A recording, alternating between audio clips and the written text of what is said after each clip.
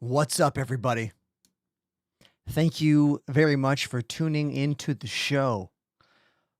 We are, of course, playing Pal World, as that is the theme of our channel. We are an all Pal World, all pals, all the time channel. Always have been, always will be. Oh, wait a minute. Am I wrong?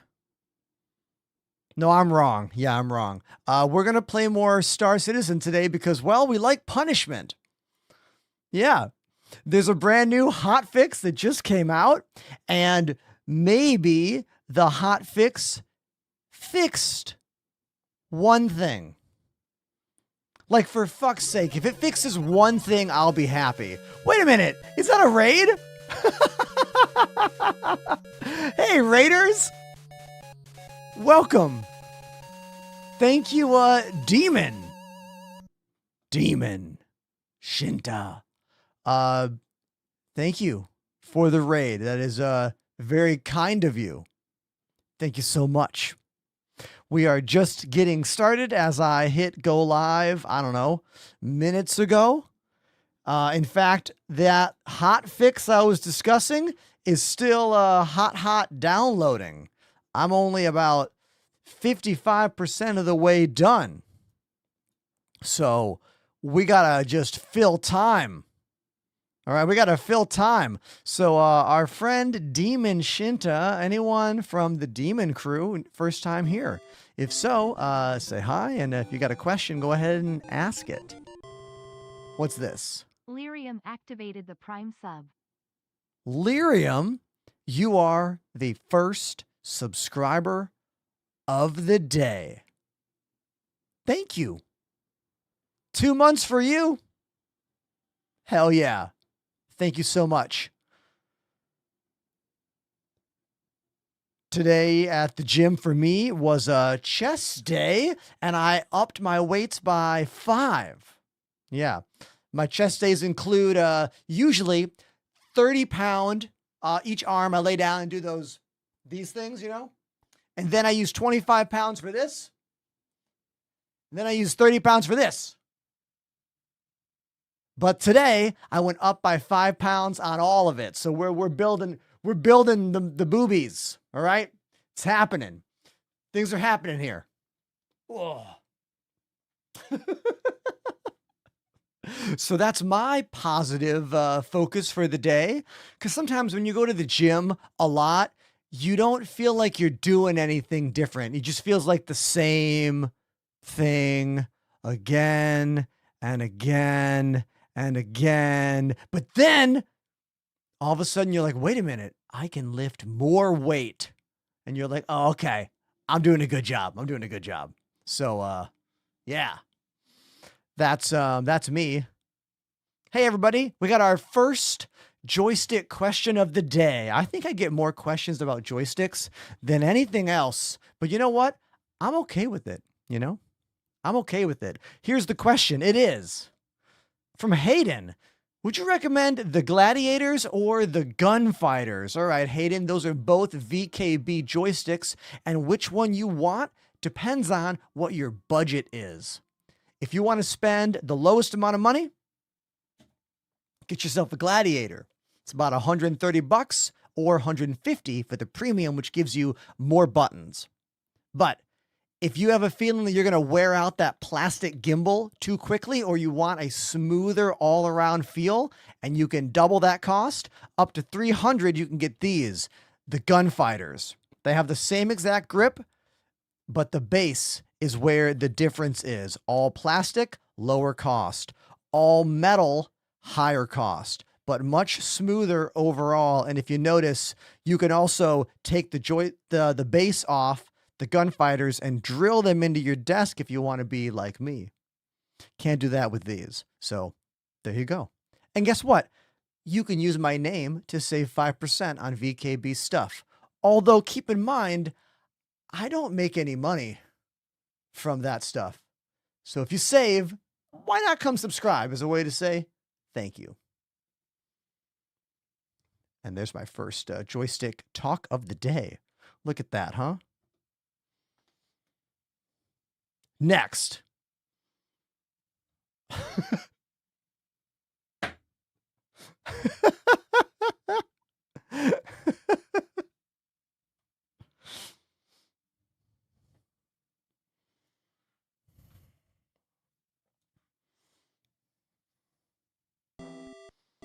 Sideshow Sniper, everybody, with the 3-month resubscription. Sideshow Sniper activated the Prime sub. Thank you, Sideshow Sniper. I very much appreciate that, as subs are how we make it work around here. So thank you. They put the gas in the tank, so to speak, even though I don't own a car. You get the analogy, though, right? Yeah. Oh.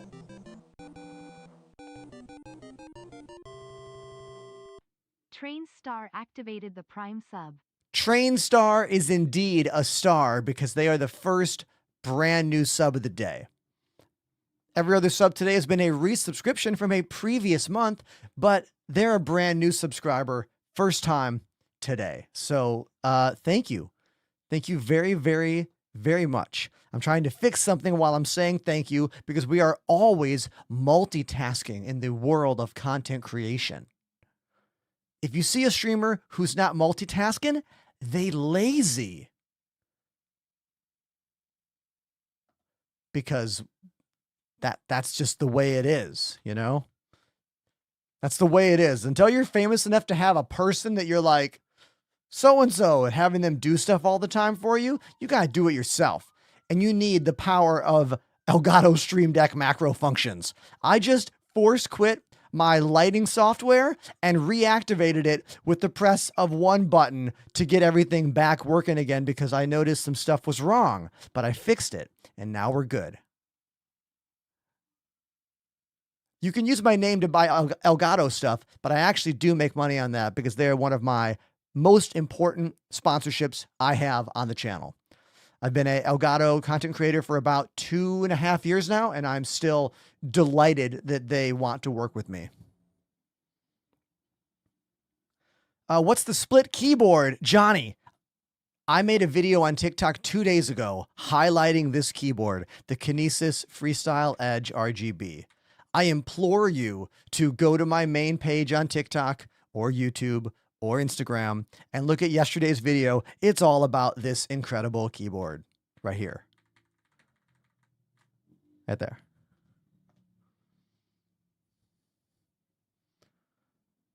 He doesn't read TikTok chat. I do. But TikTok chat isn't subscribing in a way that means anything truly monetarily to me. So I give the majority of my attention to Twitch. But I meet you on TikTok. How you doing? And then I drag you kicking and screaming to the adult platform of streaming that is Twitch. All are welcome here.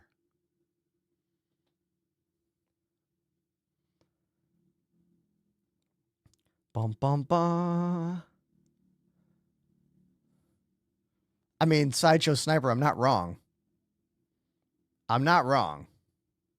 Oh, I'm not going to crash out yet. No. Zippy, I got at least 2 hours in me before I crash out about anything. All right.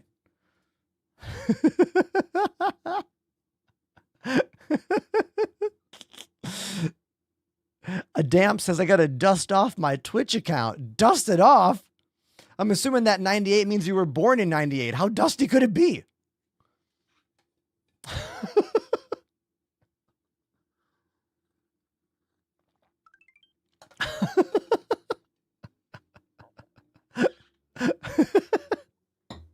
All right.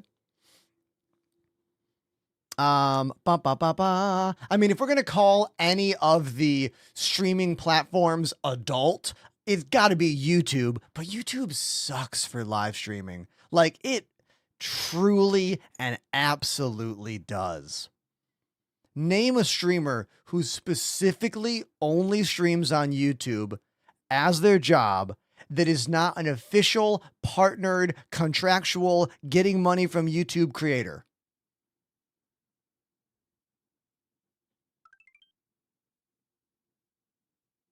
You can't name one.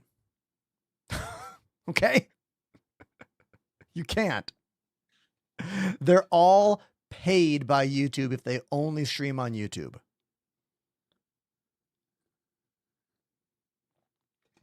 Now, when it comes to revenue share, that is a different thing altogether. YouTube allows you to create your own payment method for your subs. So on YouTube, you can kind of decide like how much you want to charge your audience to you, which is cool. But then you're stuck on YouTube, and there's so many other flaws with that platform. You know, PSG Marcus talking about I show speed. You know what? You know what's wild for me when I think about that is like, is I show speed one of the biggest streamers in the world? Absolutely.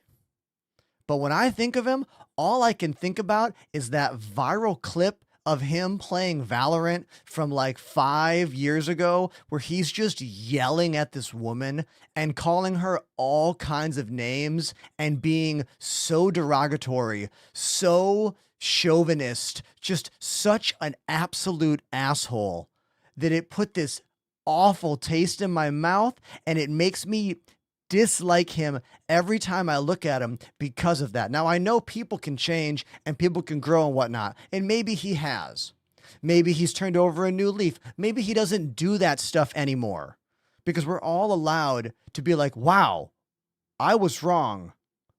Let's do the work and let's get better. We're all allowed to do that. If we don't believe people can get better, then society is doomed. But when I think about him, that's all I can remember. And the majority of people who love his content probably don't even know anything about that. You know? Is this the curse of being older, that you just remember more things and know more things? Possibly. Let's not open that box up, though. That's a whole different conversation.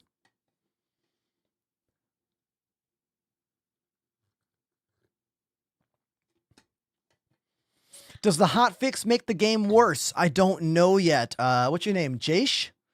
We're waiting for the download. We're about 75% of the way done. 75% of the way done here. So, we got to keep chatting for a few more minutes. So if you got questions for me, now is a great time. All right. Now, someone in the chat a little while ago said, hey, Ender, what's your band? Well, here's the thing. I am a free agent once again and have no allegiances to worry about.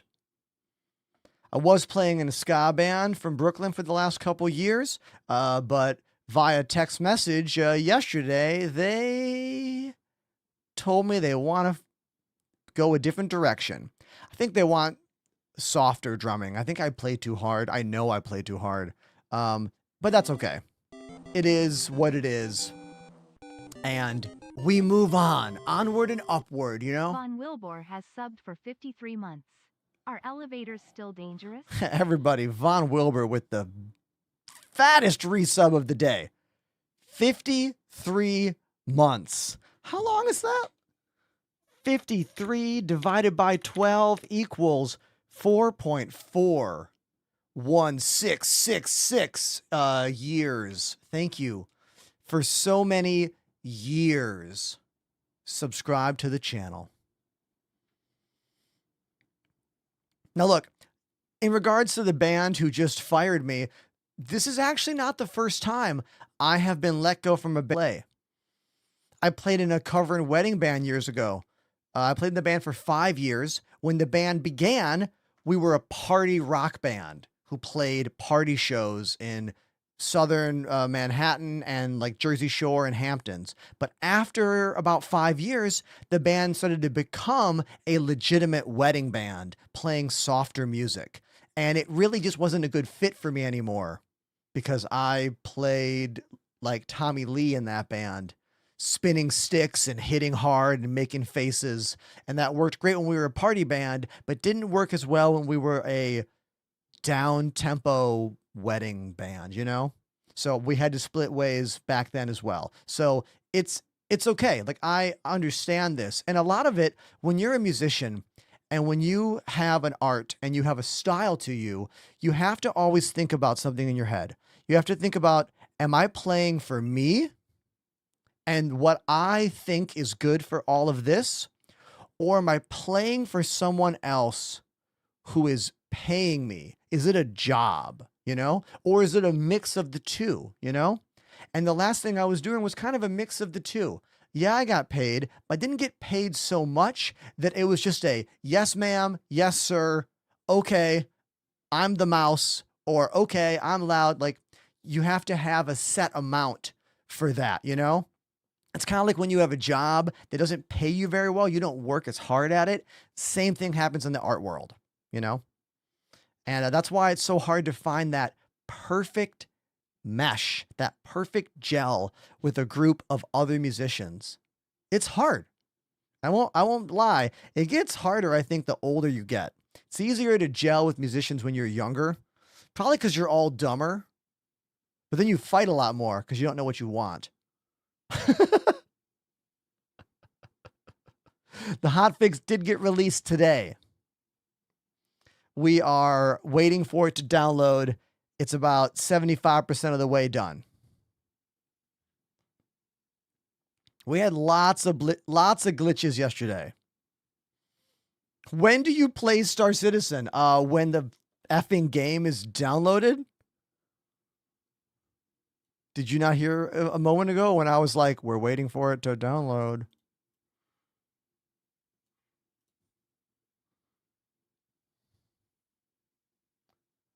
Everybody, Apollo in the chat celebrating 30 months as a mod. Thank you, Apollo. Thank you so much. You know what? Speaking of saying thank you to Apollo, if you didn't hear the announcement yesterday, this studio that you see me streaming from, that I've been streaming from for about 3 years, it's going away because I am moving in 2 weeks. In 2 weeks' time, I will be moving to a new apartment, still in Brooklyn, but I have to tear all this down, put it in boxes, rebuild it in a new room, recalibrate all the lighting, redo a brand new network, and settle into an entire new home. And it's going to be a lot of work. Physically, emotionally, mentally, but there are going to be some improvements as always, because whenever you do something again, like start over, things have an opportunity to improve. Now, the new studio that I'm moving into is a little bit smaller than this room. It's about 1 foot shallower going this direction. So I might not be able to fit this bookshelf that I have here. We're going to find out about that. But what I'm very excited about is redoing the network, because my current network was put together by our friend Apollo in the chat, our 30-month moderator. But we're going to get some new things, and I have tasked Apollo with choosing my new wireless access point. I already use a MikroTik, I think that's how you say it, MikroTik router with a wireless access point separately, but I want to make it even better for the new studio. I want to move up to probably 2 gigabit switch. Okay, so here's the thing with Ubiquiti. The thing with Ubiquiti is that we have to go into their ecosystem of controllers. So not only would I have to buy Ubiquiti wireless access point, but I'd also have to buy a Ubiquiti controller. And I don't know if I want to also buy a new Ubiquiti router. I already have that MikroTik router, which is working really, really well. But either way, I will be buying some new network stuff to try to have an even better network at the new place. I want to use one of my old computers to make a kind of NAS server in it so that when I make clips, it will just move right to that server. So when I finish my stream, I want all my clips to already be on that other computer, you know? So that's a goal of mine as well. I'm also hoping that we can set up some more video places in the new apartment. Maybe even make it so that I can do some video from or streams from the living room or other places. My contractual agreement with Elgato expired about a month ago. So until I re-sign with Elgato, I am allowed to do other promotions. So I reached out to Black Magic Design to see if they want to help me with some of the new equipment as well. Blackmagic makes the capture card I use, the Decklink Quad 2 8-input capture card. That's how I'm able to have all of these cameras in one PCIe slot. And I was going to do a thing with them last year, but it interfered with my Elgato contract. But because that contract is up for now until I resign, I can do a promotion with Blackmagic. So I'm really, really, really hoping that when I finish the stream, I have an email back from them so we can talk about cameras, because they make some beautiful little action cams, little 4K action cams that I would love to replace my GoPro Hero 7 Black cameras with, and maybe even replace my left side cam, because I would like when I do this for it to be the exact same quality as this camera. I want a camera A and a camera B that have the same quality between them. I think that'll be really slick on stream, and they have the power to help me with that. So we'll have to wait and see what they say. I also reached out to Sound Assured, the company that makes our audio treatment solutions. So if you look over here on this wall, you see these white panels. These are from Sound Assured, exclamation foam in my chat. This company has done the sound treatments for my last 2 studios, and I'm hoping to use them again. Specifically, I want to get some of their big wooden baffle panels to go behind me, because that beautiful brick wall that we have here, the new space doesn't have that. It's just a plain old white drywall. So I'm hoping to get some of their beautiful wooden panels to go behind me to help give some different color, and also to help diffuse the sound, because if you're trying to treat a room for sound, or rather for less echo and vibrations, you want to avoid parallel walls, meaning any walls that are both smooth and reflective, put stuff on them. Could be anything. Could be sound panels, could be pictures. The brick is actually a really good sound diffuser because of how porous and uneven it is. So I just talked a lot. If I said anything that affects you in any way, you can hop in the chat now. Booty Twag says, I used the Blackmagic ATEMs for a few live streams. Really good quality stuff. Oh, yeah. Amazing. Blackmagic makes beautiful stuff.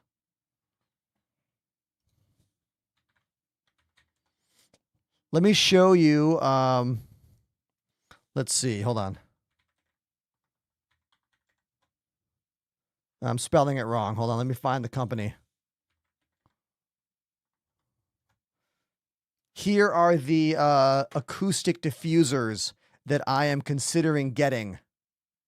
I'm considering getting these wood panels to go behind me, and it would look something like this. I think those will be very interesting to see behind me on the wall. And they'll also create a bunch of really cool shadows with the lights. So yeah, those are the panels I'm considering getting. I'm not exactly sure how to hang them yet. I'm assuming they have like mounting points in the back. Oh, here we go. Installation process. They do have metal plates. Cool. So you drill the metal plate into the wall, 2 drywall anchors, and then hang it. Okay. But I'm going to have to measure. Oh my God, this is going to suck. Oh, dude. This is going to suck trying to mount these. Ugh.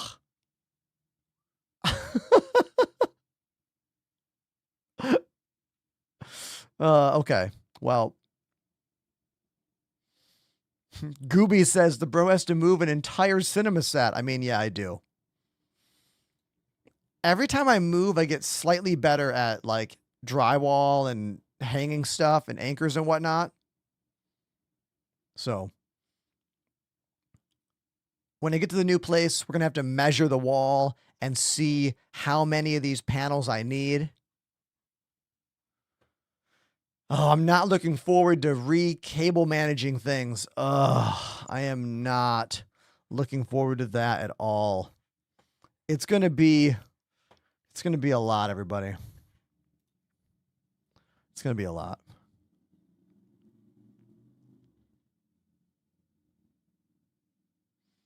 Thank you, Void Archive, for the beautiful bald head compliment.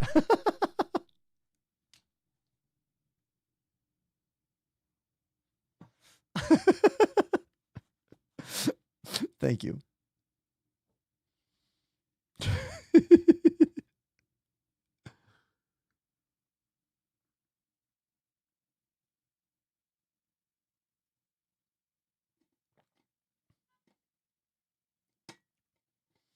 George, what are you talking about? Who's reporting who to CIG? What do you... What?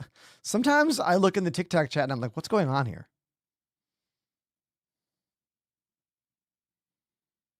Okay.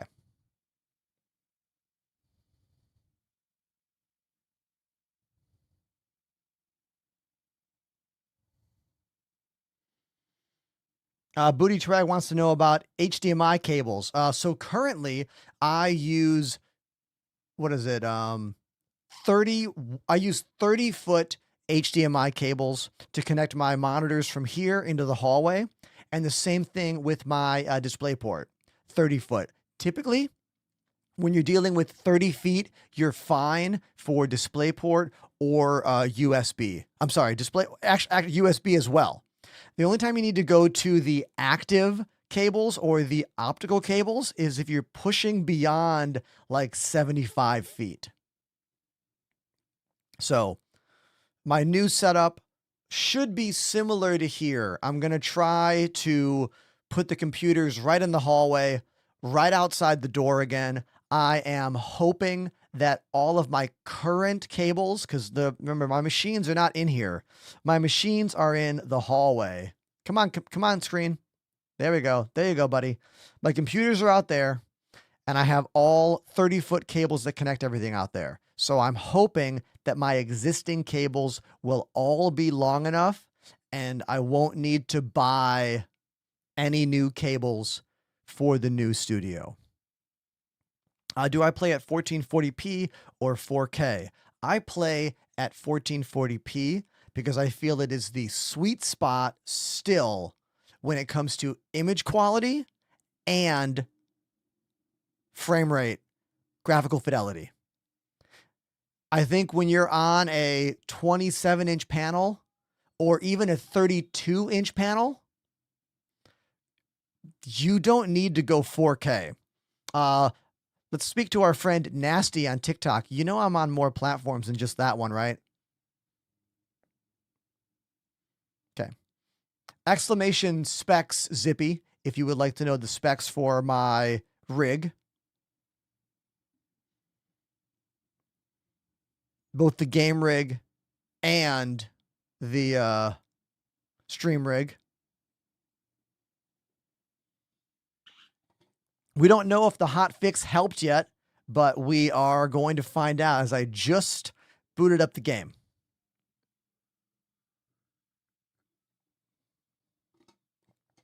I missed this message from Thunder. Hey, Thunder, are you still watching? How do I rate the Clipper? I think the Clipper is a really interesting, unique ship in Star Citizen. It'll be primarily good for role playing, I think, and kind of a starter solo ship, especially once the crafting table works. One of the biggest selling points of the Clipper is that it has both a medical bay for respawns and healing, storage space, and a crafting table. But the crafting table doesn't work in that ship yet.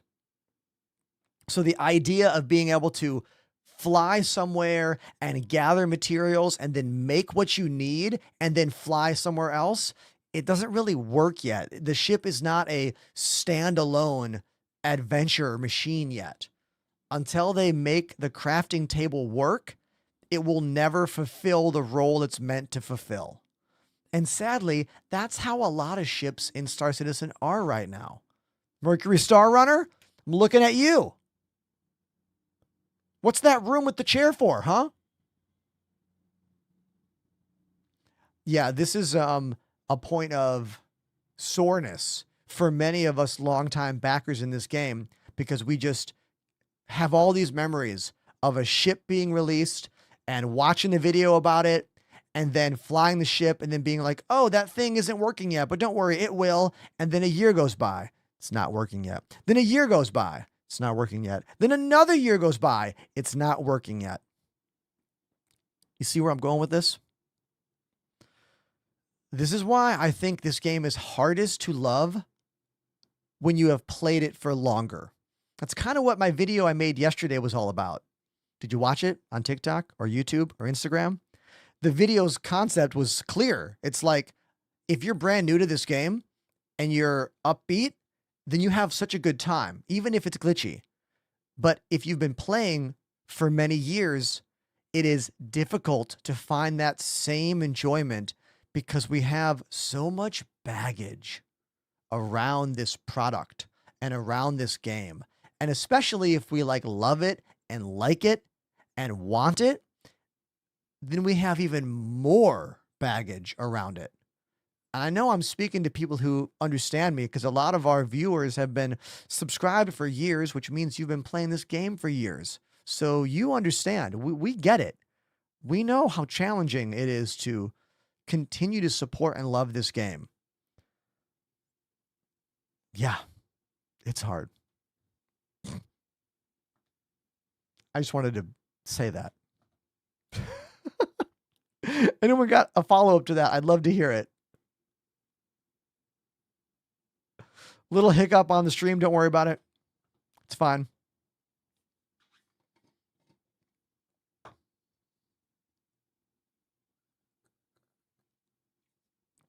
So I've been invited to the Manchester CIG offices. I'm going to be with all the primary developers in October for a special behind closed doors event that I think will be a sneak peek of Squadron 42. And during that time, I'm going to get some face-to-face, one-on-one time with a lot of people at that company. And there's going to be a lot of handshaking and compliments and happiness and excitement.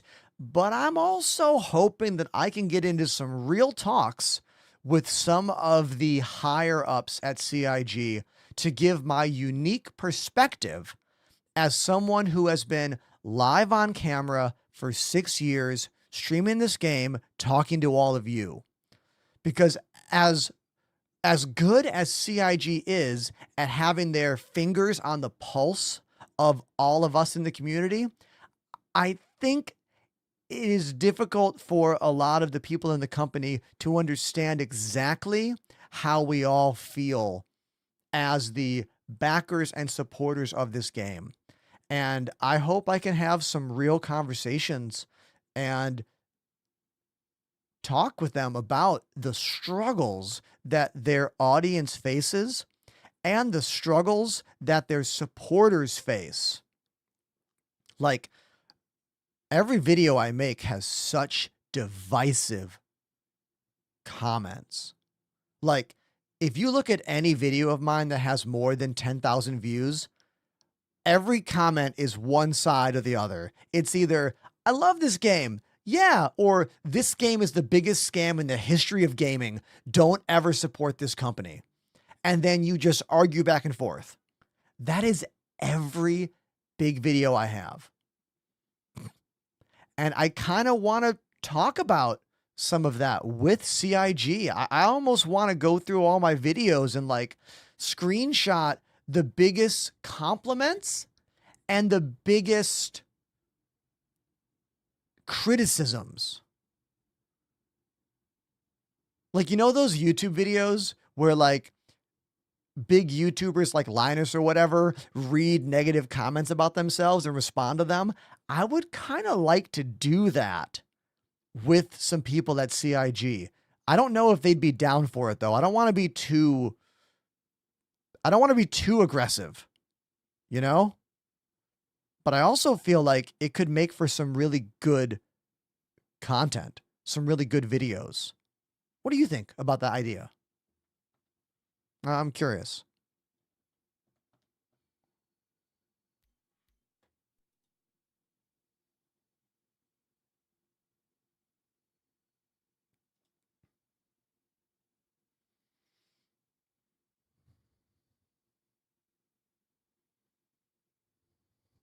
Usker, I can't decide if you're being an asshole or if you're being a supporter. Decide which one you are. I'm hoping there's some language barrier going on in the chat right now on YouTube.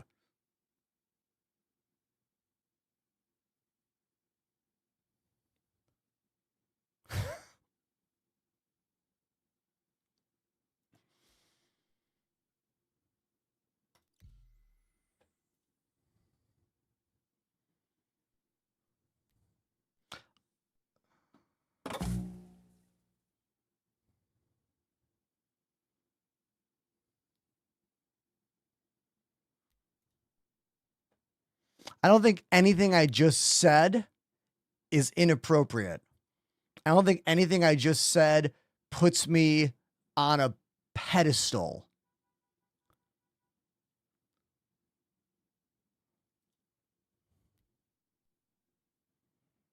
Let's check Arena Commander, make sure my controls work.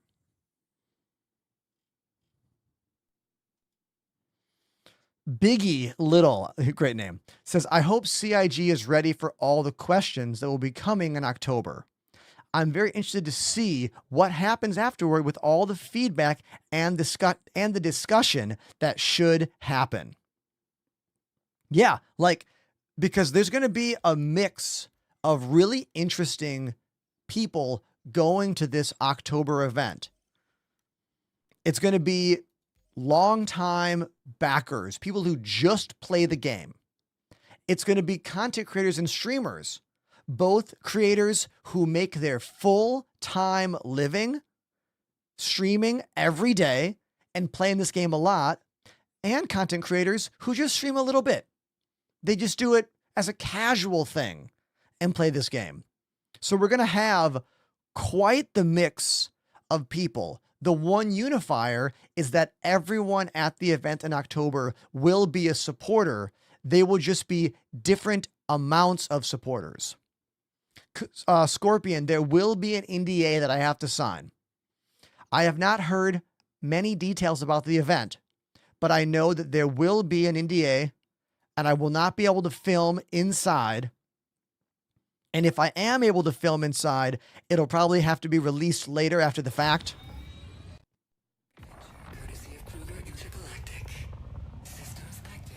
All right, we do this to check controls. Right stick is working fine. Left stick's also working fine. Pedals. Yeah, pedals are working. What about face tracking? I use Tobii Eye Tracker, and that is also working great. Cool. How about this? Yeah, face tracking is also functioning. Yeah, sick. And let's crash into this thing. Let's crash into it. Full speed ahead. Oh! And that's how you test your controls.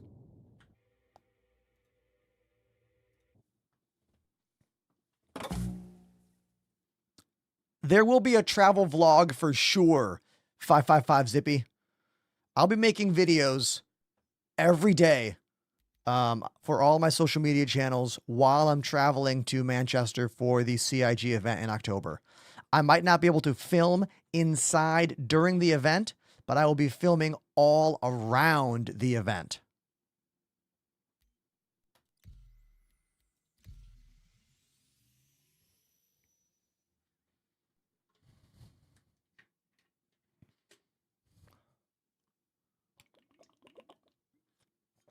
What? Wait. Hold on.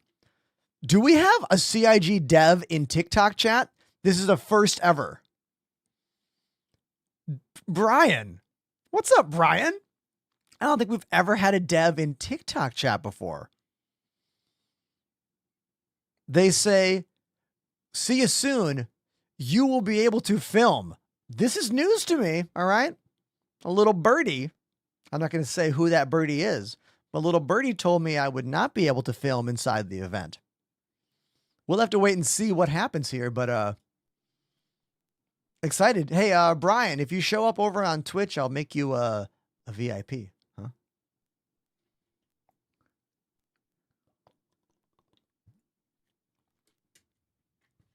Pandemanium says, take me as your cameraman. You can say I'm your son.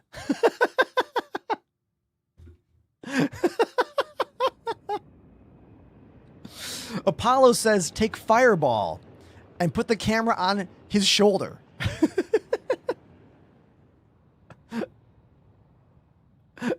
Jack 101 says, I'll be your security. Oh, Jack, you would pull that role off for sure. Because I met Jack.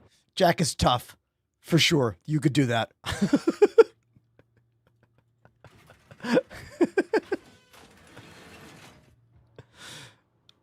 First time chatter.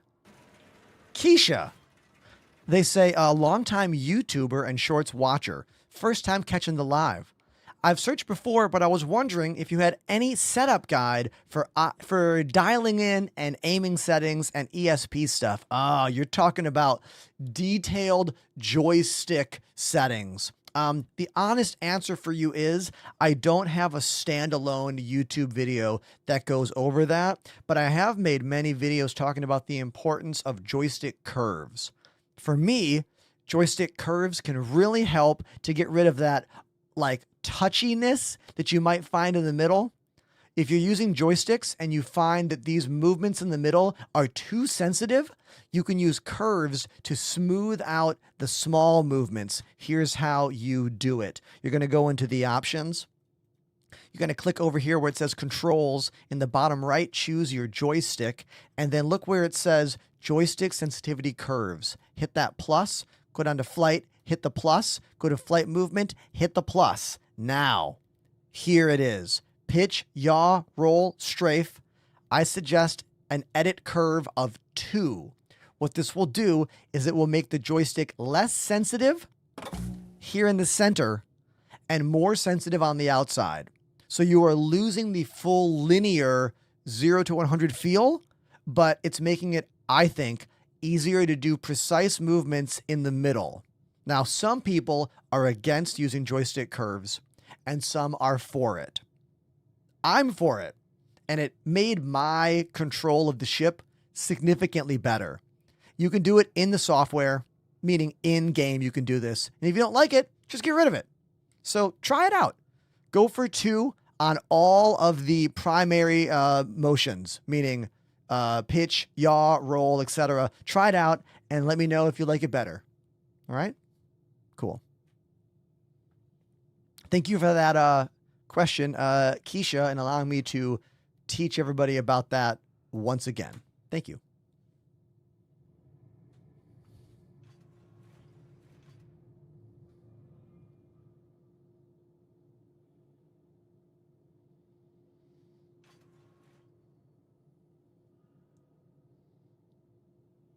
Whoa, hold on. Dev Brian over on TikTok saying, We have a lot of stuff going on in October, and we plan on wiping the game fully in 2 days for fix. Wait a minute. Wait a minute. Wait. Are you saying there's going to be another persistence wipe in 2 days? You got to be a troll. Are you not a CIG dev? You could be lying to me. That's quite a move, though. You made an account to troll streamers? Hold on. But then again, you seem like you're being...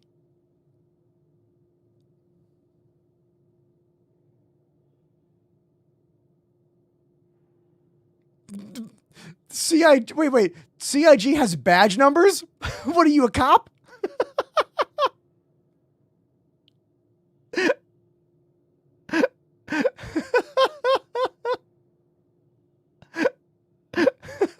Hey, I'm having fun here. Like, look, this is fun for me. This is like, it's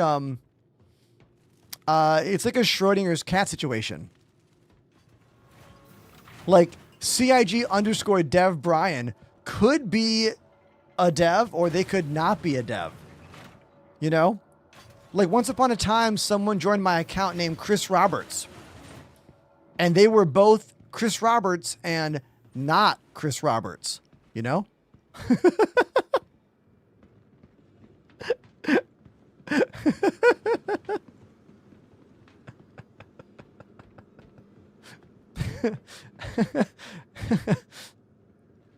Pandemanium says, tell them to send you a friend request from Spectrum from their CIG account.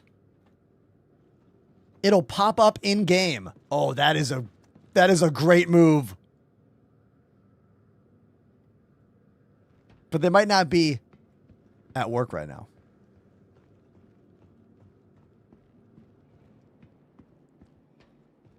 Brian says okay.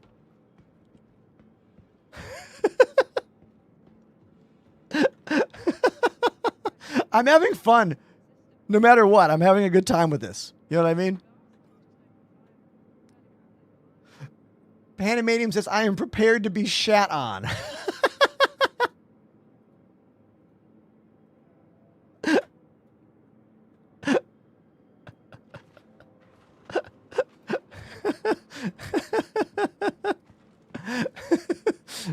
Brian, quick, making a CIG account. Oh, this is really fun for me. Thank you so much for this fun, everybody. Appreciate all of you. Just got a new shipment of stuff. Hello, I am Jeff Bezos on my alt account. Hey, Jeff, can you send me 100 Prime subs, please? Thank you so much. Great new products. Come on and check them out. 1 Bitcoin will suffice. Thank you so much.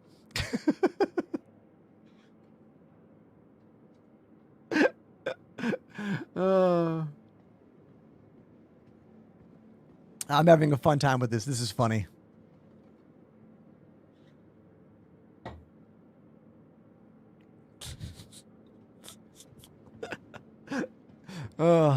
Okay.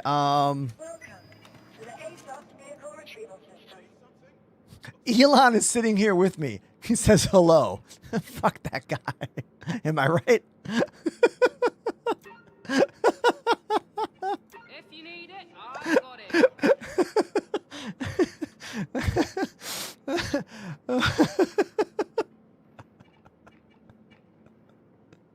I'm having a really good time right here. Thank you, everyone, for making me laugh. Got some great new Do you have to products. realize Come on and how check 'em out. how unfun it can be sometimes doing this thing that I do? So this levity and this laughter and this goofiness is most appreciated so much.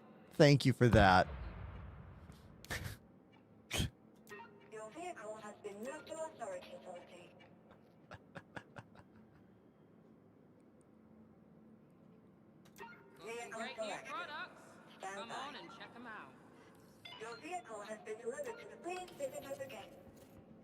Now, we've got a bunch of stuff to sell from the other day. Because we salvaged an entire ironclad. And we need to sell all that stuff. So, question is, what site are we all loving the most right now for finding out where to sell stuff? What is our favorite site at the moment to tell us where to sell? Because we'll pull that one up and we'll take a look at it.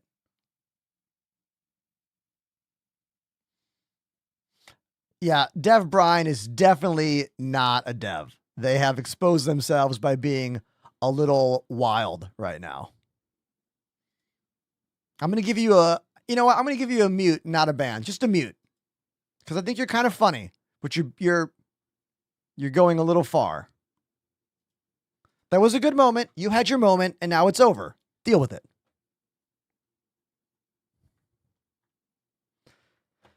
SC Trade Tools is Scorpion's favorite right now.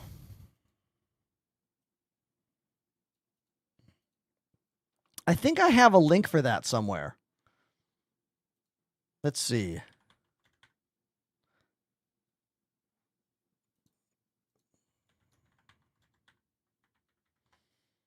I thought I had a link for it. I guess we need to make a new link. Hold on.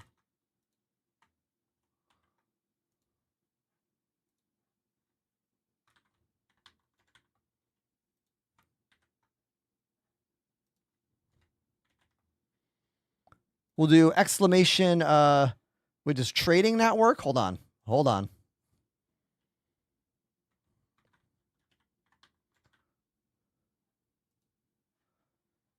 SC Trade. Exclamation SC Trade. That'll bring it up. That is an older one.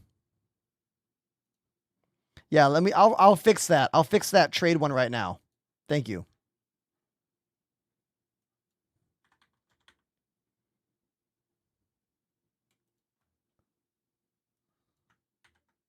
Fixed it.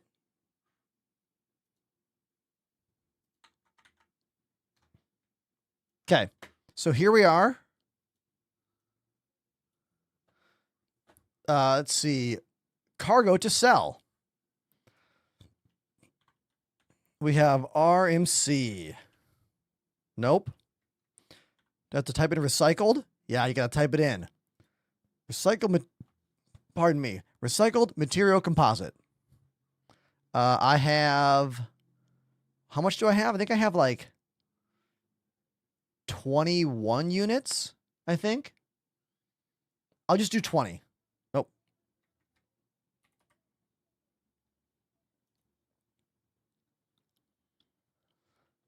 Yeah, it looks like Sears Canyon is giving me the best rate there. 170. Which is what I thought it was. I don't remember what it is. Doesn't matter. Doesn't. Maybe it's 55. Oh, yeah. It's 55 and 20 CM. Thank you. So if I go to my construction material, we got 20 of those.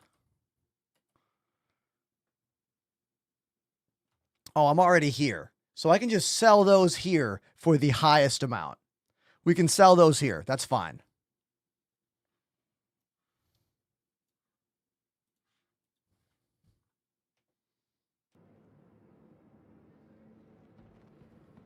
Hello, Cam. How you doing?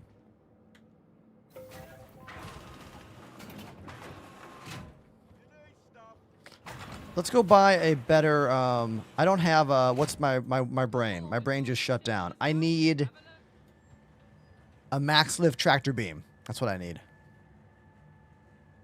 Let's go buy one.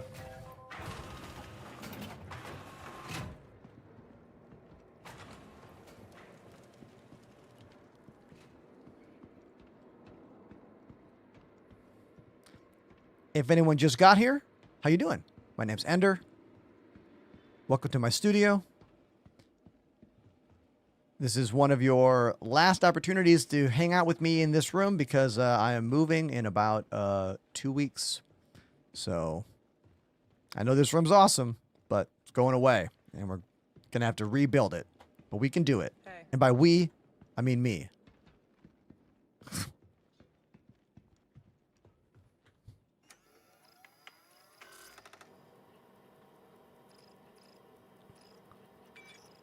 Quick buy right into the backpack by choosing the backpack as the destination.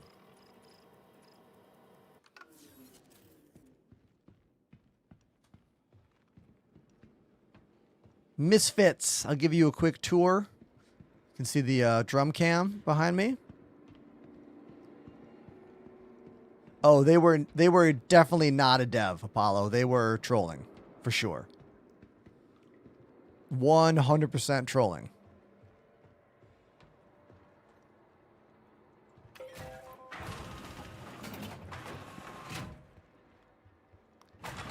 Panda, you are going above and beyond with that. Dude, you don't have to do that. Thank you so much, though. I really appreciate it. I would only call on something like that if I was like absolutely in danger. You know what I mean?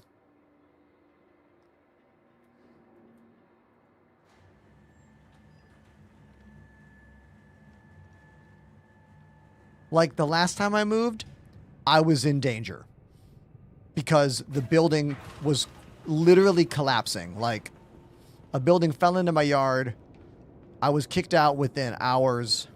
Had to live in a hotel and then an Airbnb. This time I can prepare, I can plan. I'm going to start creating boxes soon. Yeah, it was really rough, dude. A couple years ago. Anyone with a sub badge of 2+ years, they remember.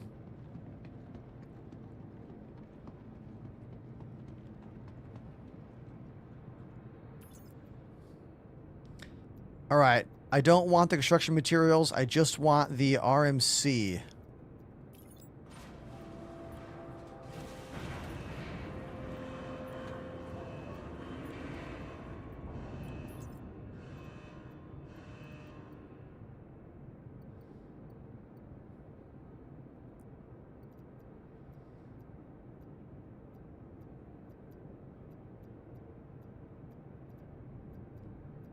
Is there no way to like filter this to just, is this all RMC? How do I filter this just to RMC?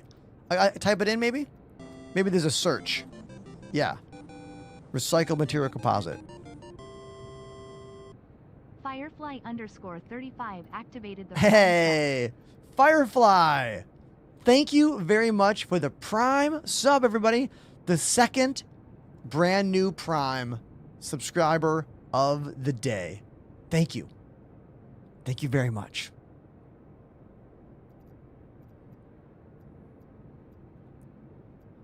I want to... Is there a select all button? Where's the pick all? Right. Command A? Why can't I Command A that shit? You know? That's basic Windows functionality right there. Shift click.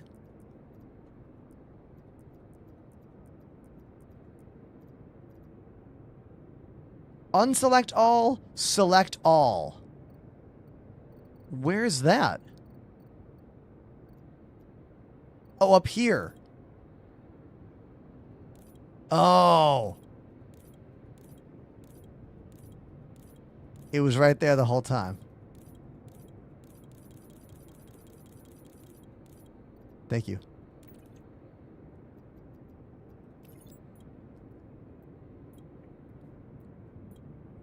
Jack 101, I am just moving to a different part of Brooklyn.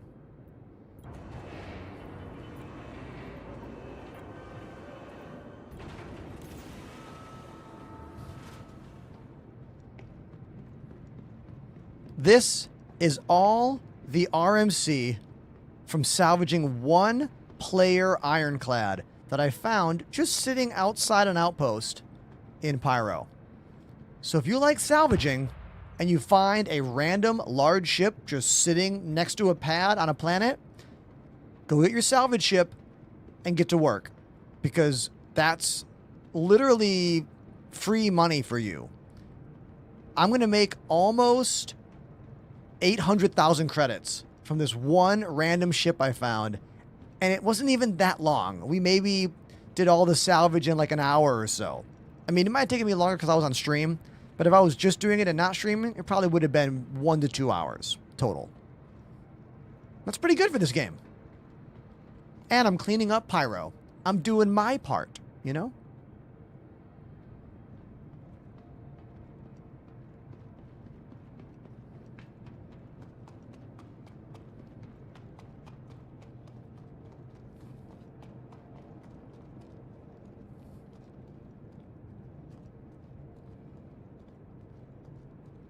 The RMC on its own is going to be worth... What was that number? I already forgot. Hold on.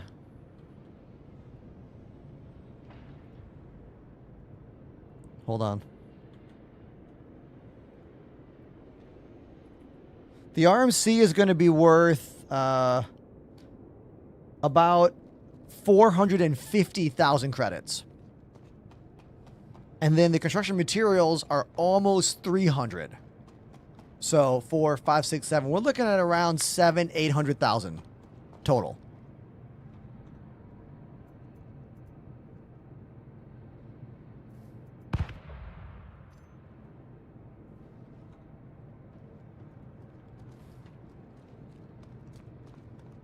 I'm going to move the ship.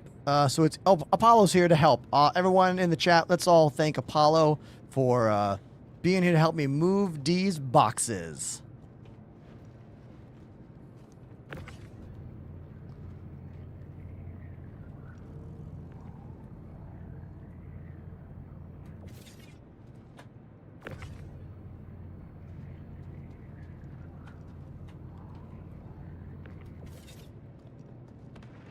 Also, the whole tractor beam, like 2 people with 1 tractor beam thing, is working so much better now.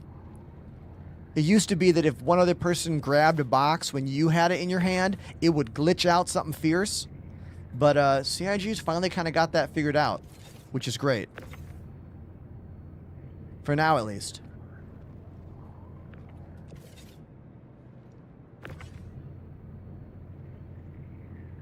This is where the mouse with an unlocked scroll wheel really comes in handy. 1 flick towards you will pull the box towards you. Another flick away will throw the box in the opposite direction. Yes, a Atlas mech could speed this up, but then I gotta call the mech, and then I gotta drive it around, and I don't know, like... There's so much in this game where, like, yes, there is an ideal situation, but sometimes getting to the ideal situation is so much extra time that you maybe could have just done the thing already. You know?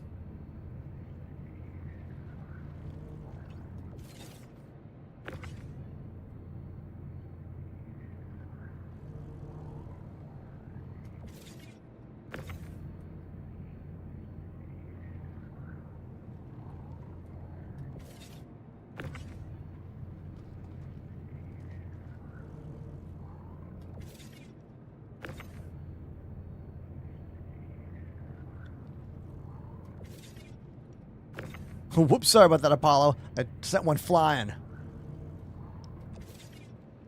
I'm trying to get the perfect momentum so it doesn't fly too far. But it can be tricky.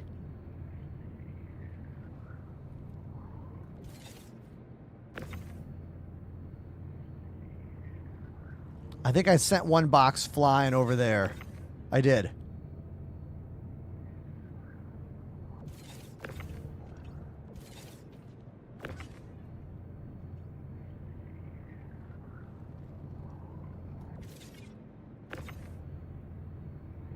So how are you doing, chat?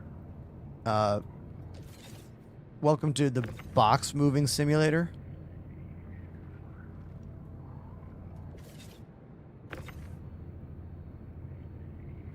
Who's got something to say?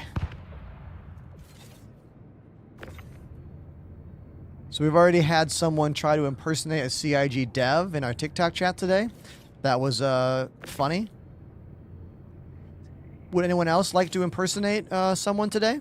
Go for it. You know? I'm ready.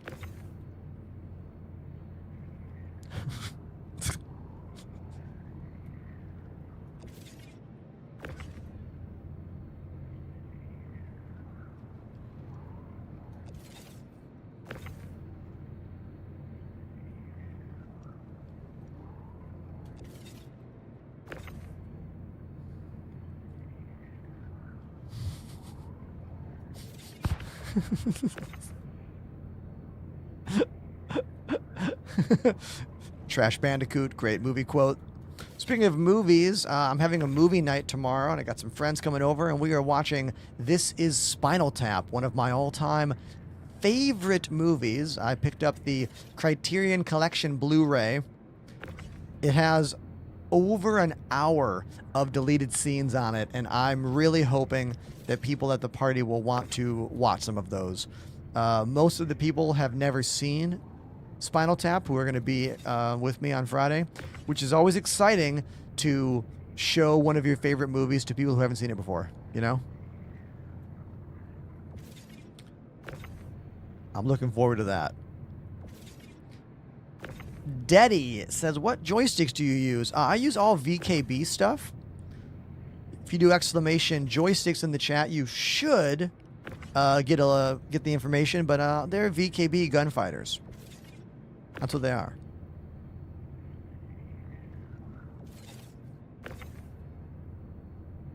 Sometimes TikTok chat doesn't like to use the links because, well, it's not a very good platform, to be honest with you. Twitch is better.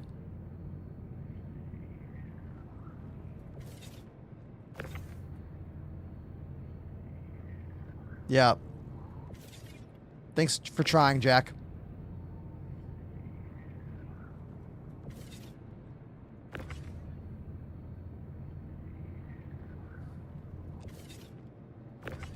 Getting better at this move. As you can... Oh, God!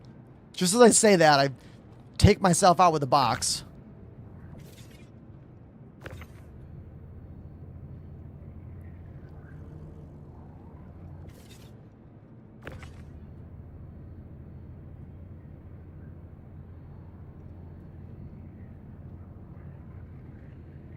Someone named username says, I am a leaker, and the next update they will add a giant ring structure in space.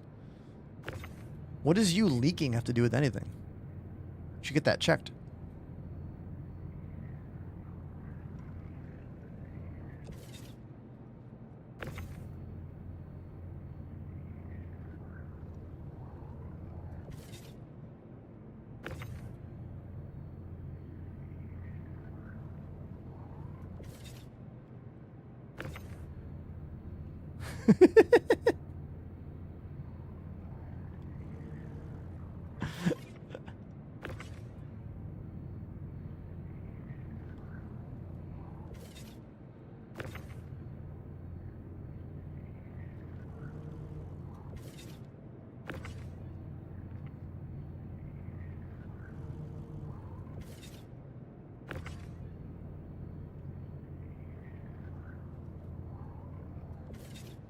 All right.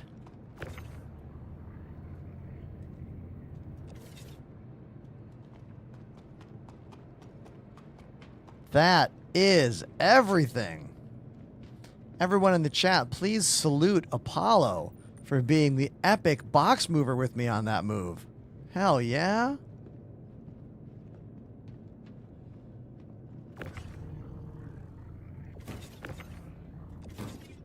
Here are all the boxes.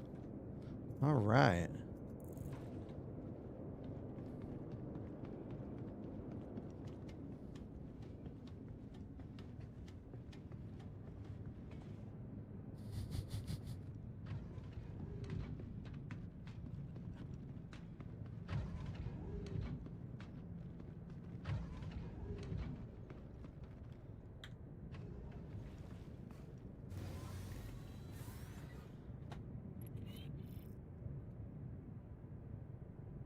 Let's hop on the comms right now and see. I think we only have an Apollo. Yep. Looks like we've got some Looks like our buddies are playing other games today, which is fine. I get it. This game is in maybe not the best of spots. I understand. Crusader Industries, a journey worth taking. Systems on.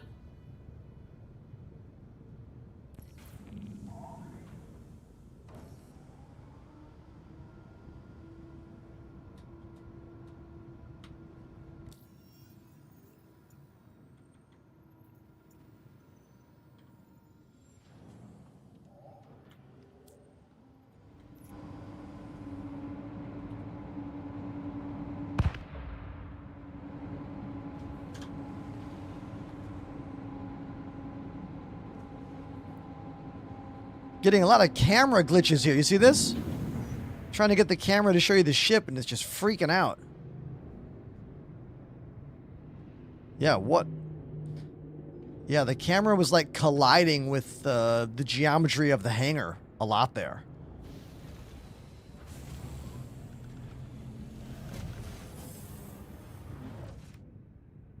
Here we are, one of my favorite hauling ships, the C2 Starlifter.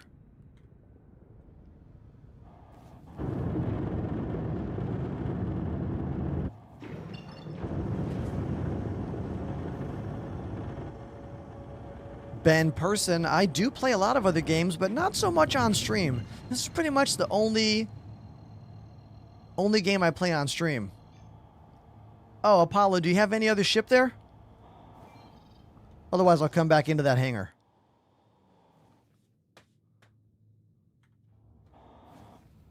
Got it.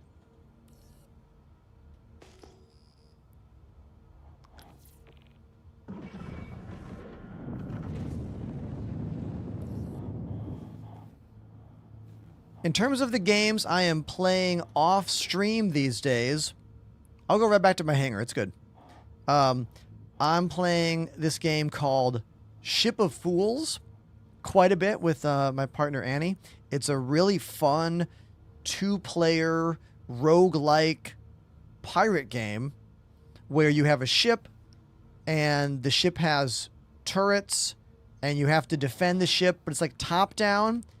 It's kind of like Don't Starve a little bit, but in a pirate ship kind of thing. It's really fun, really cute. It gets really hard too. Like, at first we thought it was kind of just a casual game. I mean, it is casual, but it doesn't hold your hand. Like, it's hard. And I think that's why we like it, because a lot of co-op games are like too easy. You know when you play a co-op game and you're like, man, this is for babies. You know? And I think that's what I like about this game, Ship of Fools, is that it's still challenging. It doesn't make you feel like you're playing a game for little kids. Like, for example, I really liked It Takes Two, but most of the game was too easy. The parts of It Takes Two that I thought were the best were the mini games, to be honest. And there's that game Orbitals coming out for Switch 2 next year, or maybe later this year, and I'm very excited for it, but I'm hoping it's not going to be just super easy.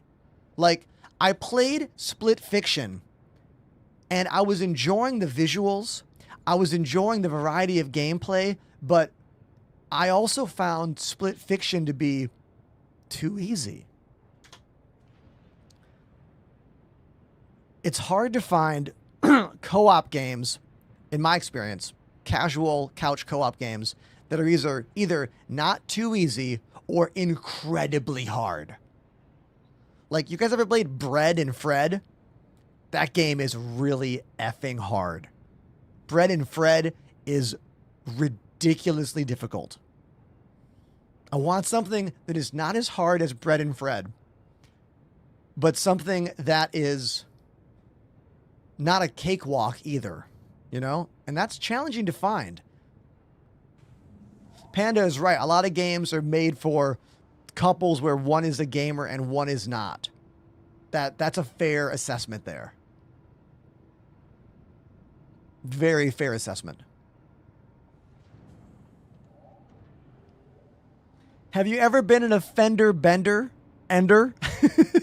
I have been in one car accident in my life. One. I tried to make a U-turn in Brooklyn to park on the left-hand side of the street. And you know how you have to go like turn to the right to then make the U-turn? And when I did that, some jerk behind me tried to pass me over the double yellow line. And when he did that, he ran into my car door. Now, it's one of those things where we were both in the wrong. I was trying to do a U-turn, not legal. He was trying to pass me, also not legal. So we didn't know what to do. So we just kind of like didn't report it. And like, I had a dent in my door and he broke his front headlight and that was the end of it. And then I sold that car a year later and I have not owned a car for, oh my God, what? 7, 8 years? Yeah. Owning a car in New York is an absolute nightmare. Truly is.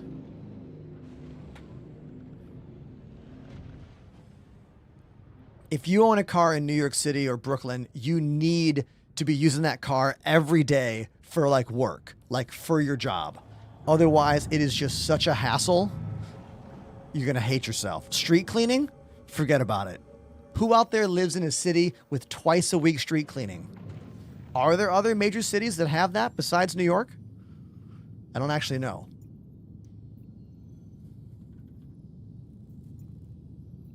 Meaning you live in a town with no driveway or garage and you park on the street and street cleaning happens twice a week. Meaning that you need to find somewhere to put your car for 2 hours on Tuesdays and Thursdays or whatever. It's a nightmare. Like, the car has to be so important to you. The car has to be such a priority in your life.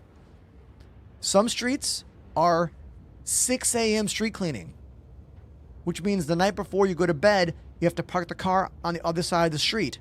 And there's not enough room for the car to go. So it's like, what do you do when a neighborhood barely has enough room for all the cars, yet one full side of the street can't be parked on for 2 hours in the morning? I know. It's a problem.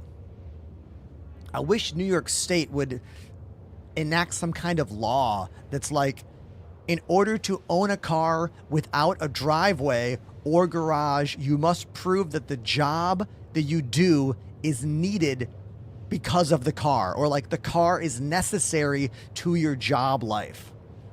Because if people had to prove the car was part of their job life in a metric way, there'd be less cars in the city. It also keeps the golden rule of New York alive, which is if you're rich, do what you want. Because if you're rich, then you could just have a garage somewhere in the city, or you have a driveway. Because truly, New York City is the playground for rich people. Like, if you're wealthy, you can do whatever you want, whenever you want, and it's amazing. But if you're not, then there's always going to be compromises and challenges, you know?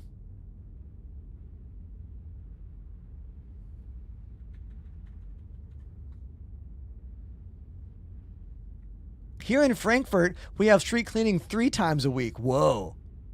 Tell me about that, dude. What do you mean? Like, is that for the streets where you park your cars? Like, do you have to move your car for 2 hours on 3 different days a week? Or do you have driveways or garages in your neighborhood? I don't know. Curious, though. Frosty says, how's the hotfix? We don't know yet, Frosty. We have not done anything other than pack boxes and go on a little adventure to sell. But we will find out soon.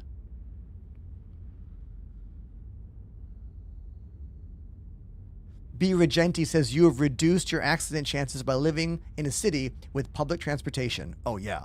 I mean, the only reason I don't get to own a car and still be an active member of society is because I live in New York City, like the only American city with 24-hour public transportation for both trains and buses. It's so unfortunate that no other city in America has that. Yeah, you have trains in Chicago and Los Angeles and Boston and Philly, but they only run a little bit and they stop at like midnight, and you have to always wait like 10 minutes or 15 minutes for a train. It's unfortunate. Where in New York, the trains run all day long, all the time. Oftentimes, I don't need to wait more than 4 minutes. If I have to wait 10 minutes, it's because it's late at night, you know? Or there's a problem. There's some kind of issue going on.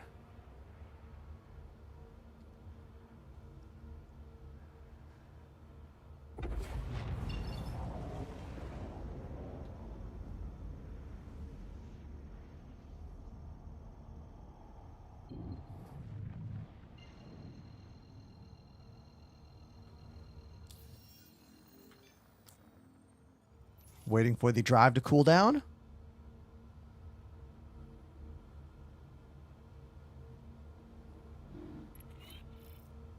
Whoa.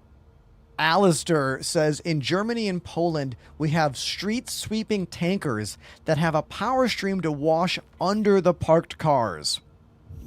That sounds pretty fancy and very cool. I think in New York, there's maybe too much trash and stuff. So, like, the street sweeper is picking up the trash, not just power washing stuff.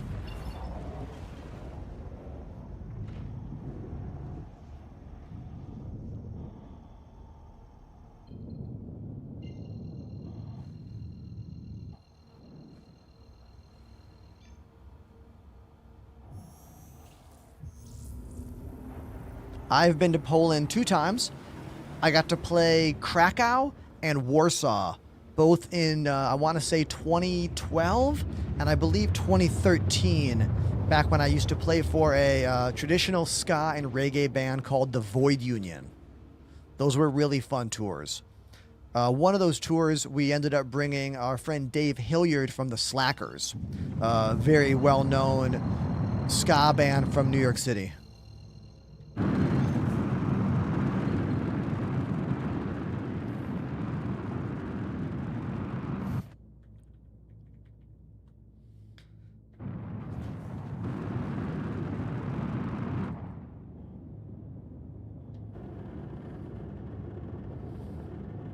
Regal Coconut, we will do that after this. I do want to check that today, for sure.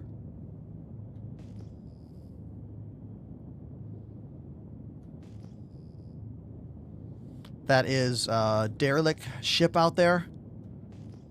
Pretty sure there's no individual person here.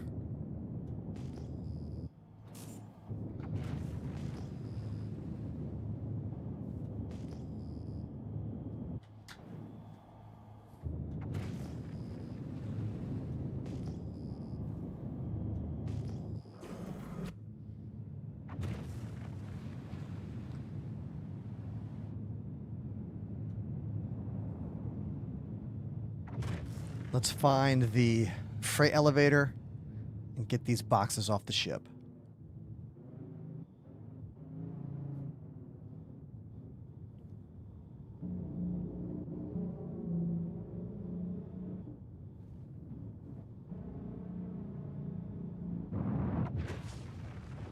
Ah, right over there.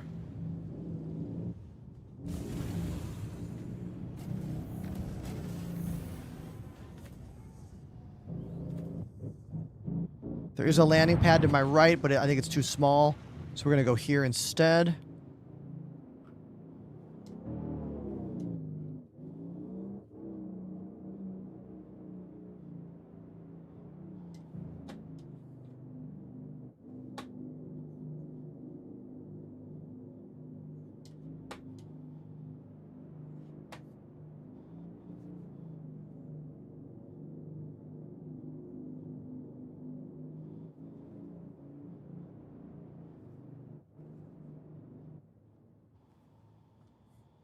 Perfect landing. There we go. Right there. Let's get these boxes off and make that money.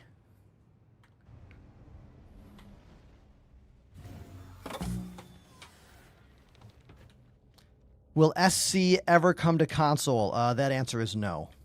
At least I don't believe so. I mean, the future is unknown. We don't even know when this game is coming to PC full release. You know what I mean?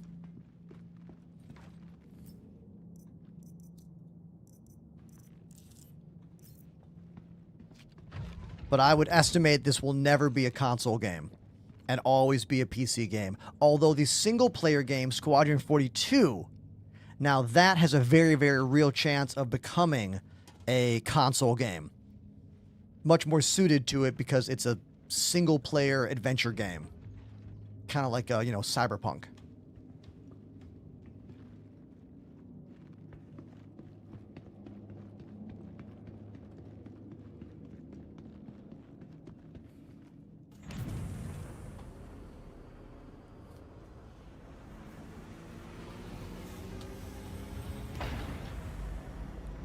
Uncle Reggie, we're not sure how the hotfix is yet, as we need to do more testing, you know? We just kind of got into it. What's going on here? Why is my character moving so crazily? What's happening here? I have lost all control of my character in a way that I don't understand.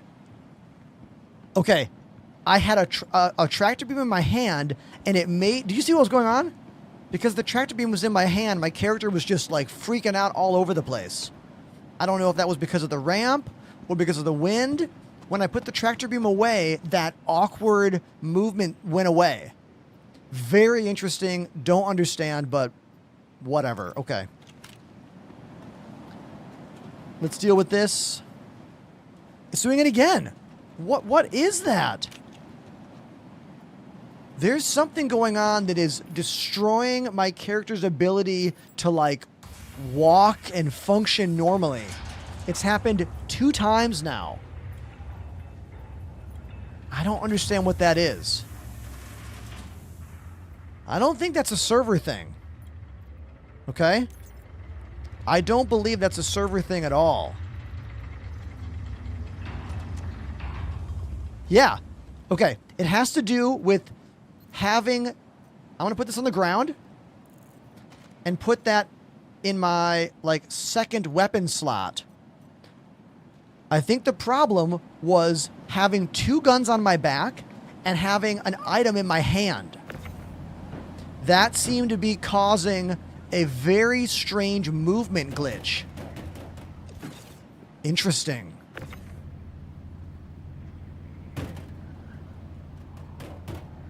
The fix was not doing that. Not having 2 backpack items and 1 in your hand. Look at these fireflies on my left around that around that lamp. Maybe those are moths? I don't think I've ever noticed that before.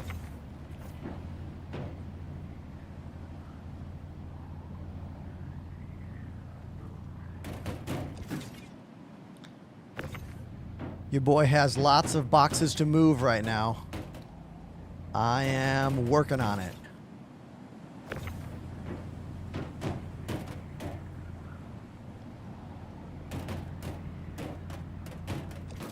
Apollo has a phone call. So, I mean, I'm at work, not them. I appreciate any help. Whoa! I respect your grind and always enjoy the show. Everyone in the chat, I want you to see what just happened. C. Trias just dropped, without a doubt, the largest donation we will get today. $200.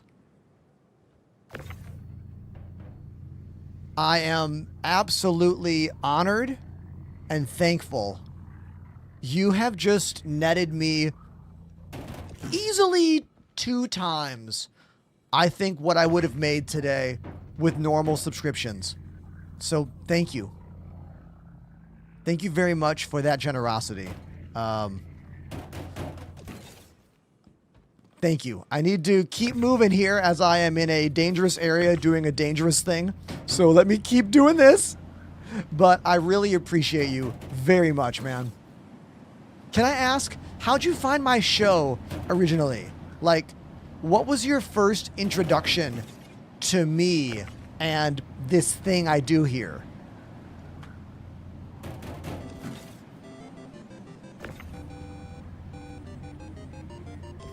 Nero!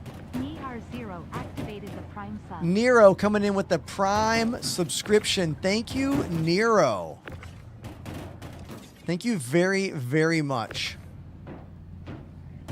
We've had a couple new Primes today. Always exciting because that's the only free way that makes a streamer on Twitch money is you link your Twitch account and your Amazon Prime account and you get one free sub every single month. Thank you. C. Trias says Instagram. Dude, that is wonderful to hear because I won't lie. Oh my God, sorry. The grind of posting videos every day on YouTube and Instagram and TikTok can be a lot. It can be challenging and it's a struggle. But I know that doing that really makes a difference and gets new people into the show because not everyone finds content creators just through Twitch. So thank you. Thank you very much. This is a good segue to say, hey, you want to give me a follow on TikTok or YouTube or Instagram? Because I'm on all those sites. And I'd love to see you over there. So thank you so much.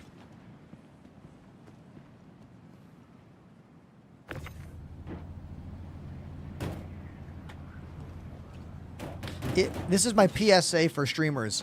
If you're streaming and you're trying to make it your job and you are not posting short form content daily to YouTube, Instagram, and TikTok, you are probably going to really, really struggle to make any headway with your views and your followers and all that.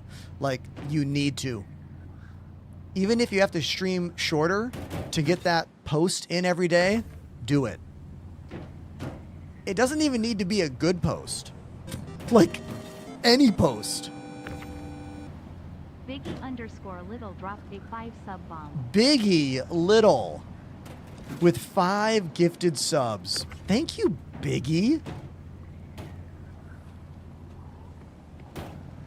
I'm trying to understand Twitch, says SC Inmu. What's to understand? Twitch is the greatest website in the world for live streaming content creators. It has the most built-in security, the most built-in tools, the most robust network of other streamers, emote integration, chatbot integration, full screen coverage.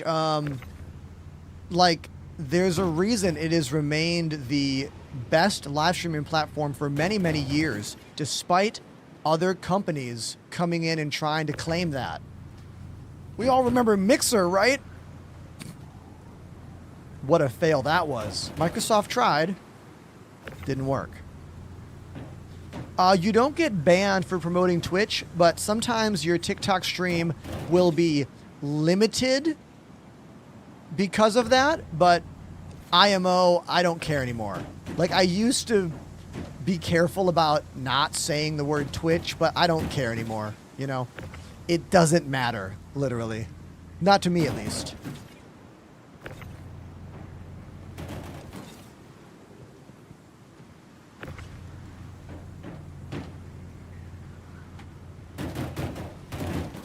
Look at what a nice job we're doing with these boxes. You see this, chat?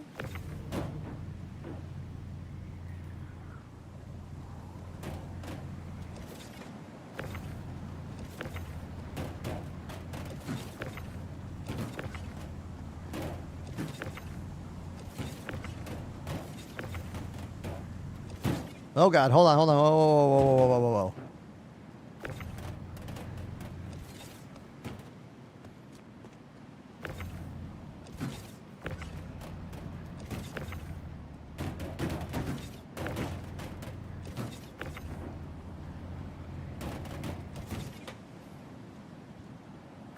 Look at the handoff. We can literally do handoffs now with the boxes. That was not functioning like 8 months ago or more. If one person had a box in their hand, you did not touch it until they let go of it with their tractor beam. But now look at that. Box coming out on a tractor beam. I'm grabbing that same box and then moving it into place. That's actually pretty awesome that this is working now.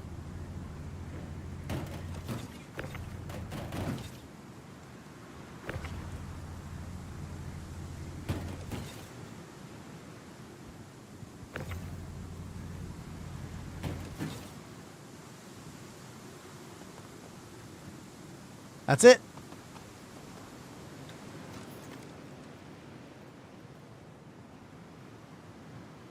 Oh, my dude is shivering. I'm about to die.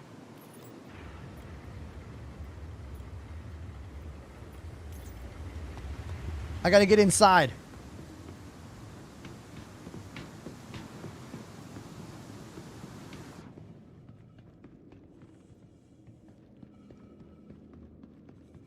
I gotta go upstairs for a moment. I think one might have fallen. I'll go back for it in a second. There should be... Yeah, I'm warming up now. My temperature is going up. There we go. Temperature is going up. We're back to like negative 22 Celsius. Okay, I'm going to wait here until my body warms back up. And then we will go back out there to finish this, because all I did was transfer the cargo to this location. I still have to go to the selling terminal and sell all this stuff here.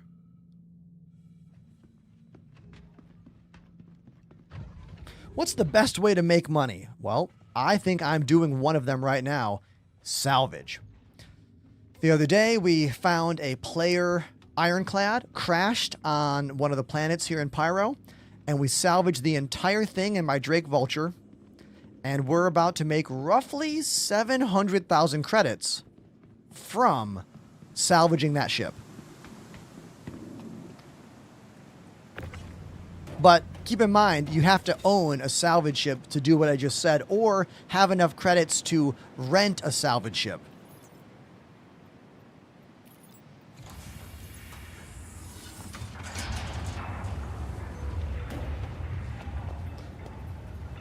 Yeah, there's always something you could be doing better in this game. For me, I could be wearing a suit that is better protected, if you will, or better protection for the environment I'm in. A very, very cold location.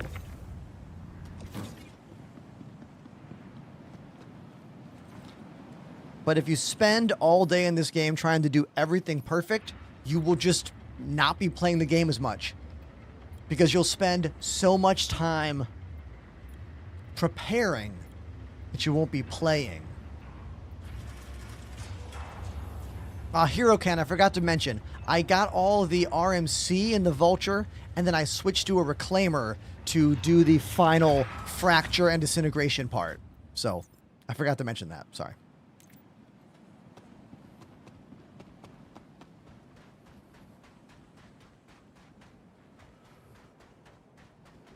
Now, if I wanted to sell stuff here, where is the sell terminal? Maybe it's down in this pit over here.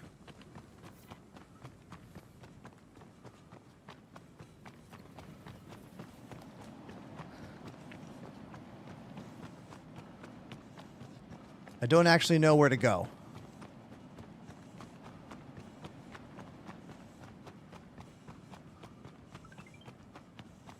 My dude is freezing again. Hopefully I don't die on this planet.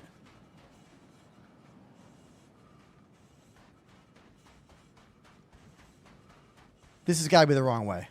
Yeah, this has got to be the wrong way for sure.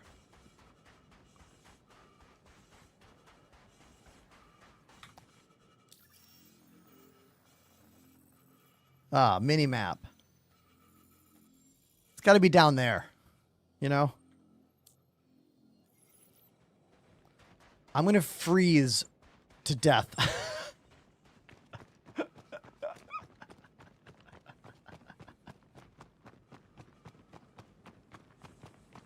Look at the sun coming up.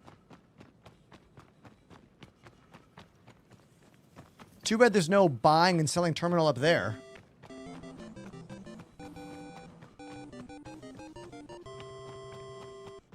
Eduardo_Edwards activated the Prime sub. Hey, Eduardo, thank you very much for that Amazon Prime subscription. Thank you. It's really cool of you.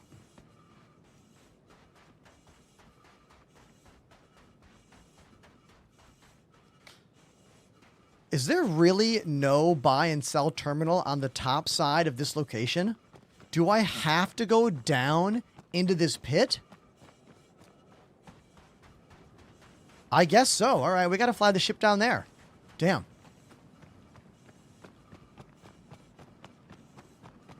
All right.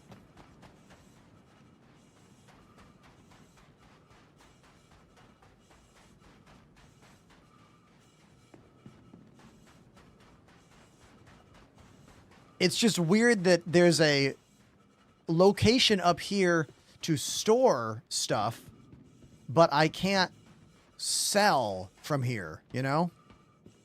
Seems like a missed opportunity.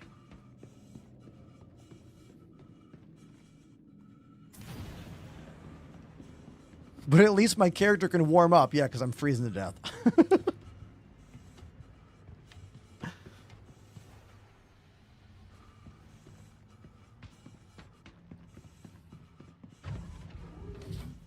All right, I'm going to go sit down in the co-pilot chair, and I will be right back, everybody. I need a quick moment for me, and then we're going to finish this mission and sell and make some space money, all right?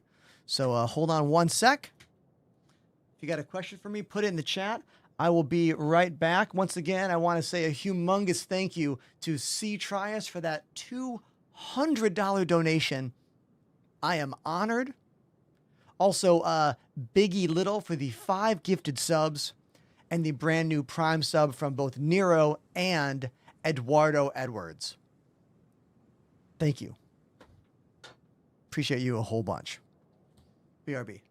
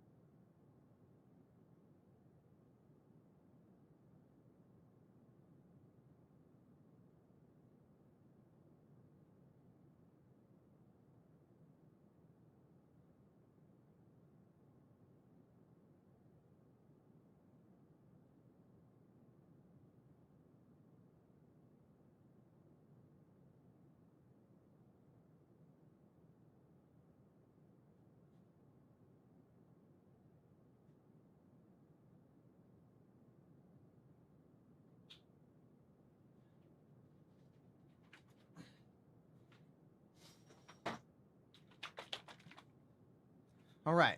I'm back. Thank you for waiting.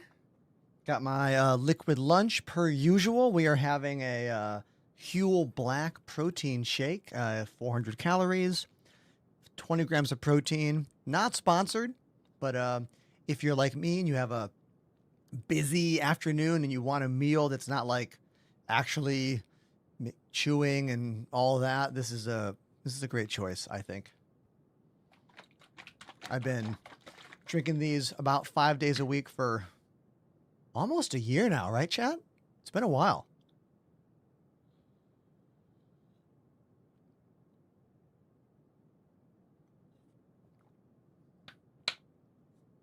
I am not a nutritionist, so if you want to argue that it's not the best meal replacement, I'm open to hearing your facts about it. As I'm not sponsored, I have no, like, I don't owe them anything. You know what I mean? Yo, what's going on with my character here? Am I dying? I'm still freezing. I'm still freezing, even though I'm inside. Why am I still freezing to death here? Am I gonna die on this planet? What is the deal? Why is the ship...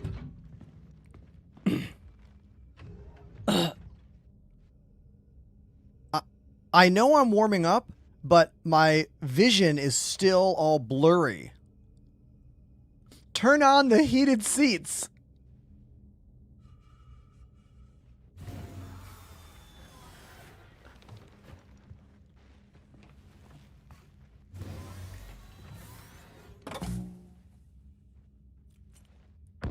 Life support is on. Oh, interesting. Once I sat down, my temp began going up. Once I sat down, the temp went up. Speaking of coming up, look at the sun. Look at the pyro sun coming up. CIG added different lighting effects recently. So we have different color lighting during these sunrise and sunsets now. If you notice, it's a little more orangey over there. Yeah, we noticed that during the patch update the other day. And then we had a dev in the chat confirm that that has changed. Pretty exciting. Beautiful, right?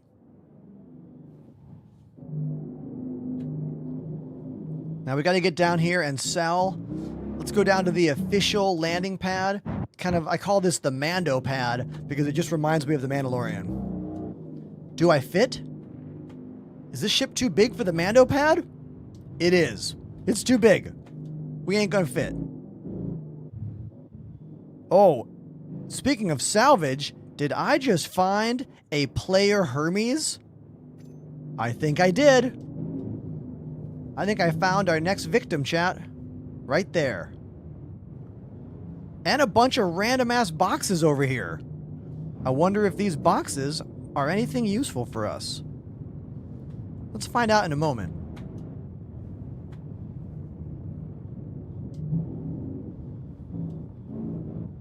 We got some stuff in the way. Hold on. There we go.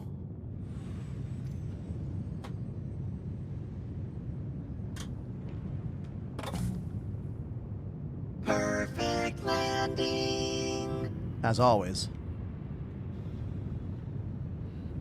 Now I hear a rumble. I don't know if I'm hearing another ship flying in. I think I'm hearing a ship coming in.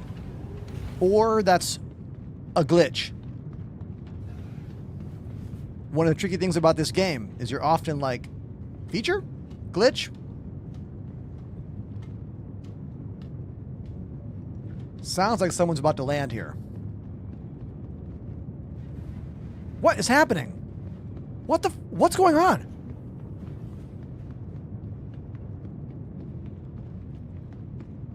Is someone pushing my ship?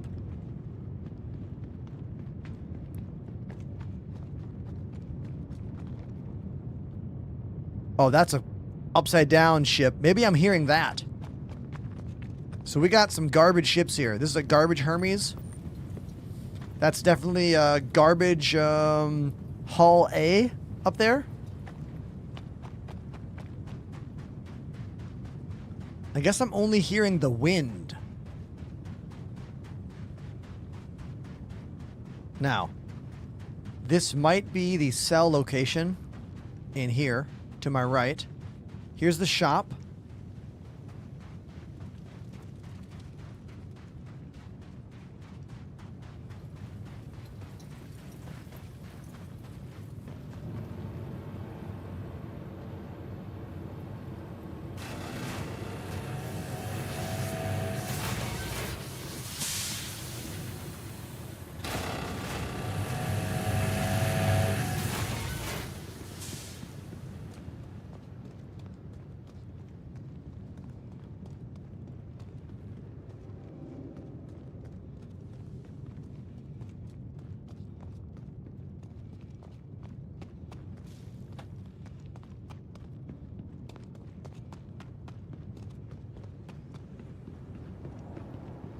Looking for the terminal.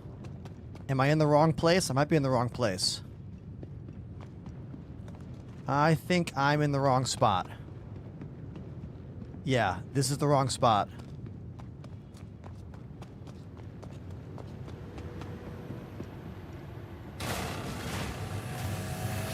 I only closed one side. Technically, I should have closed both, but I don't really care so much right now.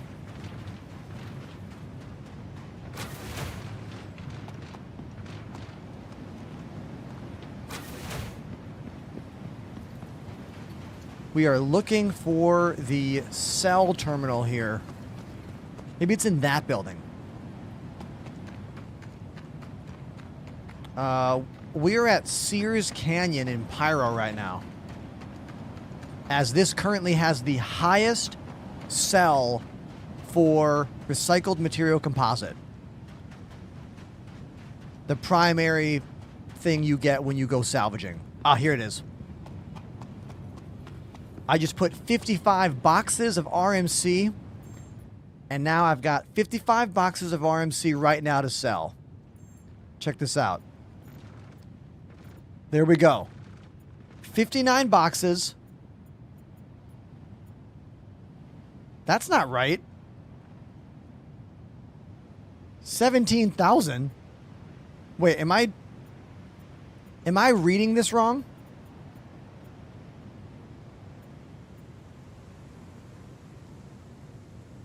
$17K per.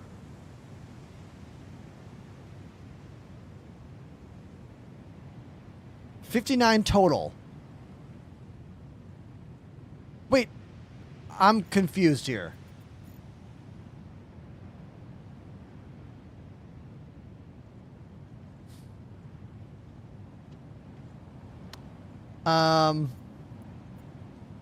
There it is. There it is. It's only letting me do them per box, it looks like. So, there. All those single boxes, we thought it was going to be 500,000. So, yeah, I think we're fine. The numbers are a little bit off from the website, but not terribly off. But we had to click the individual things here. Now we've got it. 53 size 1 boxes for 454,000.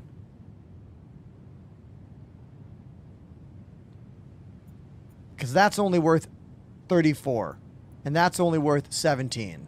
So we'll do this. We're going to do that right there.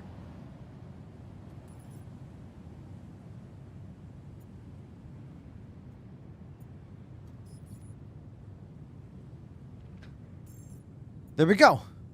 450,000 credits right there. And now I can sell these remaining. So 450, 34. It's still 50. That's less than 100. So I'll sell these as well.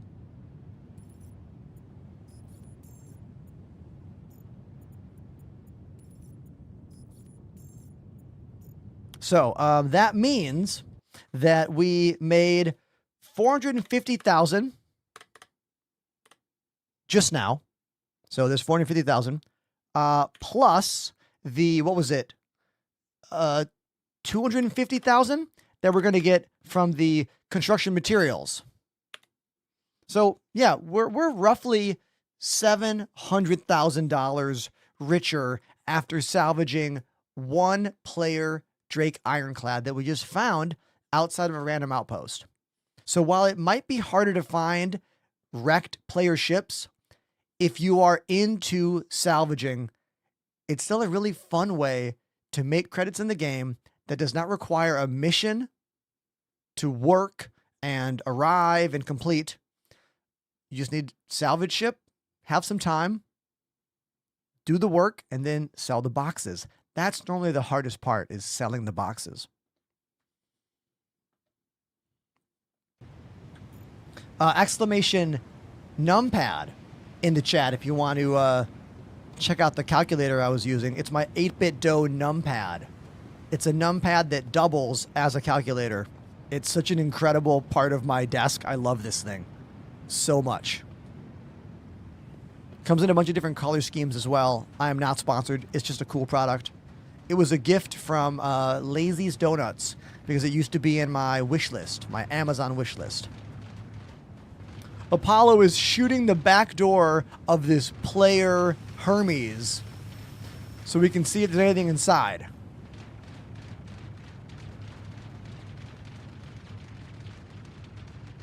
Part of me wants to come back and salvage this thing, because I like the salvage gameplay loop. I do. It's fun.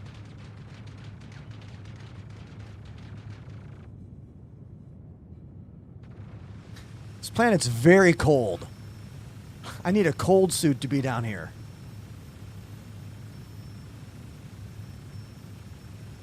Yo, Jack101, thank you for all the moderation help over on TikTok. I will see you later. Thank you. Dom, we use some different websites. It depends on what we're looking for. In order to find out where to sell this stuff, we used SC Trade Tools. If you do exclamation trade, I think that will bring the site up for you. I say give up on it, Apollo. I say give it up. Oh, look at these. The little path goes right to my ramp. What a good parking job I did there. See? Look at that. Jeremy Walker asking, how are the servers today? Desync was gnarly last night. I mean, yesterday was a really bad day. There was a hotfix that came out this morning. I am in the hotfix right now. And so far today, things have been, I would say, better. The weirdest glitch I've discovered so far is that if you have 2 items on your back and you put a tractor beam in your hands, it seems to mess up the walking style. Like, I couldn't walk while having 2 guns on my backpack and a tractor beam in my hands. A max lift, that is.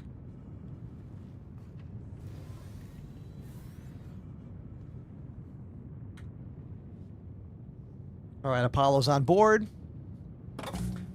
We are good to go. Yeah, we're going to come back and salvage this stuff. We got ship there, ship there, ship there. Yeah, let's do that. We'll get the moth and we'll test to see if the boxes are working. Because yesterday, the boxes for the moth were not attaching on the side. They were just, everyone was like, it doesn't work. People all day long were like, doesn't work, doesn't work, doesn't work. So maybe it works today.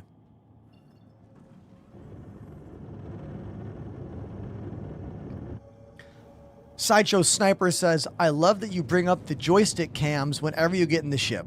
Love the production. Thank you, man. In my opinion, it is not difficult to do little things as a broadcaster that enhance the show for your viewers. The same way that if I'm talking about, say, a panel on the left that you can't see, I move my screen over, or my camera over, so now you can see that panel I was talking about over there. You know? Like, there's lots of little things you can do that are not actually that hard that I think make your live stream better. I think one of the challenges is that a lot of really, really big creators don't go to these lengths to do things. So therefore, smaller creators are like, it's not worth doing if they don't do it, you know? That's why I love the Sushi Dragon so much. That guy is one of the most technically gifted streamers who continues to push the envelope when it comes to the tech and the way he does his show. For example, Kai Cenat's Streamer University just happened last week. For the mainstream world of Twitch, that was the biggest thing happening on Twitch. And one of the teachers for Streamer University was the Sushi Dragon. And I'm just so blown away by what he does. And I know for a fact that the majority of all the younger streamers that were part of Streamer University, it's like they have no idea about what he does or how he does anything. Because the new school of streaming is literally IRL streaming. Just camera on you all the time. And the skill there is like, how can you manage to be on camera all the time and be entertaining all the time? It's like a whole different skill set. But Sushi does IRL streaming with incredible effects and incredible interaction and details. And like, he has the screen on his lenses that lets him see the chat. He's one of the only streamers that I subscribe to. I have almost 80 or 90 months subscribed to the Sushi Dragon because that dude is an inspiration. Speaking of Streamer University, Ludwig was one of the other teachers. And Ludwig actually took it seriously and made a lot of really good classes and dropped a lot of really good knowledge. And the clips of him teaching how to be a streamer to mostly younger kids was pretty inspirational. I really liked watching it, and everything he says I full agree with. And most of the things he says are things I practice. It was really nice to see, you know? Quantum fuel, 75%. Alistair in the chat says, Ender, I'm an EVE Online player since 2010. I'm giving Star Citizen a whirl from time to time. Have you ever had a look at EVE Online? And if so, what are your thoughts? I think EVE Online is a really cool and interesting game that has lasted decades. However, it's not hands-on enough for me. I want to fly a ship like this. I want to run off the ship like this. Like, from what I've seen, most of EVE Online's gameplay is strategy-based and planning-based, involving spreadsheets and calculating, and that's all cool, and that's all really exciting. And I love reading about what player communities have done in the world of EVE. But it's not hands-on enough for me. I want this. You know? This is the kind of space game that I want to play. But I respect EVE a lot. I do.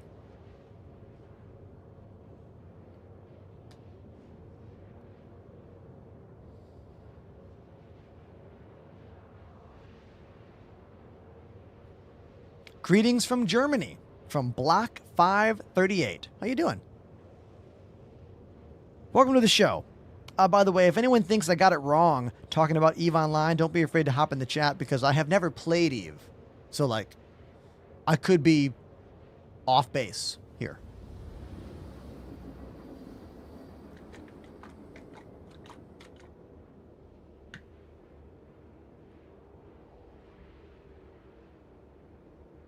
John Doe, what do you mean in the chat? You're saying, what does it mean when it says manual load? What are you discussing?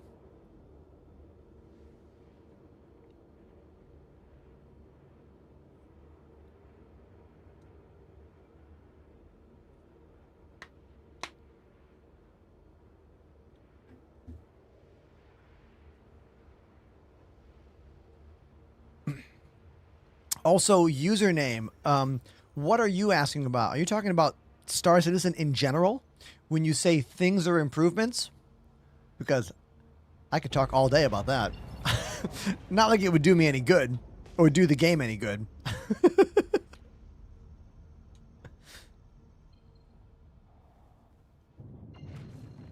When do you think base building is going to be introduced? Literally no clue, man. Like, we all thought base building was coming to the game by like 4.7? Like, if we looked at the roadmap a year or more ago, it was on the schedule to already be here. So clearly CIG hit some big blockers when it came to the performance of what they want to do with base building. We saw a demo of base building at CitizenCon 2023 in Los Angeles. I was there. So no clue. Like, literally none.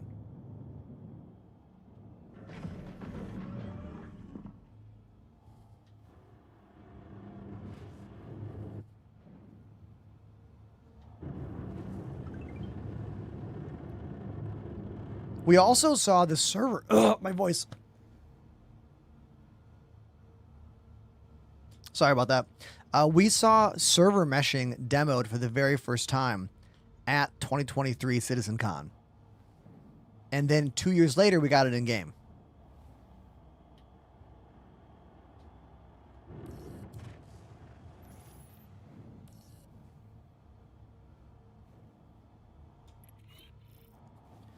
We are about to move to the HOTFIX testing part of the stream.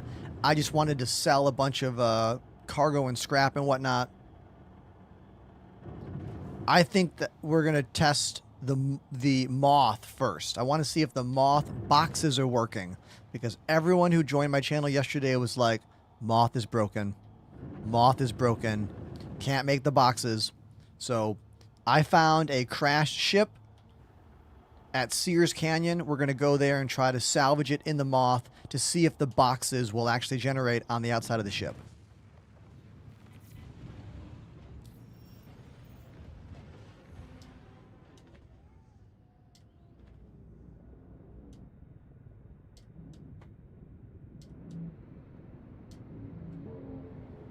What? What happened?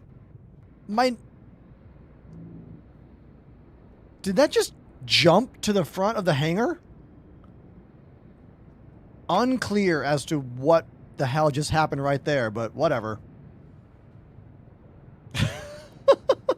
This ship is still unbalanced AF. Like, when are they gonna balance the weight of this ship? We need to put a bunch of cinder blocks in the back or something.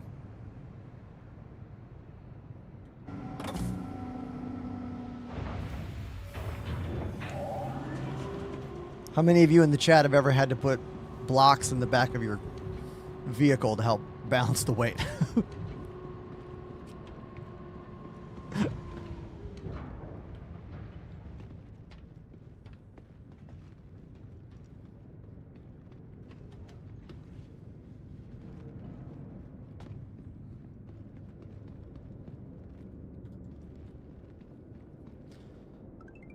The difference between the Fortune and the Vulture is how many salvage beams are on that ship and the size of the ship.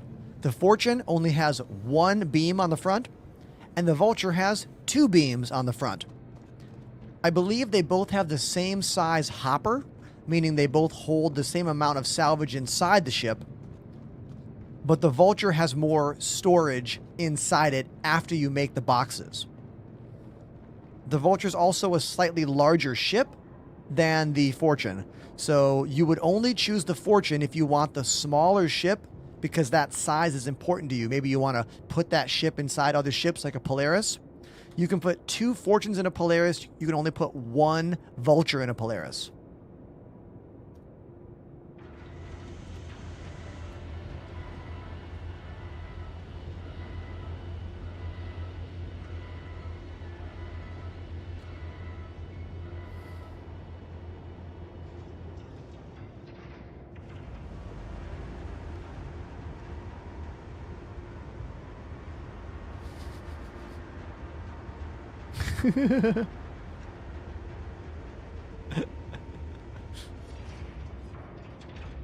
You can fit the Fortune in a Hercules. Oh, yeah. Can't do that with a Vulture.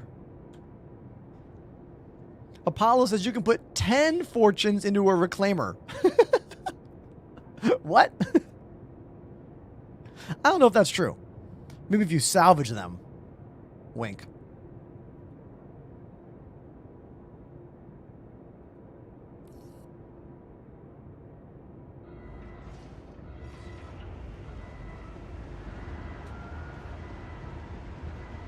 The Salvation is an even smaller salvage ship than the two we just mentioned.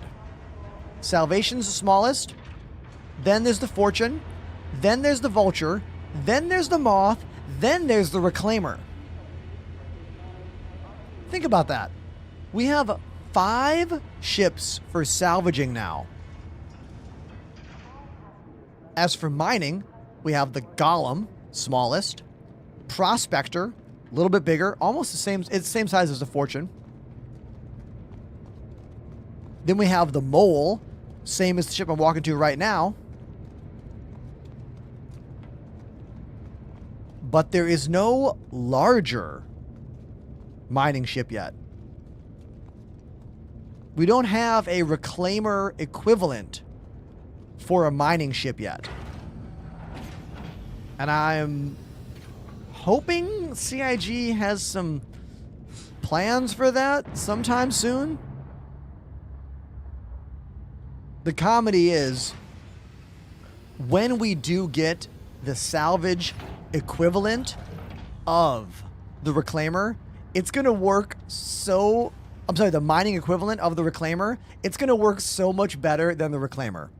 Because the Reclaimer is old AF, out of date, difficult to use, and whatever they make to be the equivalent for mining is going to be so much better, because all the new ships are always better in every way. That's something the older players like me and a lot of you have already come to understand and are okay with. We know every new ship will be great, and every other ship is just a couple years away from being shit.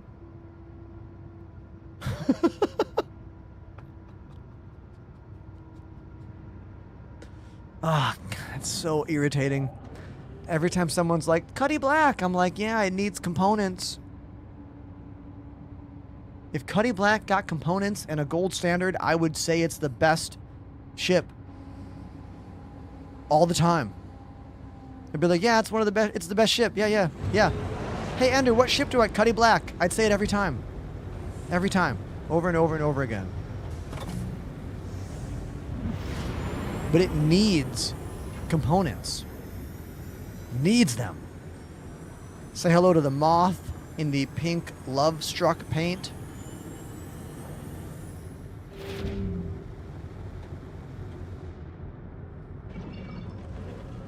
We are going back to Sears Canyon right now to investigate that crashed ship and see if we can salvage it and if the boxes will work on this particular ship.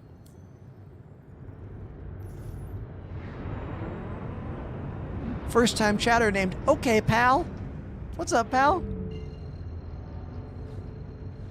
User, the way it works in this game is every ship, with the exception of the newest ship they just released, is buyable in-game.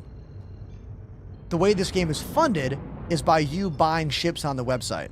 So when a new ship comes out, if you want it, you have to buy it with real monies on the website. But then if you wait usually 1 to 2 patch cycles, it will be available in-game to use in-game credits for. Cancel the route. It's being weird. Hit C to cancel. Come on. There we go.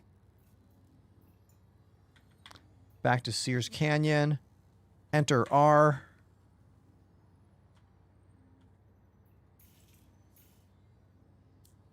We're getting some weird routing glitches. For me, when that happens, I just jump somewhere and then stop and then jump again. So I'm going to just randomly start jumping here, cancel the jump, and then start over. There are other ways to fix this, but for me, this is the fastest way, typically. Jump, stop, go back into map. I want to be able to hit tab so badly. Like, I want more keyboard shortcuts Like, I don't want to have to touch the mouse unless I need to do a mouse-related thing, you know?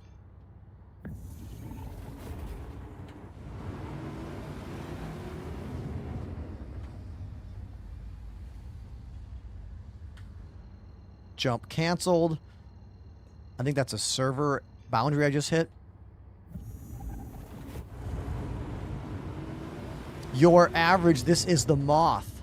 It is the salvage equivalent to the mole. Almost the exact same ship, but made for salvage and not mining. It's a 4-player salvaging ship, 1 pilot, and 3 salvage gunners.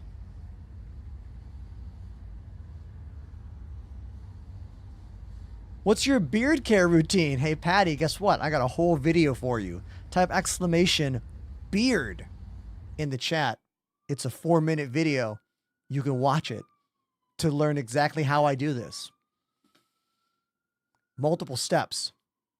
Step 1, shower, shampoo, condition, shower, shampoo every other day, condition every day. Step 2, beard straightener. Step 3, beard oil. Step 4, beard wax. Step 5, brush. And then you get this. If you do exclamation beard care in the chat on Twitch, you'll get a link to all the products and exclamation beard for that video I just talked about. These are all Twitch commands. They will not work on other platforms. Sorry, come watch on Twitch.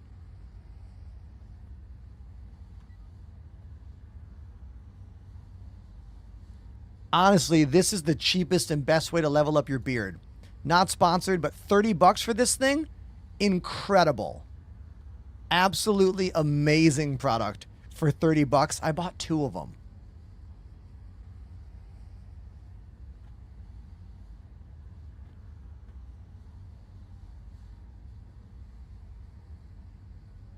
Bald guys do take care of their beard. We also take care of our heads. This is what I use for my head. The Skull Shaver Pit Bull. Again, not sponsored, but I use it every day. It's awesome. In the shower or out the shower. Doesn't matter.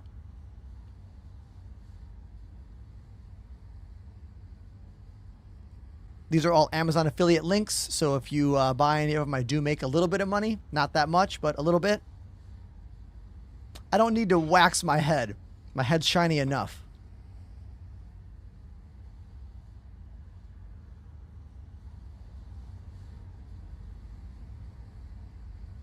I've had quite the journey as a bald beard guy over the last like 11, 12 years. I went from being what I consider mad scientist with a big old bushy wild beard to the look I have now, which I think is maybe the best it's ever been. But not just the beard. Like, I've been working out a lot over the past couple years. Like, I have like, I'm really happy with how my fitness is going and how my health is going, and it's just nice to feel slightly in control.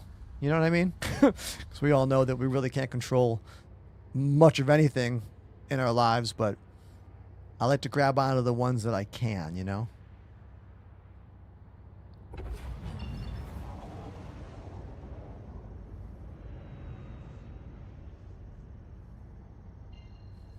I added 5 pounds to my chest routines today.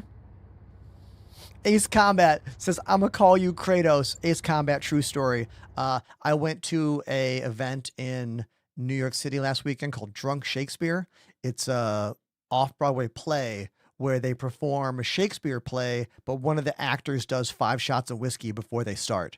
And that actor is allowed to like make changes throughout the show. It was really funny. It was very intimate and cool and exciting. But the drunk actor called me out. I was in the front row. He called me Brooklyn God of War because I told him I was from Brooklyn.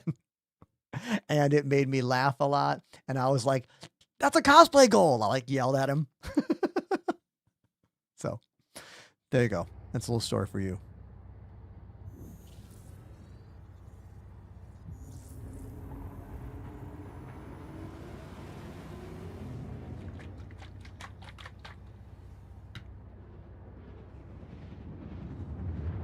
If you live in New York or Chicago or maybe some other places, they do these drunk Shakespeare shows. It was really good. I mean, the one thing it shows you is that when you go to a small off-Broadway show in New York, you're just like, oh my God, these actors are talented, you know? That's the biggest takeaway, is how effing talented all the actors were in the show that I saw. Everyone was so good. And they were doing improv, and it was amazing.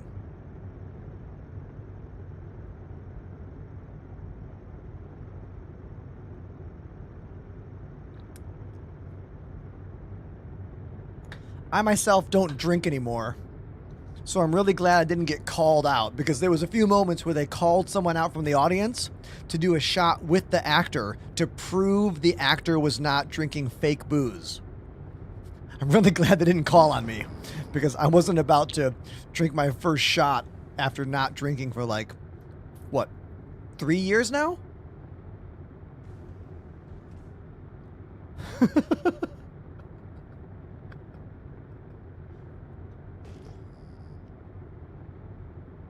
Ah, Booty Twag is down here. I'll have to bring them into the party.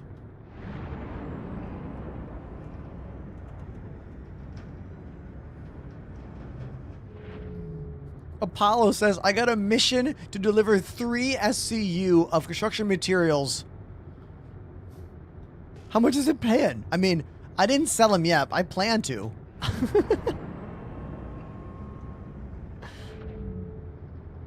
But maybe we'll make some now.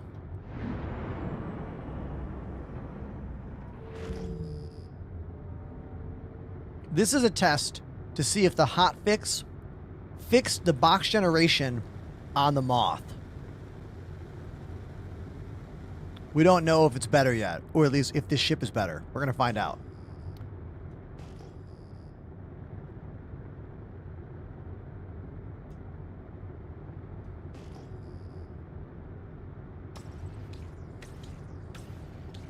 Ace Combat says I get my VKBs on Tuesday. Hey, excited for you. What did you end up getting? Gunfighters or gladiators? I use the gunfighters, but I used to use the gladiators.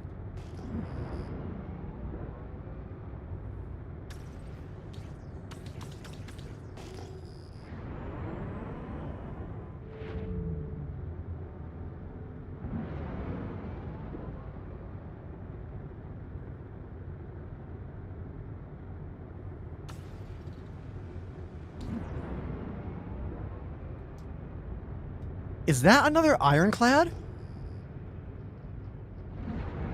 What?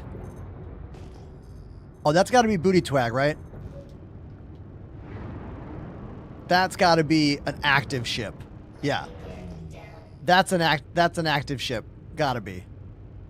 We are looking at this.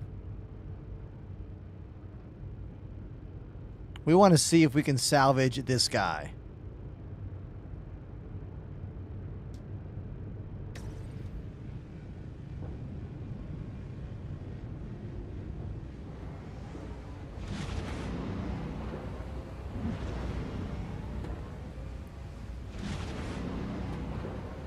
Survey says yes. We are salvaging it right now. You can see those huge amounts of RMC coming off right now. Apollo's doing that. I'm trying to get the ship in a steady spot where it won't move around. No matter what, we are drifting. Even when I'm in SCM mode, we are drifting here. Or rather, when I'm in coupled mode. Seems like maybe if I go flat, how do I get the ship to, what if I put VTOL on? Let's see. Will VTOL thrusters keep us from moving?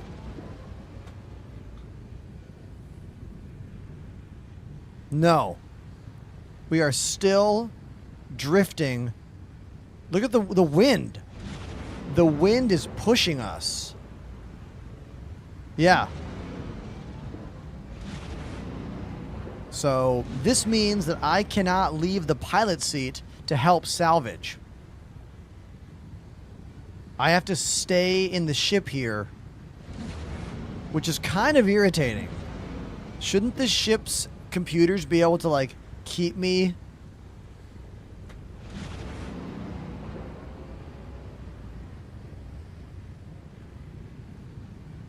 What if I hop out the pilot seat? Let's try. I'm curious. I'm going to stand up. I stood up. We're still moving. Yeah, we're still moving. The wind is blowing us around. The answer, my friend, is blowing in the wind. The answer is blowing in the wind. VTOL thruster seems to not help. Try facing the wind. Okay. It's a fun idea.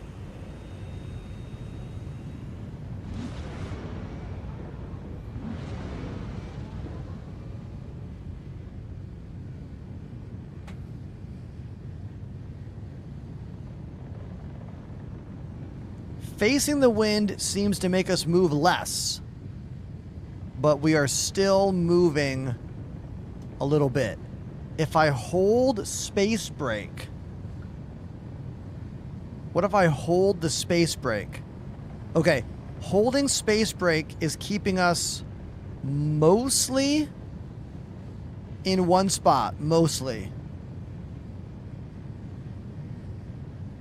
Yeah, we're pretty much stopped. I am holding X on my keyboard right now to do this. But sadly, there is no way to lock space brake. We should be able to do that, right? But we can't. We cannot lock the space brake down the same way that we can't keep cruise control going once you get up out of the seat. You used to be able to keep cruise control going while out of the seat, but CIG stopped that quite a few patches ago.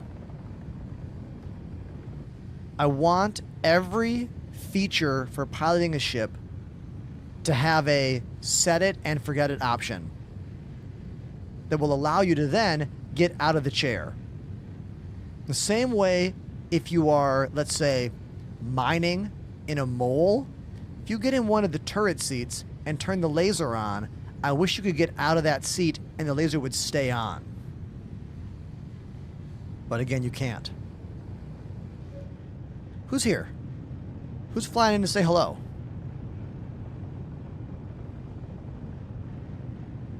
I don't know who that is. Oh, it's Bean Supreme. What up, Bean Supreme?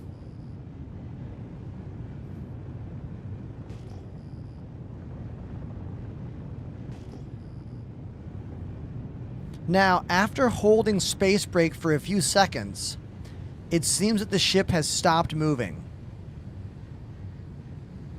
I'm going to attempt to get out of the seat and see if the ship stays.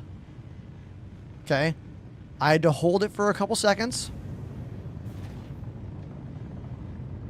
Let's see what happens here.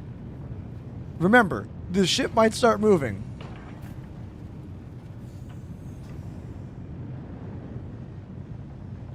Systems activating. Systems on. Okay. Maybe it was just a matter of waiting, like holding space brake for a while. I don't know.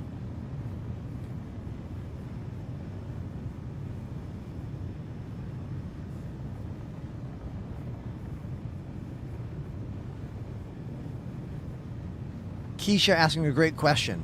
I don't know if there is a problem with the thrusters on the Moth and the Mole. It's unclear, you know? When we test this kind of stuff, it's always hard to know. The line between feature and glitch in this game is one that is always difficult to understand.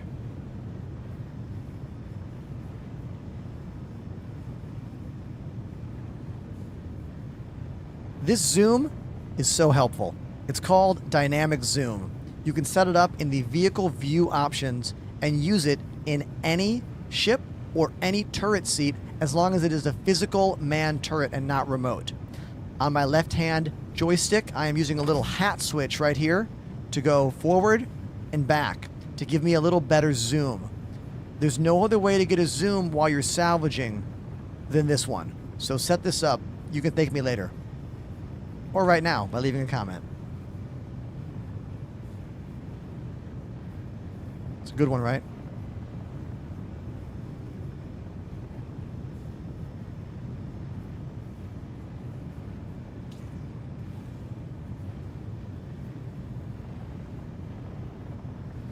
Adam, this is the mole. It's the salvage equivalent of the moth. I'm sorry, the moth. The salvage equivalent of the mole. My brain got them mixed up. This game has well over 150 ships at this point. If we count variables, we're up to 200. Like, there's a lot of ships in this game. We are salvaging a Hermes. Or it could be an Apollo. It's an Apollo or a Hermes. I'm not sure which. Again, more variant talk. They have the same shell.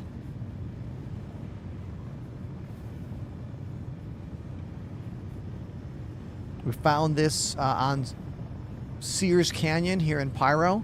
We came here to sell because this is giving the highest amount of money for RMC currently in the game.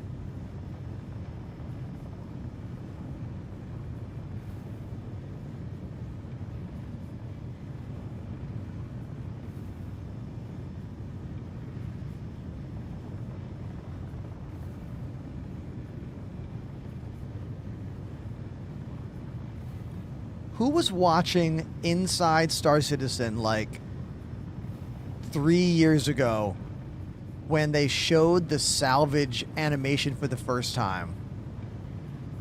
I remember being really excited about it. Like, Jared was talking about it. They showed it. We were all so excited about seeing these like metal particulates flying through the air and like the animation of the metal kind of melting off the hull.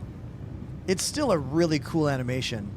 But when we first saw it, there was so much hype in the community. So much excitement.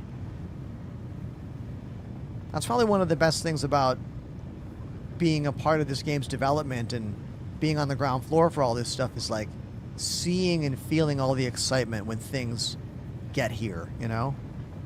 And sometimes, once it's in game, it's nowhere near as exciting. This is just as exciting as it was then, but fire is not what we had hoped. When's the last time one of you in the chat had an actual fire break out on one of your ships? I think CIG realized that there was some big problems with the way fire works in this game. It's almost like fire has been turned off completely, or like temporarily forgotten. Have they made announcements that I missed about like how fire is out of the game for now? Or it technically is in the game, but it has a very weird spawn chance or whatever?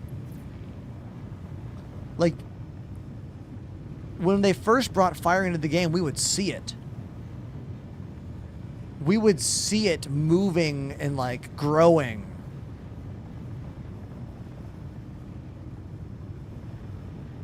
But it's just not happening that way.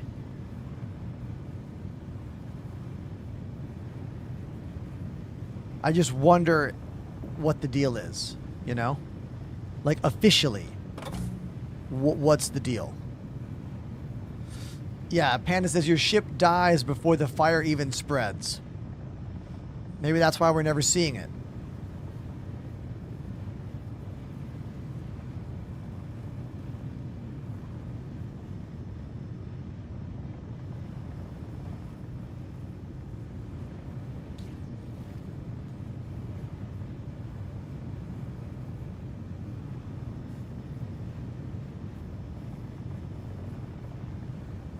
This is not mining. Faz, is that your name? This is salvaging. You can see all the metal melting off the outside of this ship and getting sucked up into the beam here. This is phase 1 of salvaging. You strip all the metal off the ship. We call this the recycled material composite. And once you're done with this, you change to the fracture mode in your salvage ship to crack the ship into smaller parts, and then use disintegration mode to suck up all the construction materials. However, the size of ship will dictate whether or not you can crack it. For example, I don't know if we can crack it in this ship, the Moth. I think we can, but I don't know. We're gonna find out.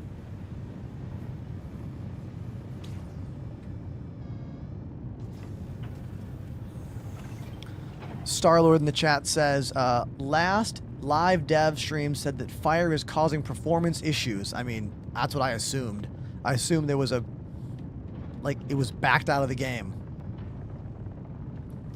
My guy's hungry. Hold on. Let's get a little snack. What do I have? Ooh, okay, here we go. We got a little snack right here. Mmm. Okay, there we go.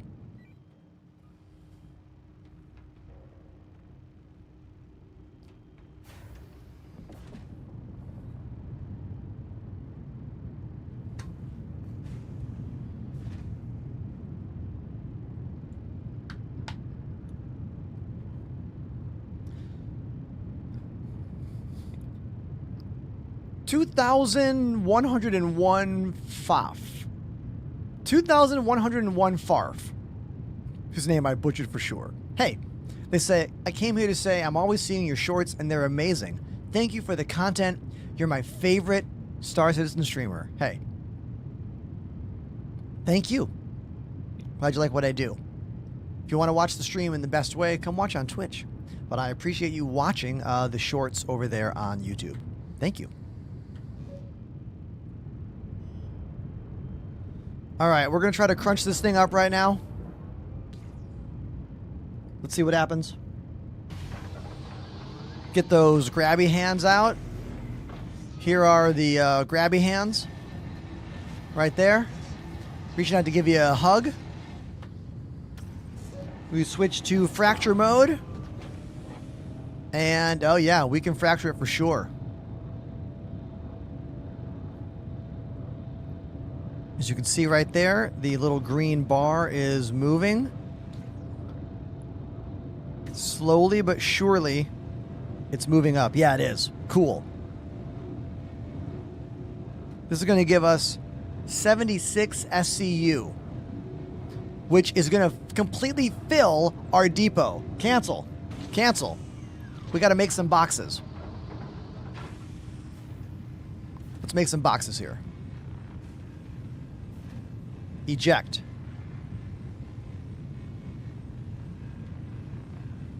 Eject. Now this is what people were saying was not functioning. People were saying that this was broken in the Moth. Is it still broken? Man, survey says yes. Did the HOTFIX actually not fix this at all? These buttons are doing nothing. Like, these buttons are doing less than nothing.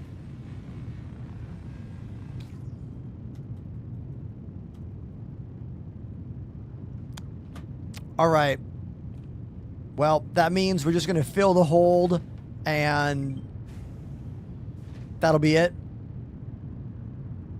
It's working for me, says Hall Solo. Great name. That's name of the day right there. Well done.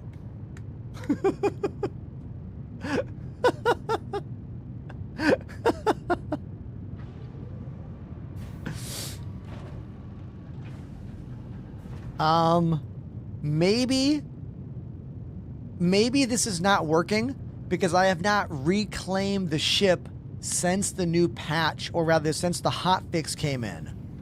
Maybe I need to claim this ship in order to get this working again. I could try a power cycle. Look, I'm down for anything. You know? Let's try that. we will try a power cycle just for the hell of it. Remember to land first. Yeah, I know. I know.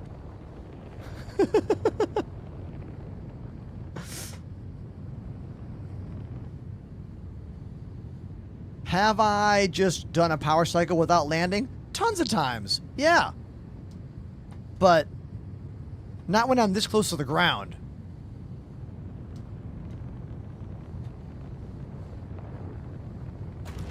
There we go. Perfect landing. Look at this ship party we got going over here.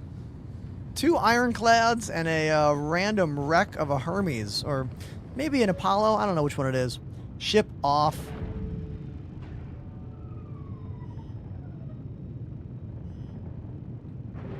Ship on. Ship off. Ship on. Systems activated. I don't believe the hopper has any pips.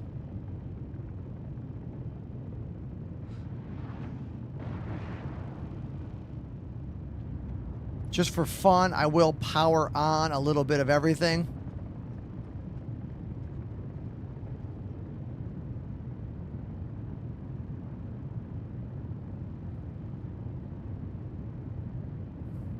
That's quantum drive, never mind. Full power to salvage beams. All systems on except for... Apollo says it's gone again. Left one was working, and then it stopped working.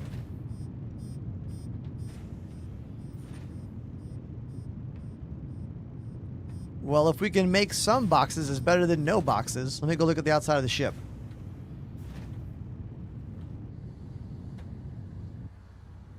Oh, okay. So 1 box showed up.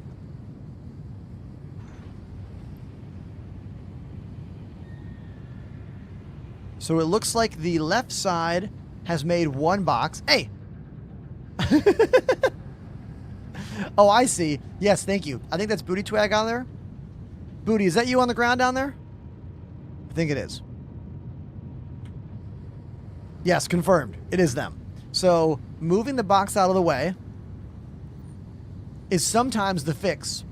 Sometimes you gotta just like move them around and put them back on.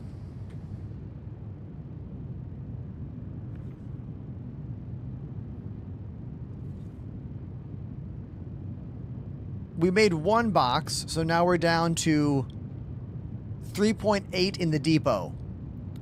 We are still going to fill this entire depot with the construction materials from this ship. This ship will make 76 boxes.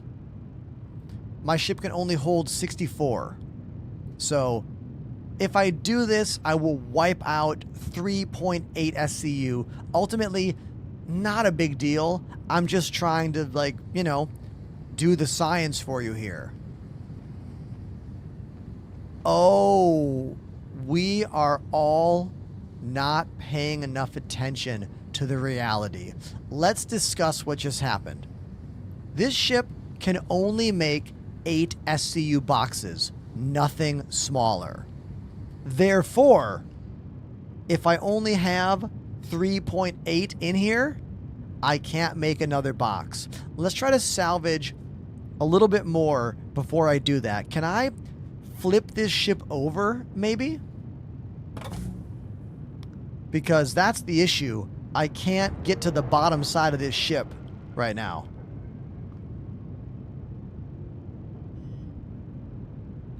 Landing gear up.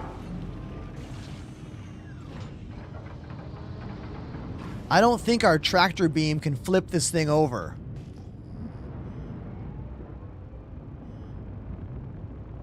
Oh, once I fracture, it'll make smaller chunks.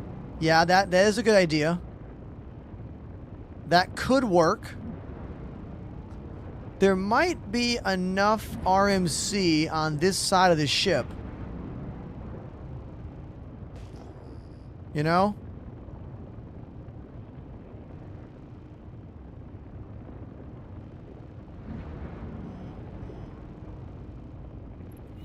If I stop it right here... Oh, this glitch. We got to hold space brake for a few seconds. Now, we've had quite a bit of drift. I don't know if it's a wind on the planet or if it's just a glitch with how the ship works. We are trying to slow it down. I'm going to let go of the space brake here. There is no wind compensation button. It doesn't exist. And if it does, it doesn't work.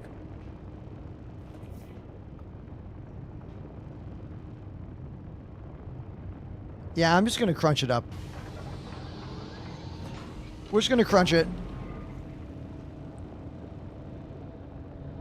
We're going to crunch it, and then I'm going to turn this off right away and only suck up one small piece. And then make a size 8 box.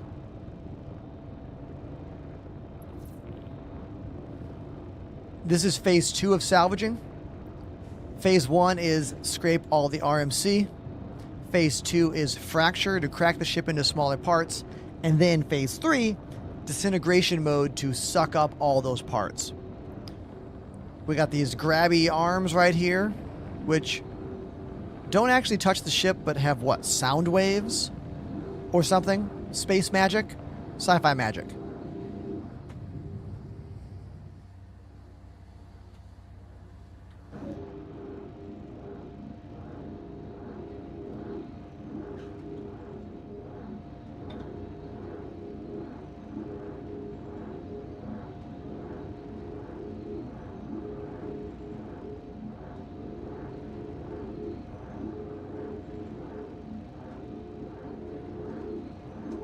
I'm pretty sure the game does support DLSS 4. Anyone in the chat using it right now?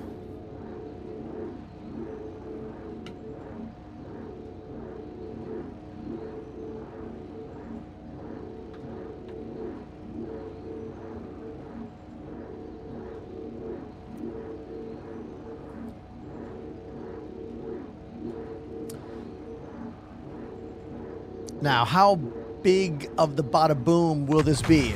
Okay, decent. Wait a minute, did we get the glitch? Is it back to letting us get RMC? Hold on. Hold on. No! It just vanished. It just straight up vanished. I guess I should have turned on the disintegration right away. Well. And why did that happen? Because I was trying to get a little bit more RMC there.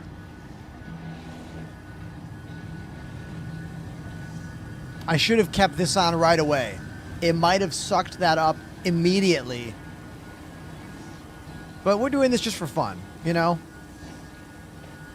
I'm not doing this for the payday of it.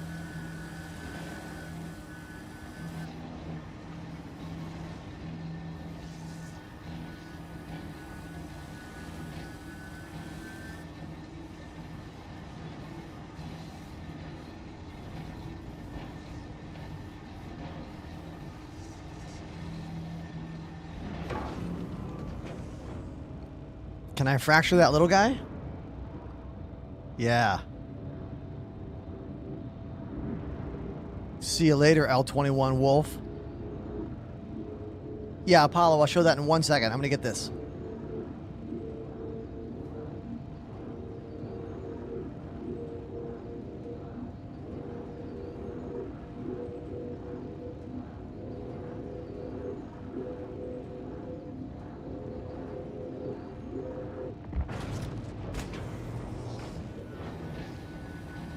There we go.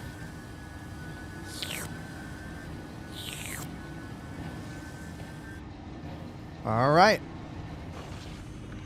Now we can make some more boxes. Every box is a size 8 SCU box. There's a... Whoa! What the... Did someone drop a bomb? Did someone just bomb you? What the hell just happened?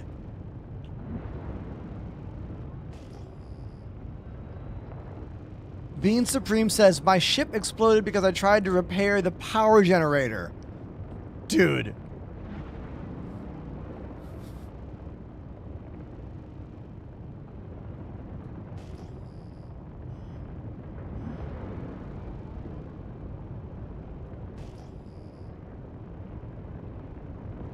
That's Booty Twag's ship right there. But the other one just went kaboom. Oh, Bean Supreme, I'm so sorry.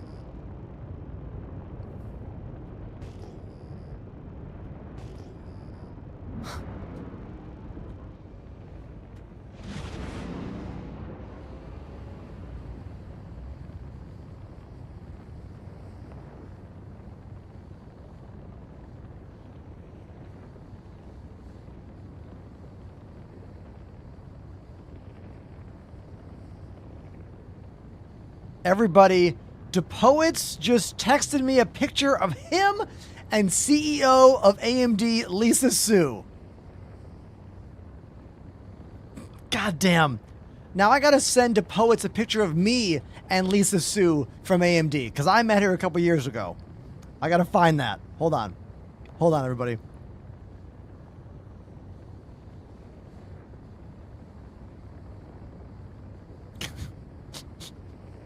I can't let DePoets one-up me here. Give me a second. Give me a second here.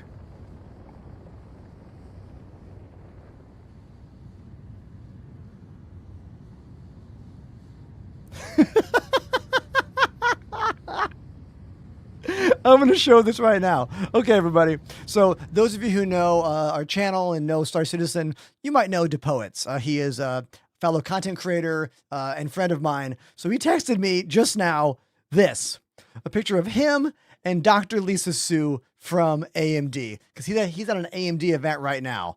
So then I had to text a picture of me and Dr. Lisa Su from a couple years ago when they had a graphics card launch in Las Vegas. So can't have him one up me.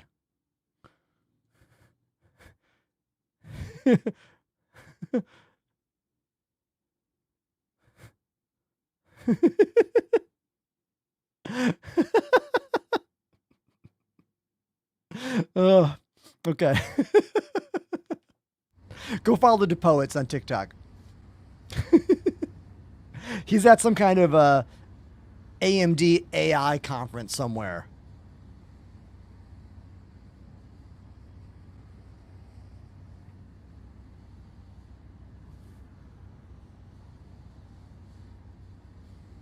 I just told him chat says hi.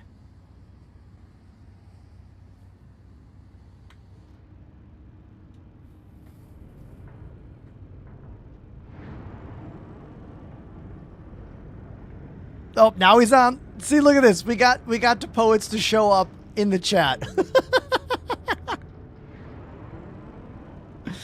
DePoets, what's the coolest thing you've seen at this AMD conference that you're allowed to tell us about? Tell us.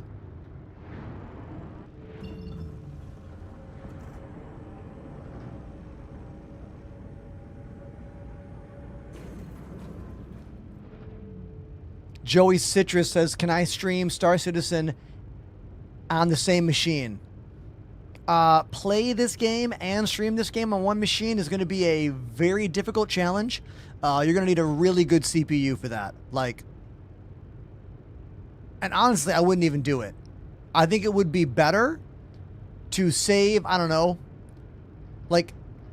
if you can put $500 together for a super budget computer build, that will be your stream machine. You're probably going to get better performance using a really low-end, older computer just to be the stream machine and run the game on one machine alone. Because also, this game crashes all the time. It's going to lock up. And if you have to restart your stream every time the game locks up, you're going to lose viewers over and over and over again. That's something people don't talk about when they mention single PC stream setups. We have certain patches where I have to do full PC restarts multiple times per stream. And if I had to lose the entire stream every time I did that, that'd be RIP to my stream for the day. Because, yeah, if I go down right now, a lot of you will reconnect to the channel, but a lot of you won't. Or it'll take an hour to get everyone back, you know? It's like when commercials would come on TV with regular TV, you change the channel. And you might come back, but you might not come back right away, you know? That's why dual PC streaming is where it's at. And any attempt to have one machine do it, I think, is the wrong idea, you know? It seems like an idea propagated by people who don't actually stream, you know? Like, how many streamers do you know who constantly talk about the benefits of single PC streaming? Not many. Not many at all. Let's find out if in-PC refueling is working, because I'm down to 2% quantum fuel. Let's test it. Let's test it right now. We open up our mobiGlas. We go to contracts. We then go to beacons. Create a beacon. I want to create a refueling service. I'm going to hit broadcast beacon, and then we're going to go back and listen close. We should hear a kaboom of a ship jumping in.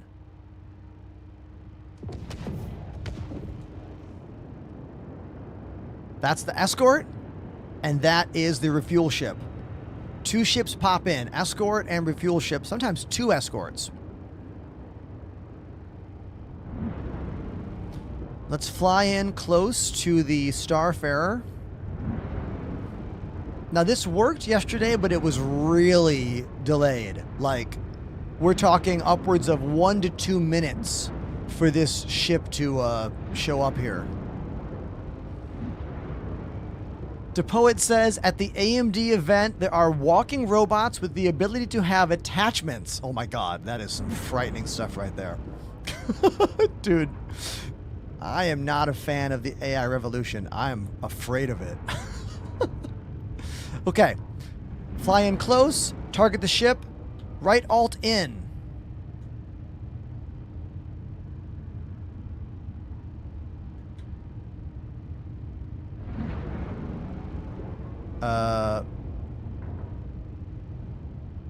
Landing gear down.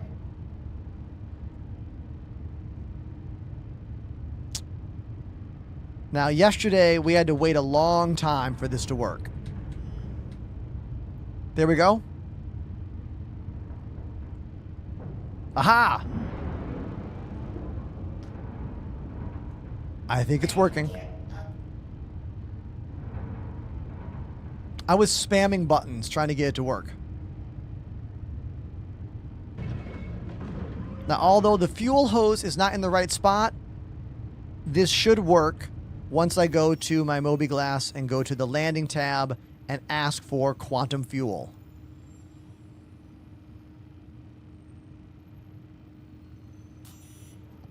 There we go. We have been refueled. And the ship is gone. I love how it just vanished. But hey, look who got a full tank of gas. Me.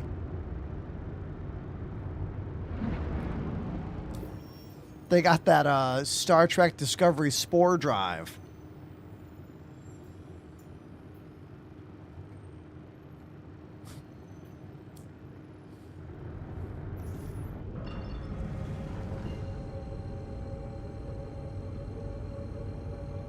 I'm just going to bring it back to Bloom. Or back to Obituary. Michael, you must have missed the call out when I was doing that. If you run out of fuel anywhere in the game, in PC, refuelers will come help you out. All you got to do is open up the mobiGlas and go into the contracts, go to this beacons tab, and then hit create beacon, and then beacon type refueling. We used to have multiple kinds, now we don't. Once you're done with that, hit broadcast beacon, and it will send someone to you immediately. I can't do it right now because I'm in quantum, but they'll show up right in front of you, fly behind them, target the ship, and then hold right alt in it will start docking you, and then you open the Moby glass and refuel the way you normally would on a landing pad. There you go.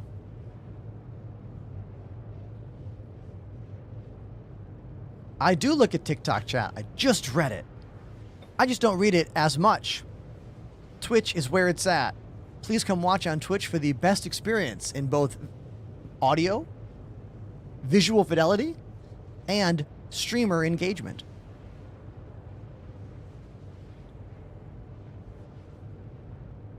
Joey, I stream at 1080p.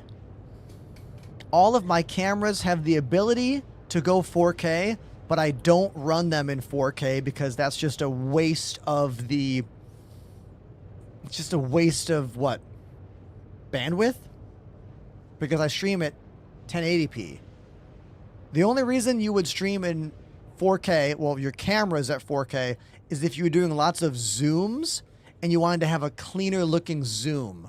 Like a lot of YouTubers like Linus Tech Tips and bigger channels, they use like 8K cameras so they can do a zoom after the fact and have it look mostly clean.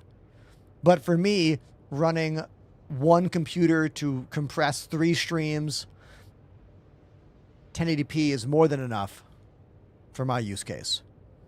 Yes, streams are available in 4K on certain platforms, but I just don't think it's worth it. I don't think enough people are watching in 4K for it to actually matter, you know? Because the internet is not necessarily... Oh, sorry, I caught on my headphones. The internet's not necessarily getting better for a lot of places, you know? Like, in order for 4K streaming to take off, the infrastructure for the world's internet needs to get better. And the cost of using mobile data needs to go down. You know?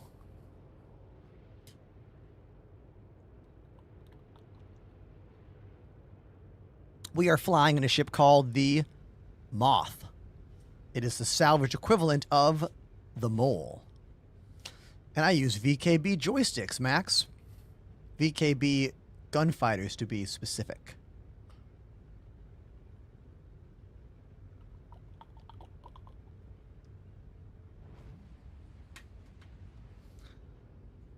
So funny how, like, we keep finding all these abandoned ships to salvage when I'm not doing a big salvage party. We tried to have a big salvage party last week, and we had like 15 or more people on the channel, and we couldn't find anything to salvage.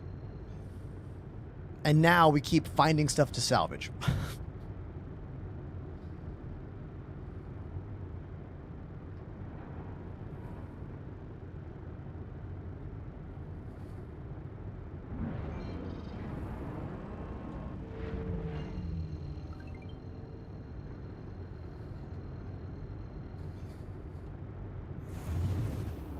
Cyber says, is a javelin hunting you at crime stat level 4 real? I don't think so.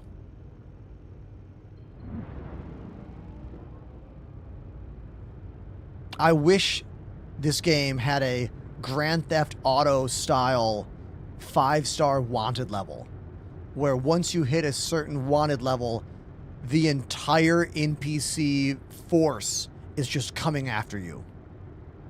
I kind of wish we had that. We don't.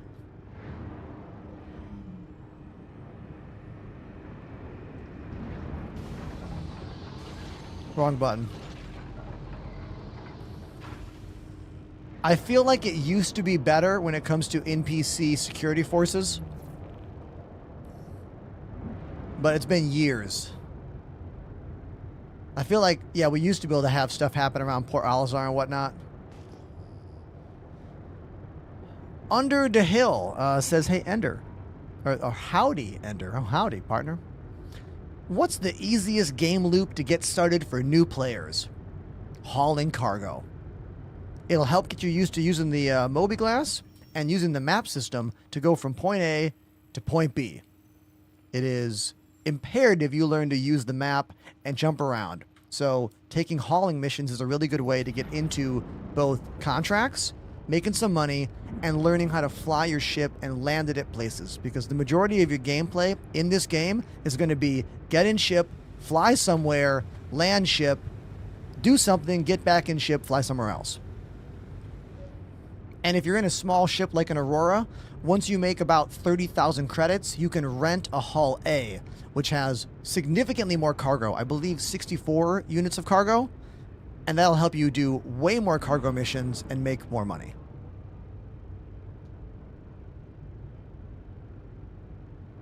So far, the hotfix has made the game better. We were able to make boxes on the Moth. We couldn't do that yesterday. I'm going to get a hauling ship and try a legit cargo mission right now to see if cargo missions are working. Because yesterday, people just kept telling me cargo missions were down. They kept saying it over and over again. Cargo missions are broken. It's not working. Help me. So we're going to go find out if that's been repaired or not.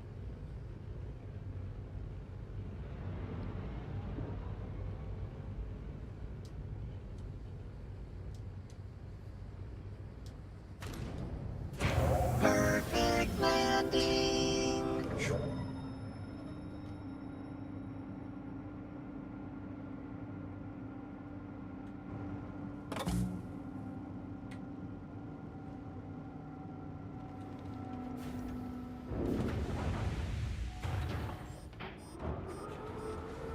Max, let me know if you can remember.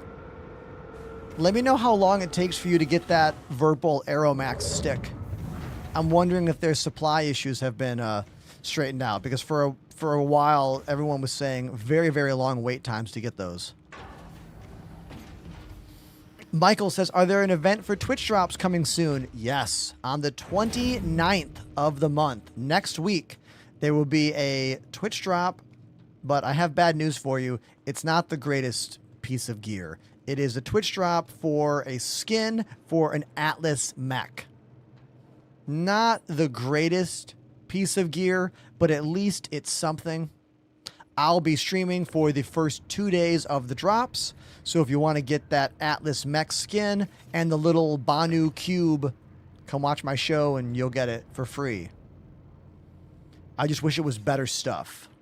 You know?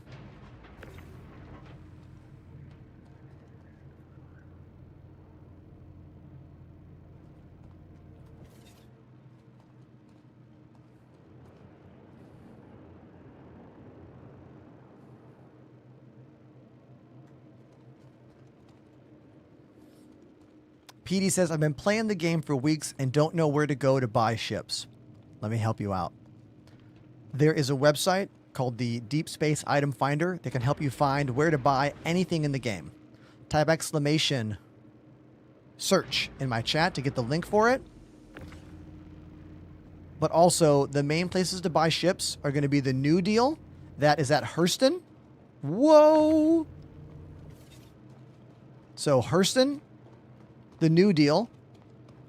You can also buy ships in Pyro at Teaches.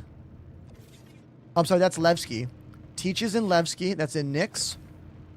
You can buy ships at Astro Armada at Area 18. You can also buy ships at Crusader at Orizon. You can buy ships at all the major landing zones in Stanton except for New Babbage.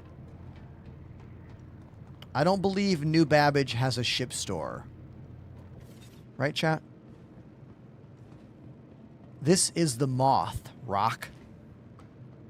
It's the salvage version of the Mole.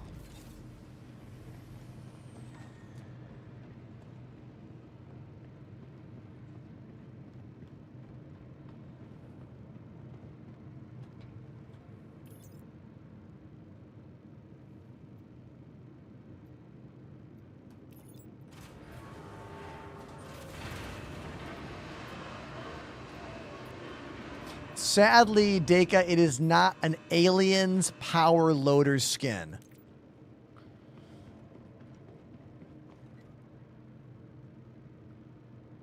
Panda has started a fire in their ship. We are now going live to Pandemanium's ship to showcase said fire. Ah, there is some fire right there. This is a healing weapon they're using here. This is intended gameplay.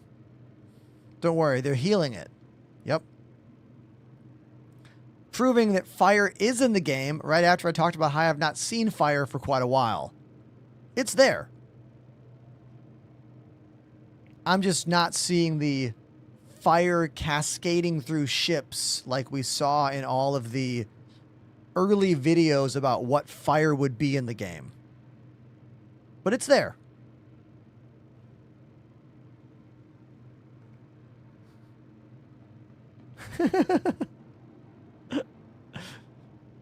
So, thank you, Pandamanian, for proving to me that fire does exist in Star Citizen still. Thank you.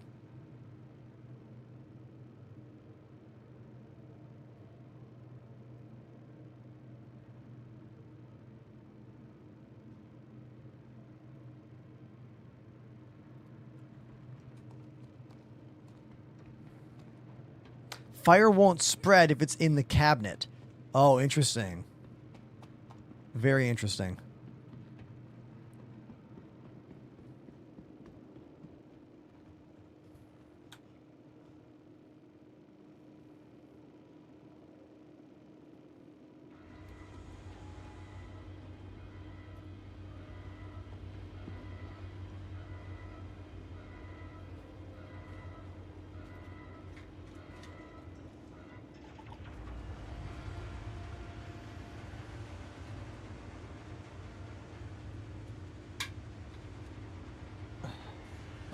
Let's look up that Twitch drop skin right now.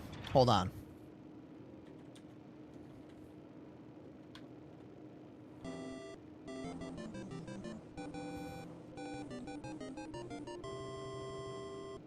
Millwell activated the Prime sub.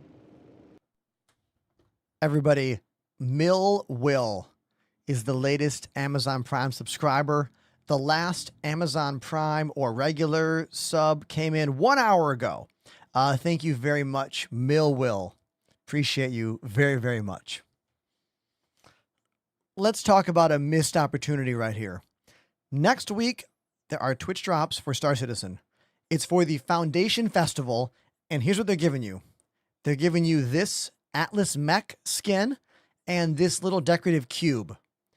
Imagine how many more people would have shown up for these drops if they made this look like Ripley's loader from Aliens.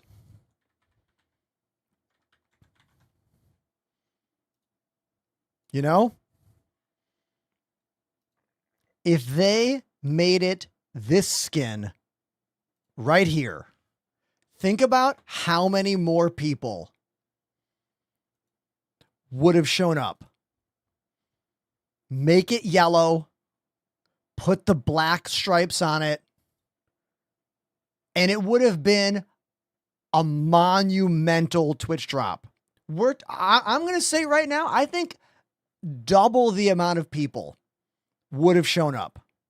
Now, this could be because CIG is waiting to release a mech skin like this, and they want to make money on it because they know that this mech skin, I'll sell a few units, but this mech skin pulls on the nostalgia heartstrings of the sci-fi community.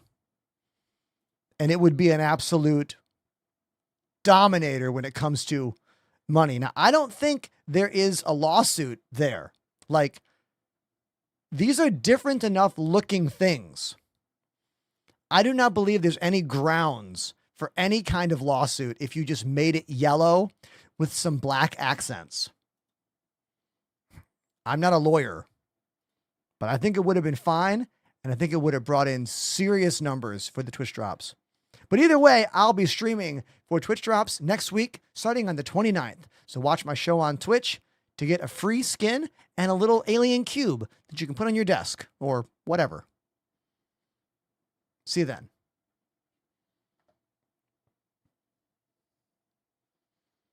Okay.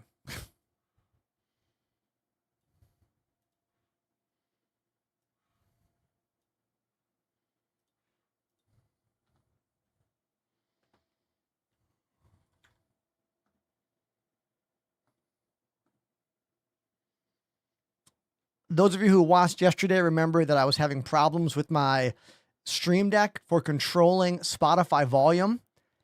It's because my Stream Deck OS was out of date. TA checks for the day. Treat yourself.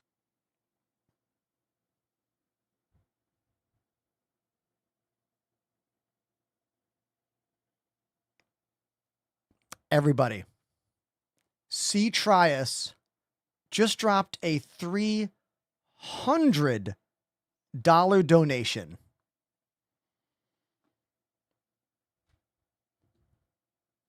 And they already donated a lot of money earlier today.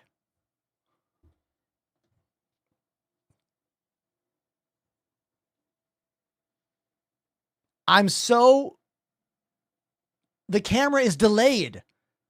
I'm so out of my mind right now. This is not an effect. This is real life.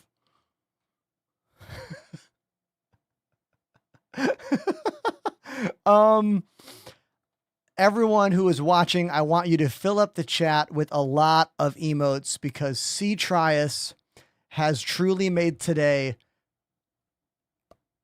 I'm going to say, one of the most profitable days of not just the month. No, of this month. I think.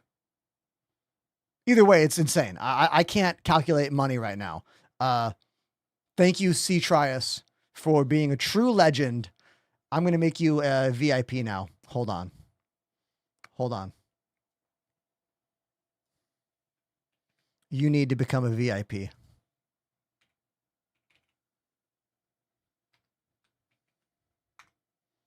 Boom. Congrats to C. Trias, newest VIP member of the chat. Thank you very, very much. Amazing. Joe Potter, I play a Roland VAD 507 electronic drum set. It's right over here. And in fact, I'm going to play a song on drums in honor of C. Trias. So, C. Trias, if you want to give me a song you like, I'll play it right now for you. Otherwise, I will let the chat decide what song we play on drums. So, chat, give me some songs you think we should play. Maybe C. Trias will jump in and say the one they want, but I will be right back, and then we'll do that. All right? So give me a moment for me, and I'll be right back.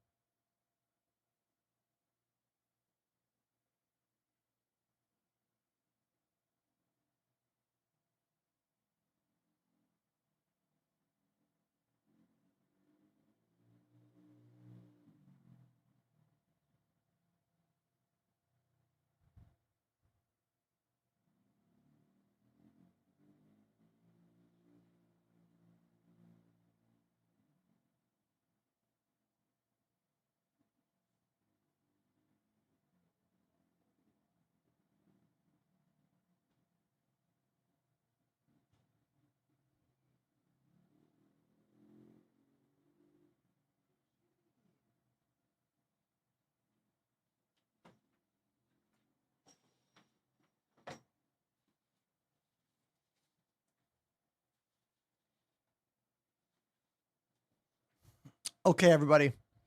Have we decided what song I'm playing on drums?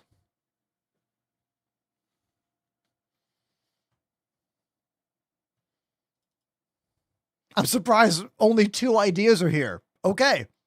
The Press Corps. Oh, by Anti-Flag? Yeah. Great song. I toured with Anti-Flag in 2010 when I was on the Vans Warped Tour playing for a band called Far From Finished. I was on the Skull Candy stage, and we actually played every single show on that 2010 tour, which is about 2 months long. The Vans Warped Tour used to be a annual tour that went all through the US and Canada. It was an incredible opportunity for both audience members to see dozens of bands in the same place, and an amazing opportunity for musicians to play so many good shows. Max 30,242 joined the Enders Elite. Max. Thank you for hitting the tier 1 sub, Max. Thank you very much. Shoes are going on, and we're going to play Anti-Flag, the Press Corps. Or is it the Press Corpse? I've never known which to say. And yes, this is a WASD joke shirt. It looks like a hardcore shirt, you know? But it says WASD. It's a joke. Okay, it is Press Corps. I thought so. Thank you, 02 Midland. Here we go. This is what? Track 1 on this Anti-Flag album, I think. Let's do it. This is for C. Trias donating so much money to the show today. Thank you. Truly.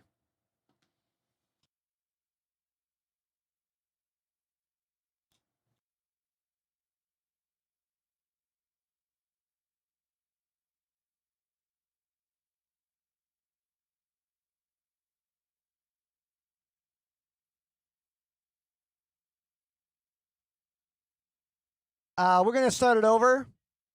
I need it to be louder. Here we go.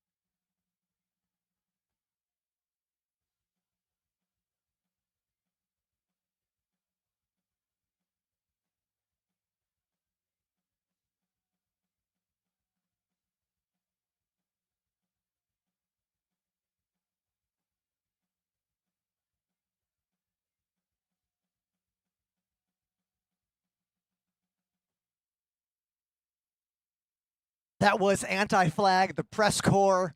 That was for C. Trias for dropping $600 in total on the show today. Insane. Thank you. Wow. Understand when I say that if moments like this happened every day in my job, I would be a different person. I mean, I'd be the same person, but like my quality of life would it would be very different. So I am very thankful for this moment. Thank you, C. Trias, for dropping those big donations, and thank you to all the subscribers today and all the sub gifters and all the viewers. When you're a streamer, you truly are just kind of like putting it out there, and you're hoping for the best. And there are good days, there are bad days, there are great days, and today is truly a great day. Thank you, everyone.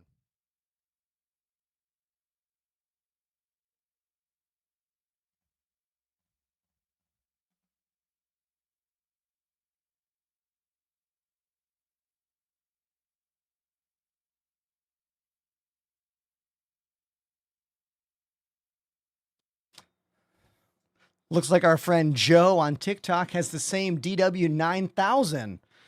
Yeah. I have the DW9000 double kick, although I feel like a poser. I don't really play double kick very often at all. I'm pretty much 99% a single kick drummer, but I do have the double for when I want to pretend that I can do it. And then that hi-hat stand, you know what, man? That Iron Cobra hi-hat stand, that was free. I used to record at a studio in Boston called Galaxy Park. And one day I was recording there, and the bottom half of that hi-hat stand was sitting in the live room. And the guy, the engineer who owns the place, Richard Marr, great engineer for punk rock in Boston, was like, hey, this hi-hat stand's broken. Someone broke it. Do you want to keep it? And I was like, yeah. And I literally like ordered a hi-hat pull rod. It's all it was missing. And then I've been using it ever since. And that was quite literally 15 years ago. Yeah. Hey, everybody, we got a raid. Hello there. Wolverine. Wolverine 91. Thank you very much, Wolverine. Thank you. I lived in Boston for about 12 years. I went to Berklee School of Music there, but I've been living in New York, Brooklyn, New York for about 11 years now. So, yeah. Yeah. I mean, to be clear, I'm pretty coordinated with my feet, and like I can do a lot with double bass. I just can't play those flurry fast notes. You know what I mean? I can't do that. I've never really worked at it either. Like anyone that can make their feet fly like that, they have spent hours and hours and hours and hours honing that skill, you know? It's a specific drum skill that you pretty much only do if you want to play the technical metal kind of music that requires that skill. Otherwise, you would never learn to do that. Thank you for asking about my wrist. My wrist is doing pretty good right now. I have not found a new doctor in the city yet to look at it, but I have been using what's called the Rice method, which is after every stream, I rest, and then I ice, and then I use compression, and then elevation. So at the end of all my streams, I've got a ice pack wrist rest on Amazon. So I'll put the ice pack on, and I'll just let it sit until it gets so cold I can't stand it. And then I'll take out the ice pack and then just wrap and put the compression on there and kind of keep my arm up for a bit. And that is helping quite a bit. I still need to find an actual real physical therapist in New York City that I trust. that I think is good at their job to help me find even better methods. Because I definitely have the early onset stages of like wrist tendonitis or something like that. Oh, how you doing, buddy? You in the ground over there? Just got a new shipment of stuff. Have a look.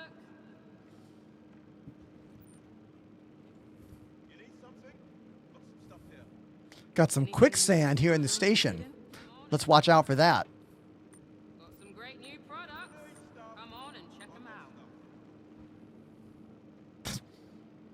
I'm about to check if the HOTFIX fixed basic cargo box missions.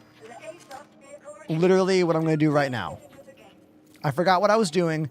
You brought me back. Thank you, Owen Sydney, for bringing me back to what I meant to do. Come on and check them out.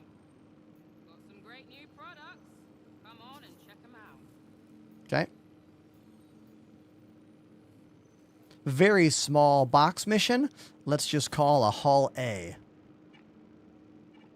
It's for testing, Apollo. It's for testing. It's for the children right now, all right? Your vehicle has been moved to our storage facility. Yeah. Why buy something when you just take up space for free? Your vehicle has If been you need moved. it, I've got it.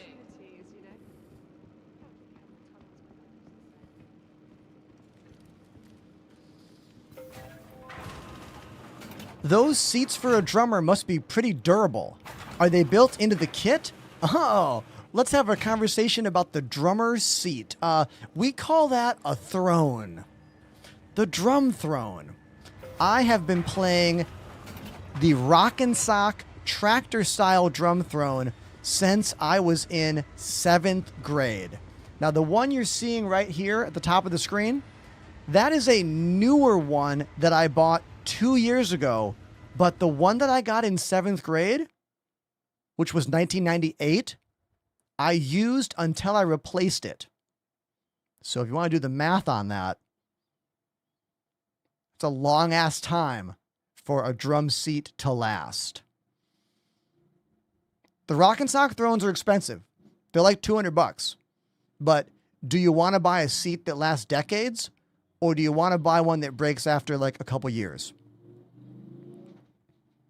So many drummers skip out on buying a good seat. Let this old drummer's back tell you, buy a good seat. All right? Don't buy the cheap seat.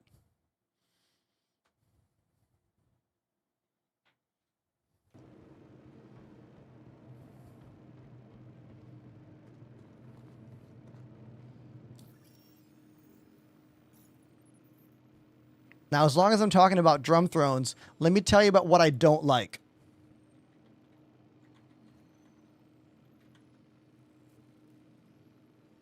These.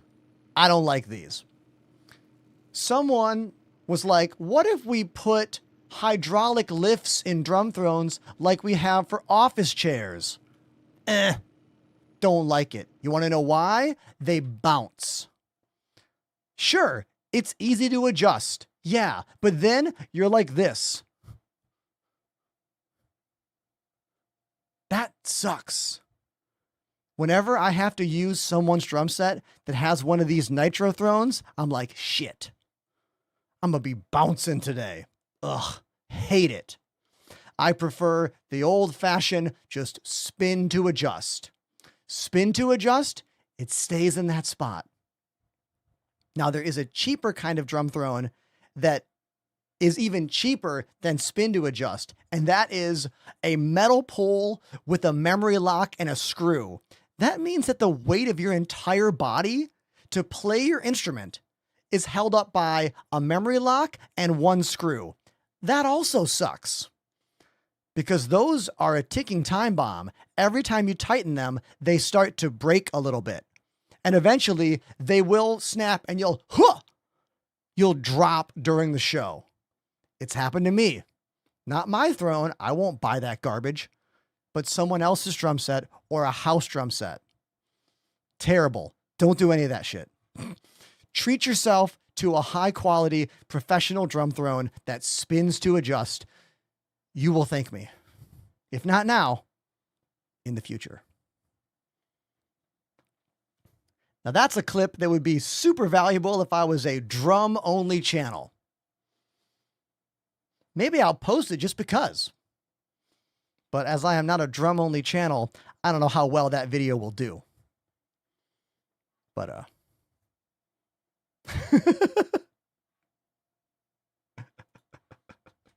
thank you for that little trip towards drumland. Appreciate all of you. I have been playing drums for 30 years. I can speak way more confidently about drumming than I can anything in the world of PC gaming or Star Citizen. I didn't go to college to be a Star Citizen gamer. I went to college to be a drummer and a music teacher. Now, I'm not saying that you can't have a good time with those hydraulic seats. Some people love them. I have met other drummers that love them that don't mind the bounce. Also, if you're a drummer who maybe has who can't bend over as well, maybe you have some back issues or whatever, that is very helpful to be able to just adjust the throne with that push or pull of a lever. That's valid, you know? I'm coming at this from my perspective, which is always going to be different than someone else's. That's why there's so many products out there.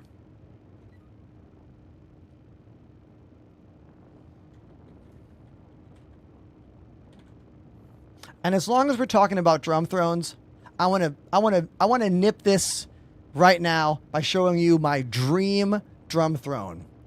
If I could buy any drum throne in the world right now, it would be this one.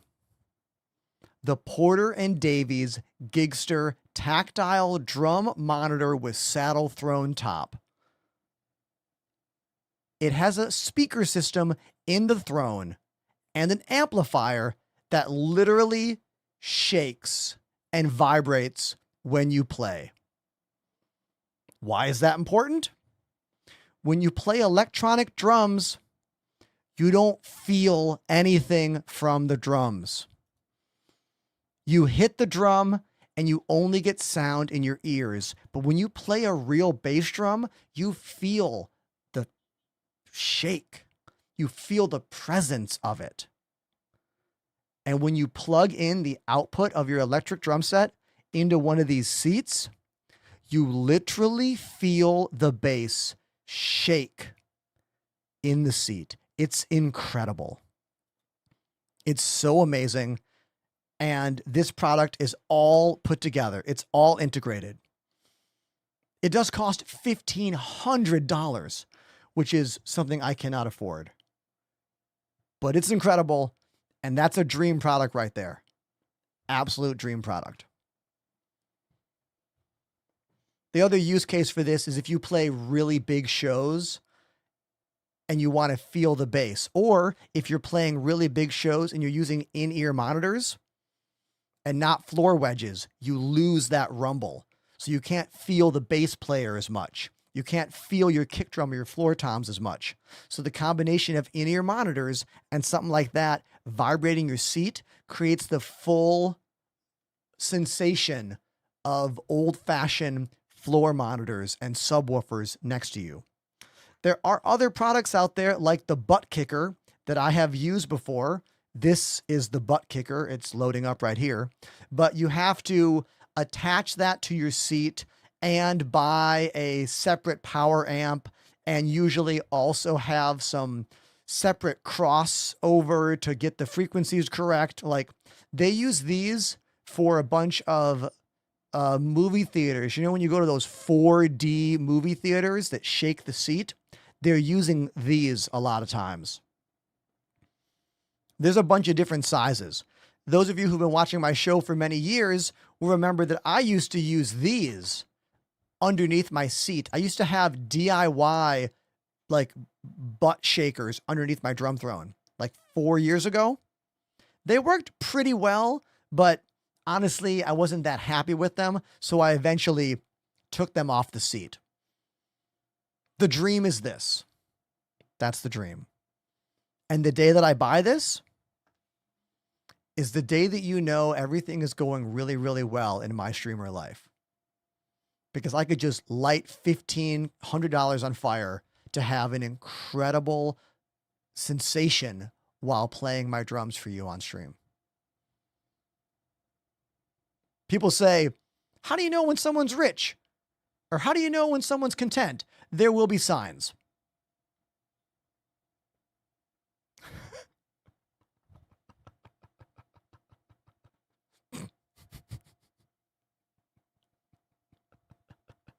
Okay.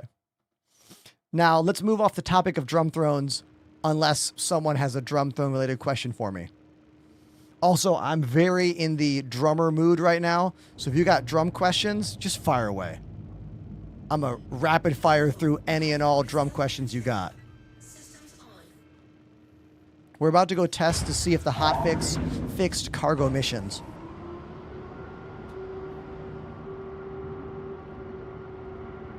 Razor Pig, I am not just doing well, I am doing fantastic.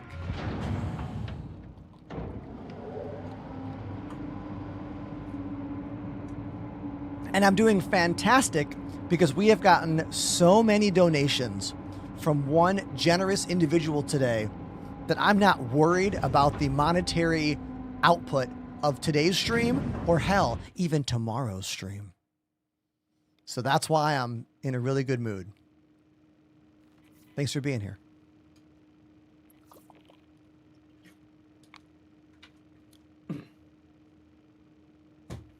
Izzy asking if I have any sponsorships for drums. I currently do not hold any drum sponsorships.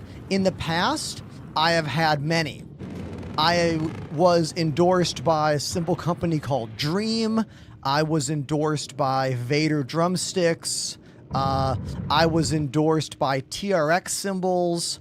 I have had many endorsements over time, but they were all linked to different tours I was doing. It is very difficult to keep drum sponsorships when you are not touring all the time. I even had a Roland sponsorship for a while. The company that makes my drum set behind me, that was 3 years ago, and I was delighted when that happened. That's why those of you who watch my show, you know how devastated I was about a year or so ago when Roland dropped me because they changed their requirement system for endorsing drummers for Roland stuff. They basically just like cut out their entire content creator world and kept the live player world. I took it pretty hard. Those of you who were watching my show a few years ago, you'll remember I was really sad. I was really upset. I felt wronged. I felt harmed. But, you know, it is what it is. These companies ultimately don't really care much about you unless you are moving units for them, meaning selling product. And honestly, how many of you have bought a Roland drum set because of my streams? Realistically, the answer is maybe 2. Like, no way it's more than 10. And that's over the course of, I'm going to argue, 5 years.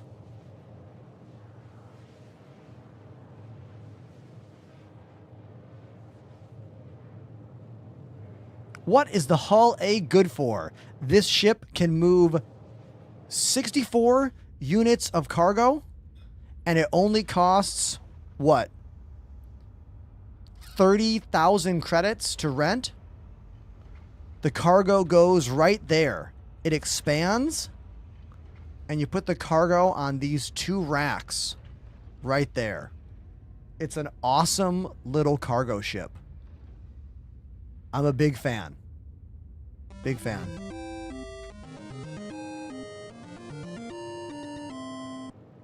Walking on the Sun by Smash Mouth. Everybody.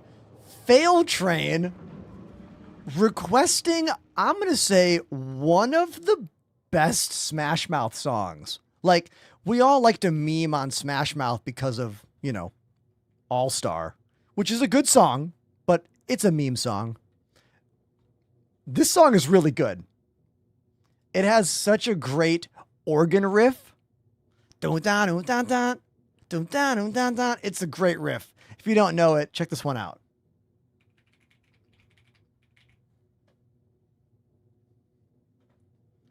Walking on the sun. Let me get my shoes on.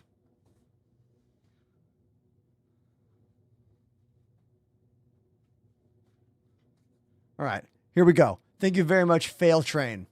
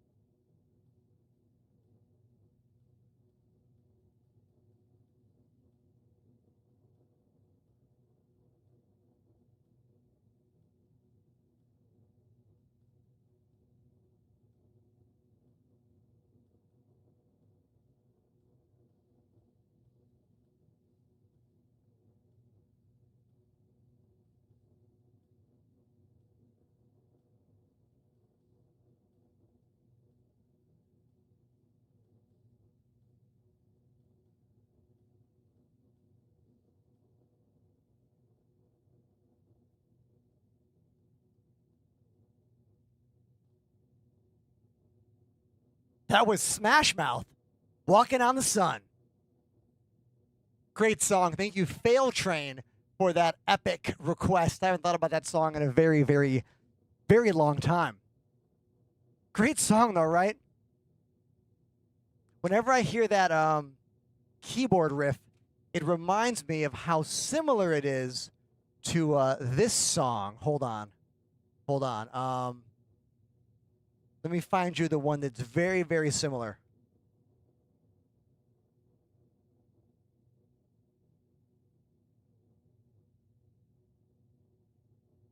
Remember this one?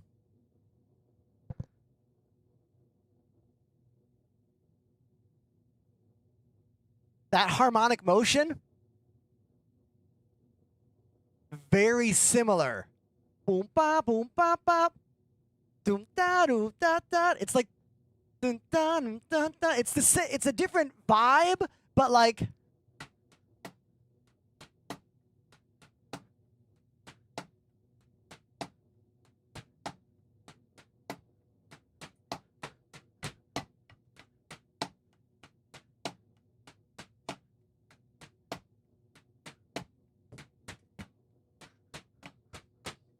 right? It's super similar. That's Beck. Where it's at. 2 turntables and a microphone.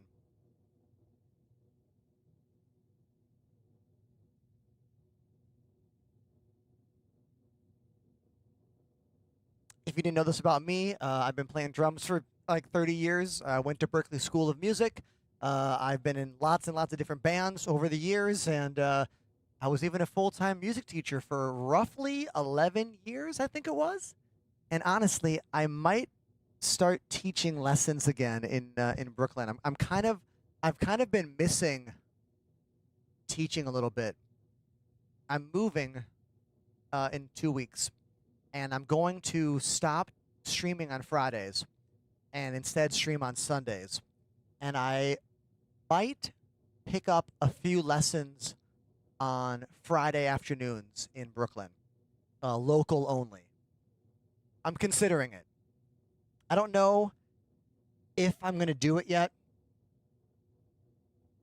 but I do kind of miss it a little bit, you know? The last 6 years for me has been an experiment of like, hey, what if I was a streamer?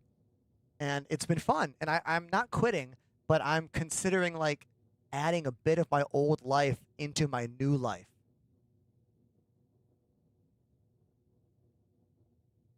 Yeah. Millencolin, No Cigar. What a great song that is. Great band too. Did you know that MXPX is like active on TikTok? I think MXPX might be the most active on social media of all the legacy pop punk bands from that late 90s, early 2000s. Like, they're doing live streams, they're doing videos, they're doing live concerts. It's so cool. And I hear their songs, and they still sound so good. That singer, what's that guy's name? He still sounds incredible. Like, perfect. Hey, Fail Train just requested Back Where It's At. The whole song. Let's do it. Thanks, dude. Start it over.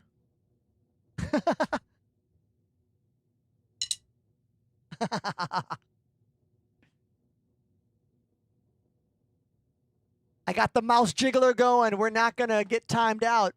Don't worry.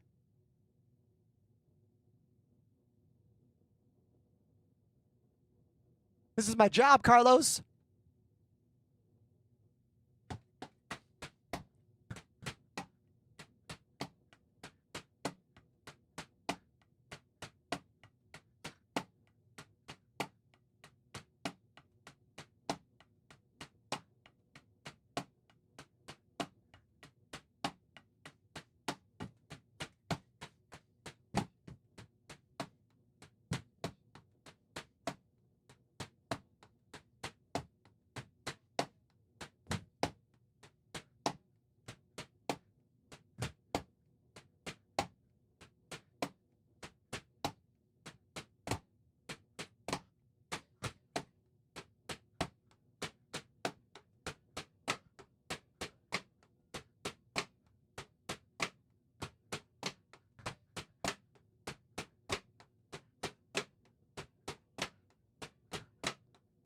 Ha! 2 turntables and a microphone.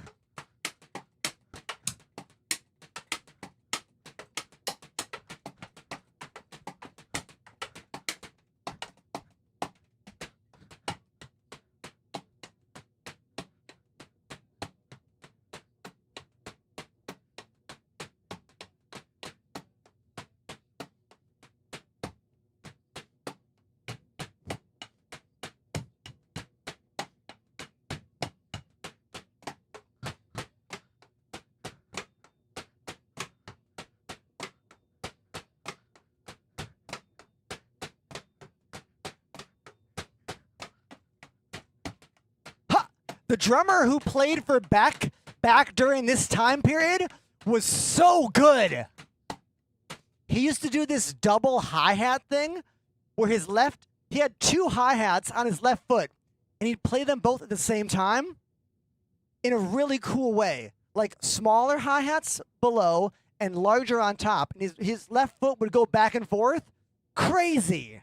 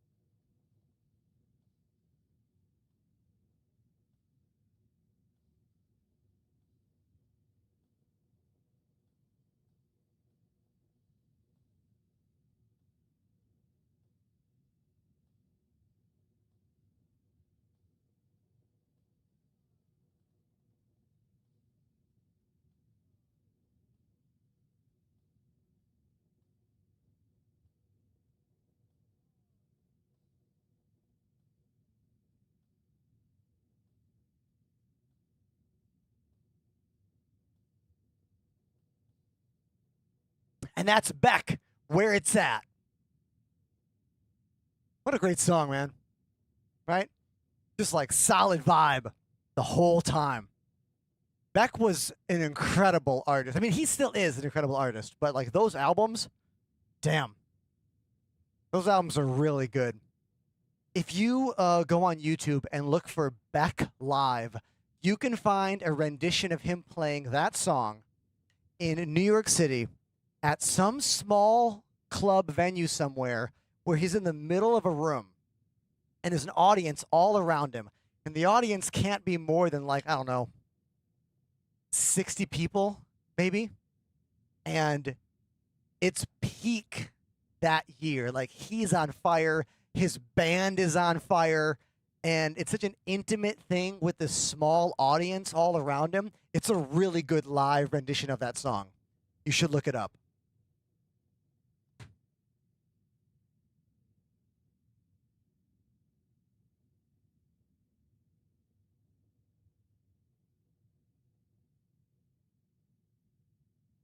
Beck is so weird. You're not wrong. Like Beck was a weird artist, but like in a good way. You know? Here, I'll find that video for you right now. We're already on a bit of a, random quest right now. I might as well find the video for you. Hold on, I'll find it. Give me a second. Here we go. Beck, Where It's At Live. Let me look it up on YouTube. I'm going to find it for you. Hold on.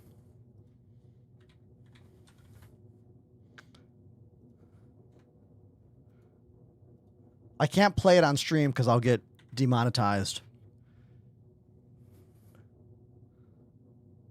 Oh, I found the video. I found the video. Check it out. I can't play the audio for you, but like, look at this. This like small room.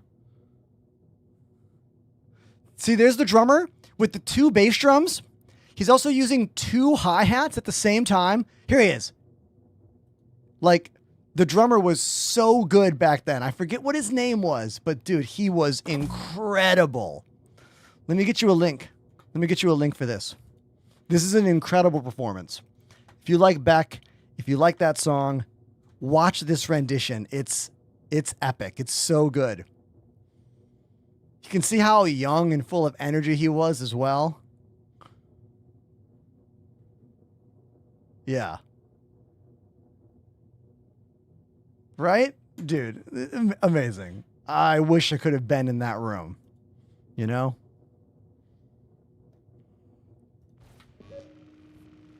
I want to thank everyone who's like a part of the show right now with me, because my dream is to be able to have a show that seamlessly goes between like real deep music streamer vibes with me playing drums or me discussing music and then going back to playing Star Citizen.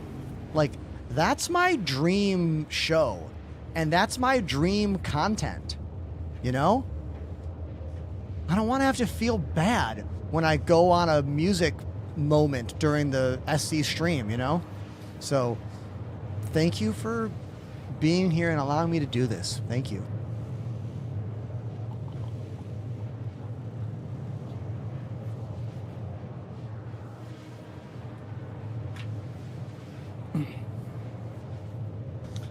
Ranger, so far what we have learned from the hotfix is that the mole boxes are working again. The mole boxes weren't working yesterday. I'm sorry, the moth, not mole. The moth boxes were not working. We're about to go test if this cargo mission is working. We did salvage today. That worked. We were able to sell stuff. That worked. The hotfix was this morning.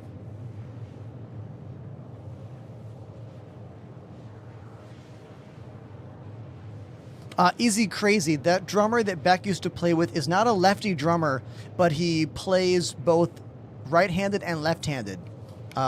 Open style, we call that, when you use your left hand not crossed over, meaning like this on the hi-hat instead of always like this on the hi-hat. Ranger Cannon says, I tried selling gems earlier and I couldn't. Was that commodity trading? Because we were able to sell at Sears Canyon RMC just now, maybe an hour ago.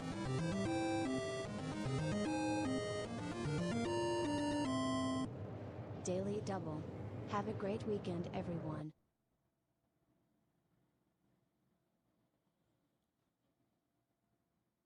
I'm going to need chat to confirm what that donation was. Chat, please confirm the amount on that donation from our newest VIP member, C. Trias. I need to make sure my eyes are working correctly.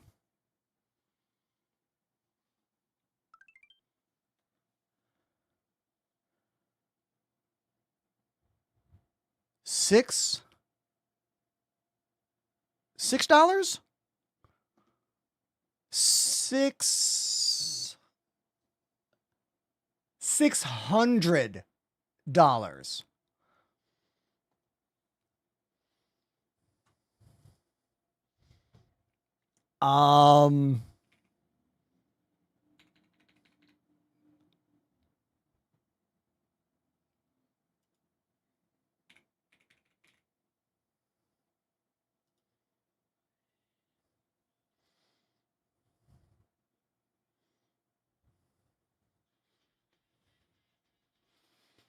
That's a $600 donation from C. Trias.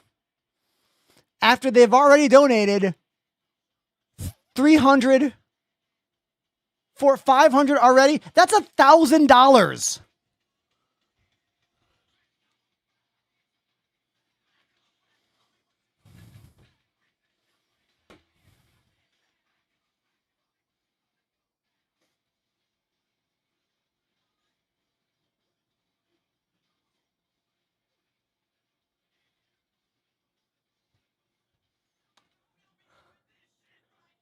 See, Trias definitely loving this shit right here because they've dropped $1,000 on the show today. I am beyond surprised and so incredibly thankful and humbled by this moment. Thank you. Truly. There are a lot of expenses going on in my life right now with my move coming up in 2 weeks, and those electronic hybrid cymbals that I want to pick up. You just funded 1/3 of the new electronic drum set upgrade. So thank you. That's really all I can say. Damn.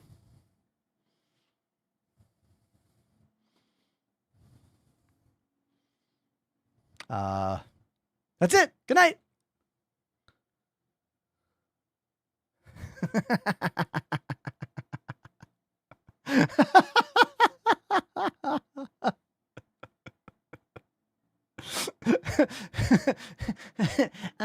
I'm just kidding. I'll stream a little bit longer. I've made that joke many times. It's funny every time, you know? The joke's funny every time.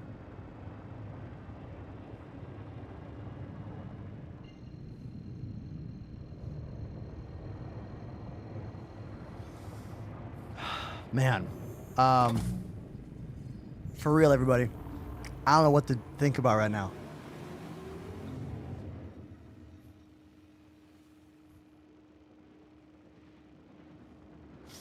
Pandemanium is correct. We do have big expenses coming up in October. CIG has invited me to Manchester for an event in October, and I have to buy my own plane ticket. I estimate the plane ticket is going to be somewhere in the vicinity of $800 or more. So thank you, C. Trias, for funding the airfare to the Manchester CIG event. I'm going to literally book that ticket tonight. Yeah.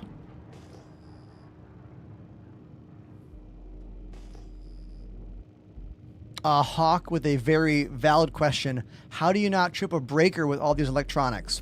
Hawk, I run my gaming PC into a different breaker than my streaming PC.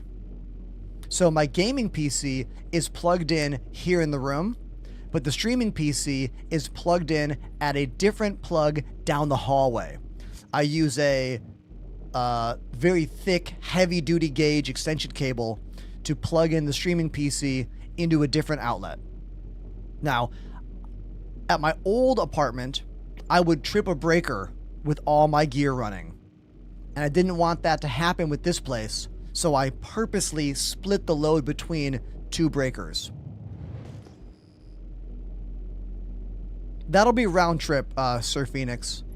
I haven't looked at the numbers exactly, though.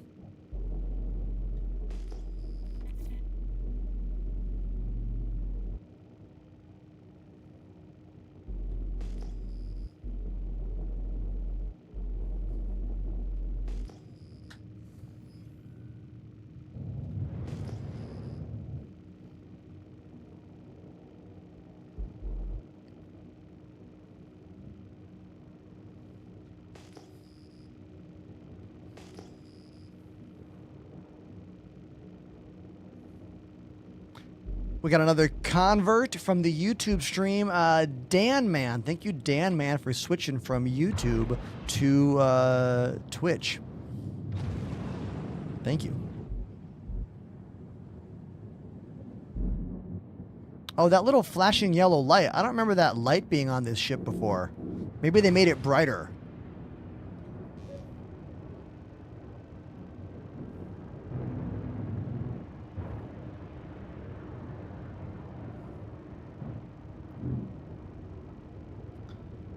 Hawk, I don't run any streamer-specific audio programs. I use a full digital mixer. It's a rack mount mixer. The PreSonus Studio Live, what is it? 32R. It's a 32 input mixer that can run 4 simultaneous custom mixes into my streaming PC via one USB cable. It's incredible. It's powerful. It can do everything I want to do now and everything I will want to do in the future of my channel. But it was very expensive. It's a pro audio piece of gear that you might use to power a full small band at a, you know, at an actual nightclub or whatever. Perfect landing. But the main reason I use the PreSonus Studio Live boards is because of their 4 simultaneous digital audio sends. This means I can send all my microphones on one channel into OBS, my game PC into OBS, the Spotify output there, as well as what is it? My microphone. Microphone. What are the sends? I'm all mixed up. The sends are instruments, microphones, background, game audio. Yeah, that's 4 independent mixes, all through a digital mixer into OBS, which gives me flexibility in a way that no other product can. If you're only using a single microphone and, like, say, a single PC or 2 PCs, Elgato makes some really good stuff for you to check out. And I am an Elgato endorser. You can use my name to pick up any of their gear. Their newest audio interface is really good, but it still is not enough for someone like me who has drums and piano and does music the way I do. Their product's not designed for musicians necessarily. It's only designed for streamers. Meatball Guy in the chat says, Ender, you, my good man, have one of the best streams/content around, and I mean that from the bottom of my heart. Sorry I can't be here all the time, but when I am, it's nothing but the best. Continue rockin'. Hey, that's really nice of you. Thank you for that really kind comment. Thank you. Okay, looks like cargo's not working here. This is the location that we're supposed to come to get stuff, and it looks like the stuff is not here. So the HOTFIX did not hotfix cargo missions, at least not in the Pyro system.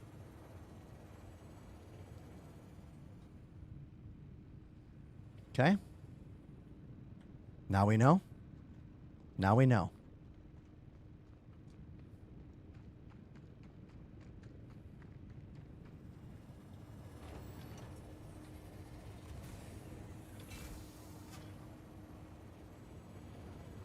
Wait, Biggie Little?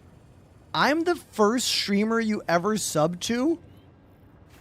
That was yesterday. Wow, thank you.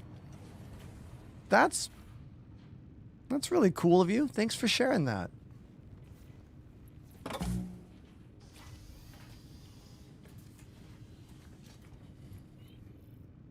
Well, let's get out of here. Might as well close this thing up. No cargo. Great animation here, though.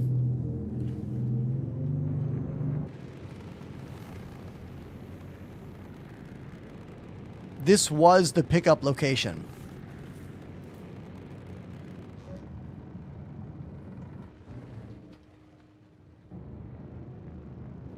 See how it says collect shipment?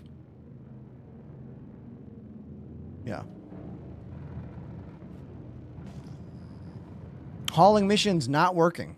At least not for me. Not for me.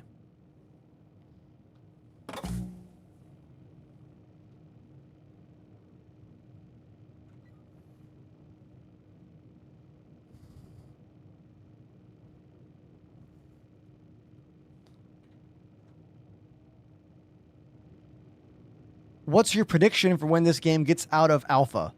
I don't make those predictions anymore. I used to, and every one I've made has been wrong. So, I don't make them anymore.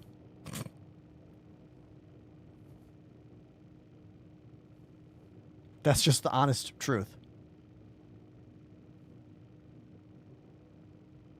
Literally.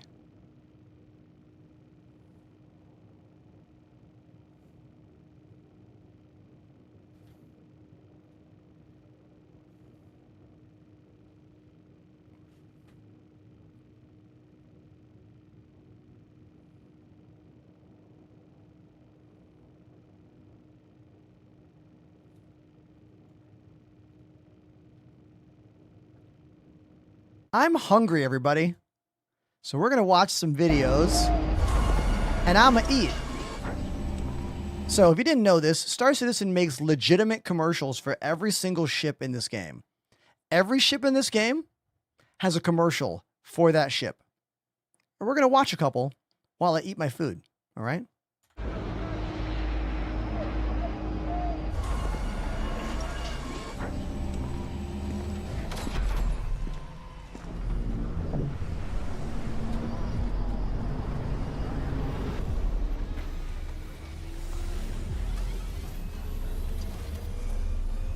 We paused the show to show off the food. Ka-chunk. Look at that. So chickpeas, baby. All right. Okay, back to the show.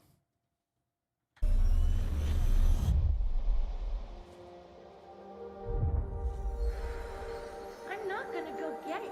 Are you scared? If you caught it, it wouldn't have gone over. Look at Michelle, guys. This is actually a pretty unique one.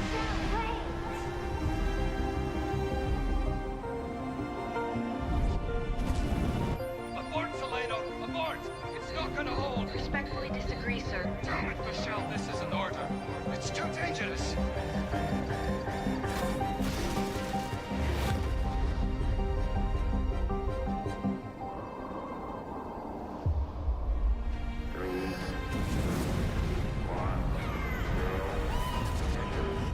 What's your status, Captain Salado? Salado. I did it, sir. We did it.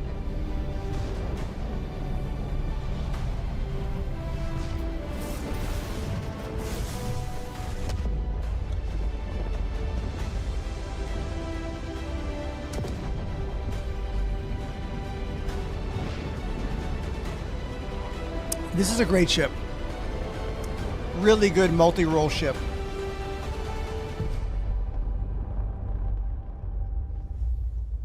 How many of you fly the Zeus?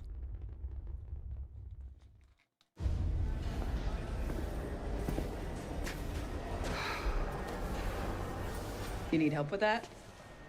Yeah, right. Loading, Mac.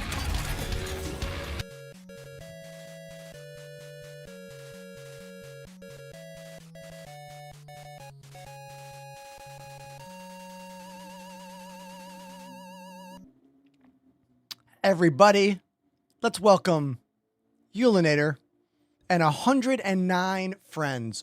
You caught me in the middle of my dinner. I'm eating this very delicious and nutritious chickpea salad sandwich here. And we're watching some Star Citizen videos. Actually, the one that we're about to watch is actually quite topical because CIG is doing Twitch drops next week on Wednesday for an Atlas mech skin. And this is the commercial for the Atlas mech. Now, I'm not that happy with what this mech skin is, if we're being honest. I think a yellow with black stripes alien Ripley loader skin would have been significantly more popular with the audience. But it is still something for nothing, and that begins on Wednesday next week. I'll be streaming it. So let's watch this commercial here for the Atlas while I continue eating my food. And a humongous shout out to the Ulinator. I'll do a quick look at my place because guess what, Ulinator and friends? Unless you come back in a couple days, you might not see me here again because I am moving to a new studio in about 2 weeks, but I'm going to try and build it the exact same way. Fingers crossed I can actually pull that off. We'll have to wait and see. But let's watch this.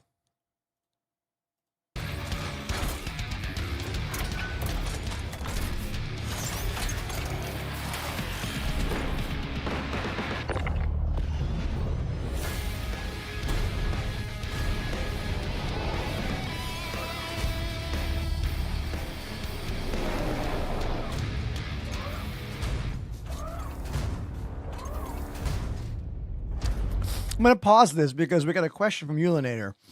I need to read it aloud, and maybe people in chat can help me understand what they mean exactly. Ulinator says, Hold on.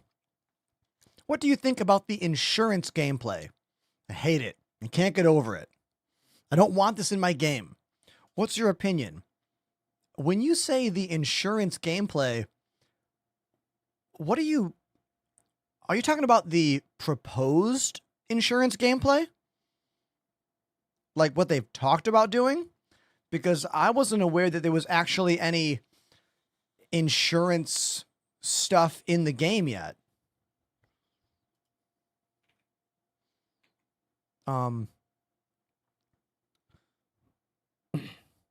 Oh, thank you for following up. Thank you. You're talking about needing to pay to get back the insured loadout on the ship, including a paint job. Now I understand. Thank you. Thank you. Now I get it. So Ulinator is saying, for example, if you have a custom paint job on your Polaris, it looks like the cost to get that Polaris with that paint job is an additional 260,000 credits. Really? I didn't realize it was that much. Yo, that's actually way too much.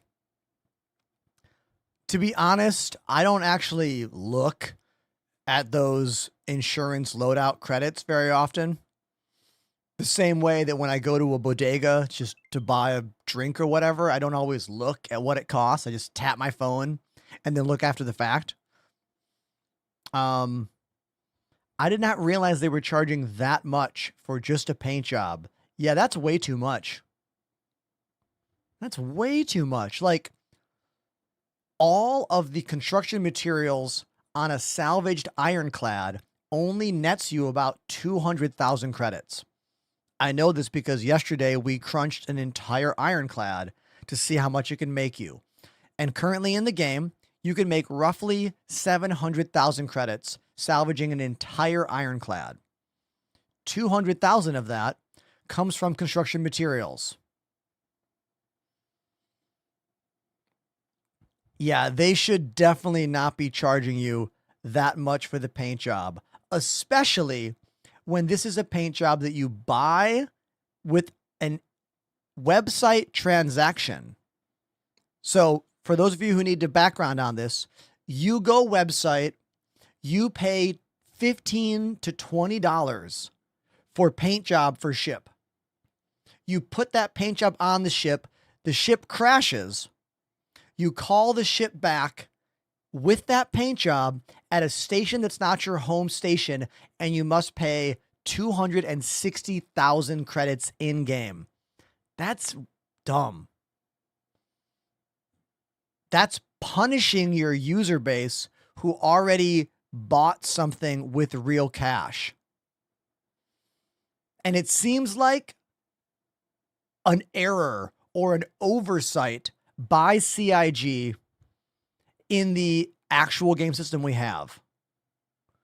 I feel like they need to alter this and change this. Hopefully people will make some reports, talk about it on Spectrum, because when the backers who fund the game are having trouble with their items that they paid for in the game, they got to do something about that. Yeah, that's... I guess keep making noise about it, Ulinator. Keep making noise. We got to talk about it during live streams. Maybe start mentioning it during the SC Live events.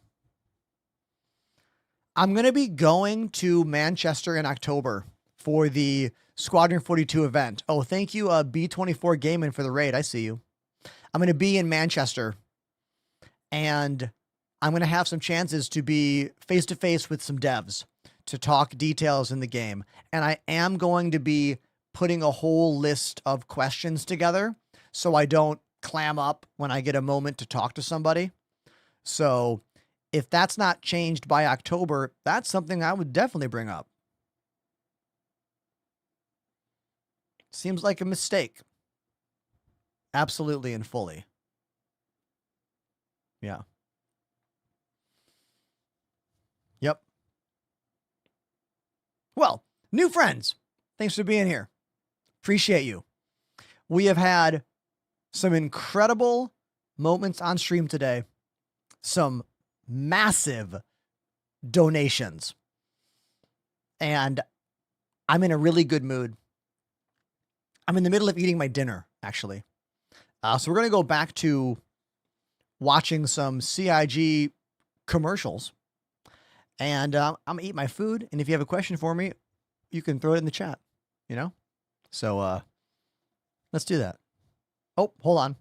Izzy Crazy says, I'm watching that Beck music video you attached. The drummer is definitely playing left-handed with the hat on the right side. Yes, he goes back and forth. Yeah, he plays both ways, right-handed and left-handed. He's a great drummer. I forget his name. I remember reading a Modern Drummer article about him back when he was playing with Beck. That's how I know about his double hi-hat method on his left foot. Yeah, great drummer.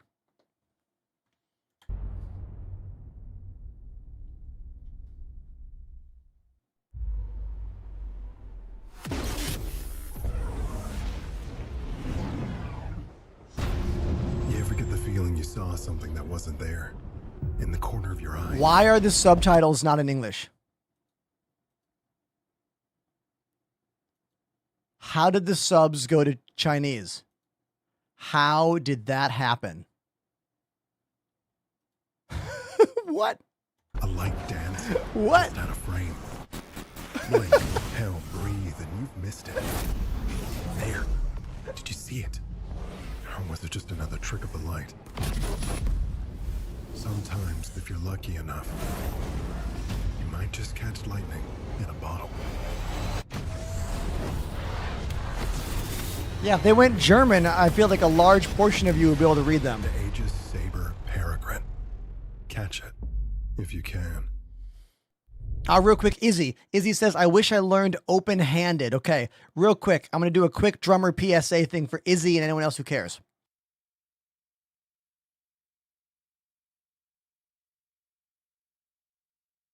Okay, most people who play drums play like this. Right hand on the hi-hat, left hand snare drum, right foot on the bass drum pedal.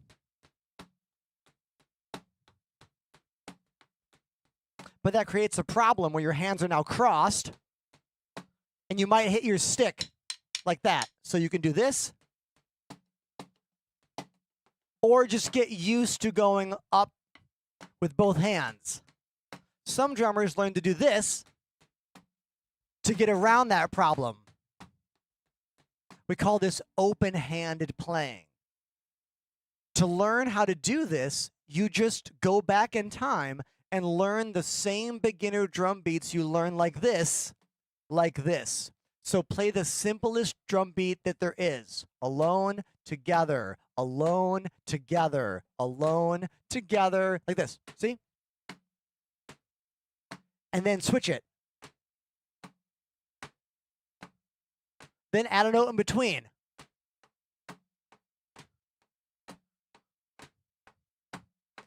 And then just go through every beat you know and learn to play it the other way. I'm not near as good like this as I am like this. See?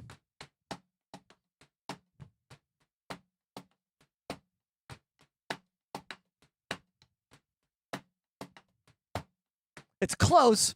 It's not as good, but it all starts little by little, you know?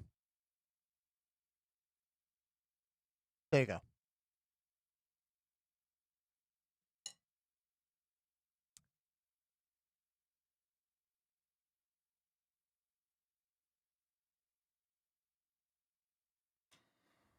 That was a drummer moment for Izzy.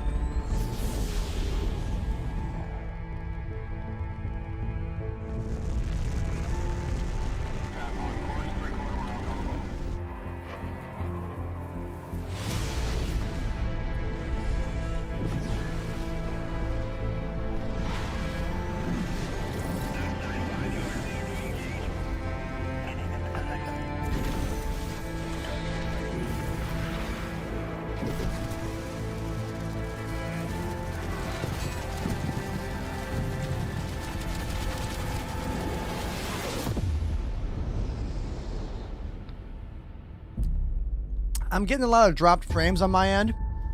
Is everything working okay with the streams right now? You let me know.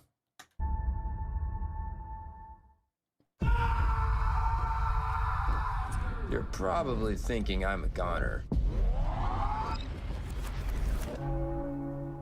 But the thing is, I've died 1,000 times.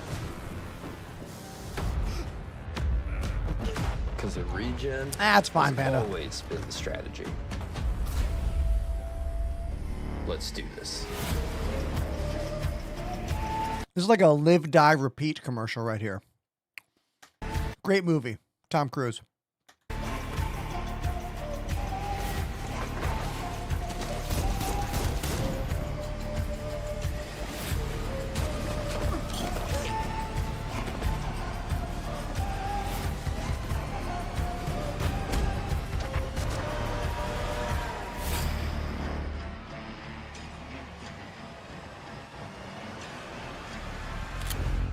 One more time.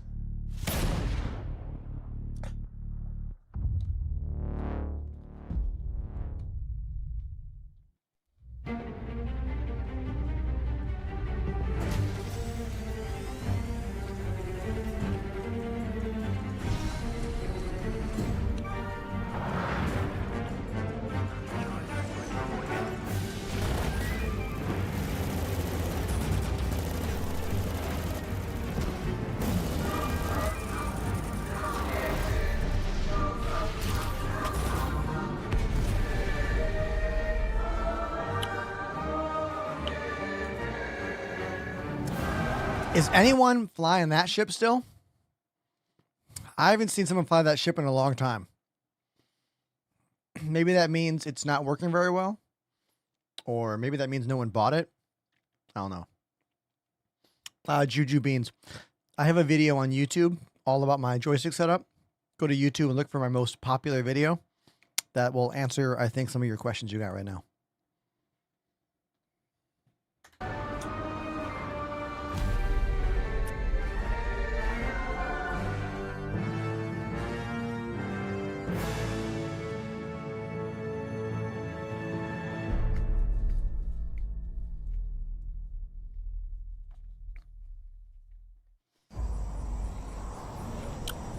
But for real, do we care about the Santok Yai anymore? Anyone? Bueller? Bueller?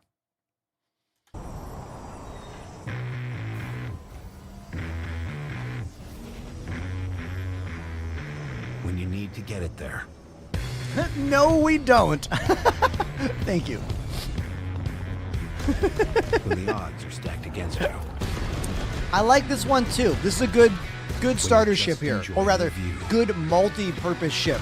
This one and the Zeus are great. Zeus is maybe better, but C1 Spirit is pretty good too. When the sky's the limit.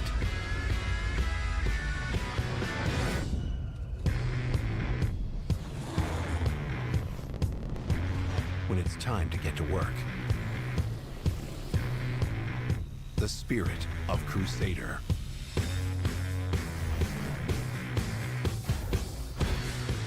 One ship. Endless possibilities.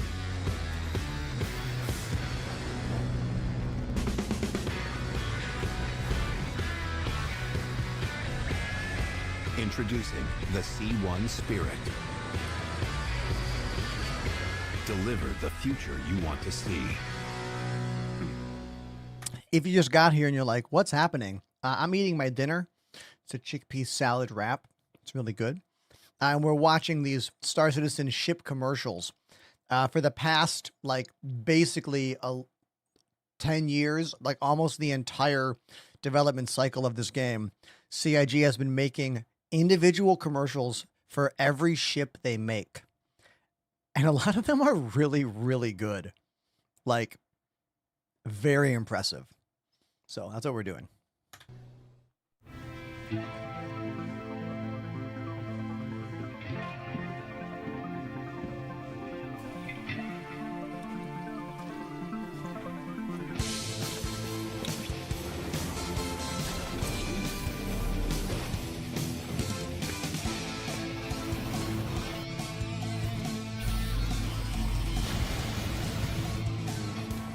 try, that's all we got.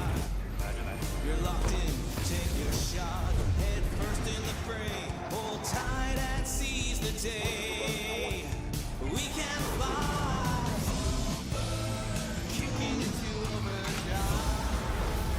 Soon I'll be by your side, and you'll see that the only truth in this This one has a big 1980s action movie vibe to it. Like, this song almost sounds like a parody of like a Top Gun Kenny Loggins kind of thing almost. Or maybe a little bit like the Transformers movie, you know?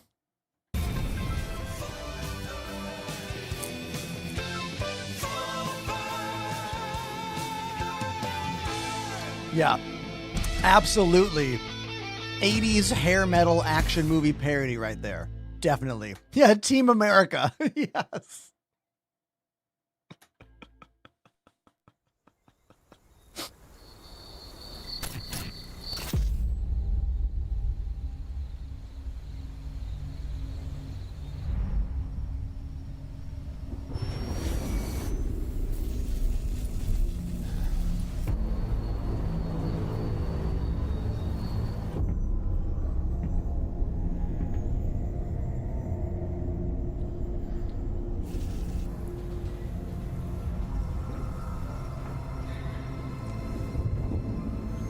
Oh, Steel Panther.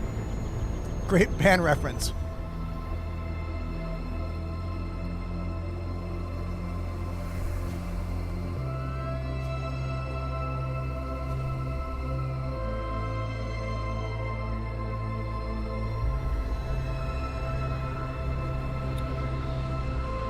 This one's very Close Encounters.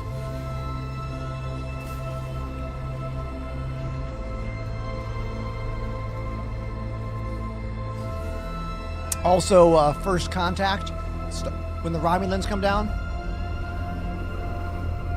Or the Vulcans, I mean, not Romulans.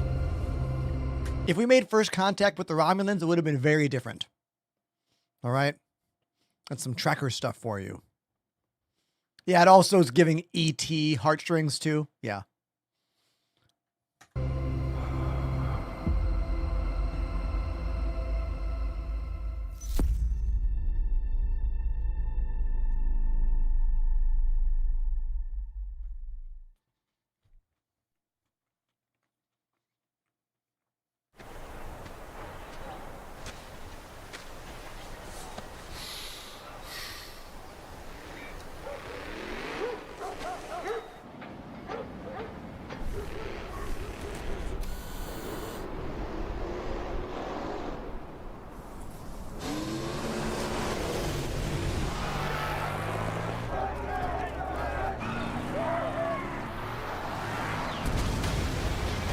Whenever someone is in need of hope,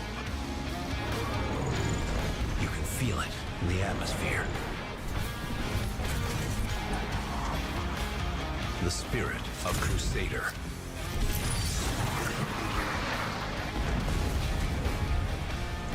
Keeping the universe safe and secure. Forge the future you want to see. The A1 spirit from Crusader Industries. Here's a real question for you. In Star Citizen, right now, there is no reason you would ever attack any ground base using ground vehicles. You would use that C1 Spirit or other bombing ship to just bomb that area. Or a bunch of ships to do strafing runs. The question is simple. In the future of this game, how will CIG make it so that you will want to assault a location on ground vehicles like that crew was doing? How could they make that gameplay actually make sense? The most obvious one is some kind of incredible anti-aircraft turret system. If there was some kind of crazy surface to air missile launcher thing that would render any ship like destroyed immediately. That's the only thing I could imagine. But I feel like the answer will actually be some kind of shield, some kind of energy force field that covers a base location and can only be accessed by slower moving vehicles. I think it'll be a shield gen thing. But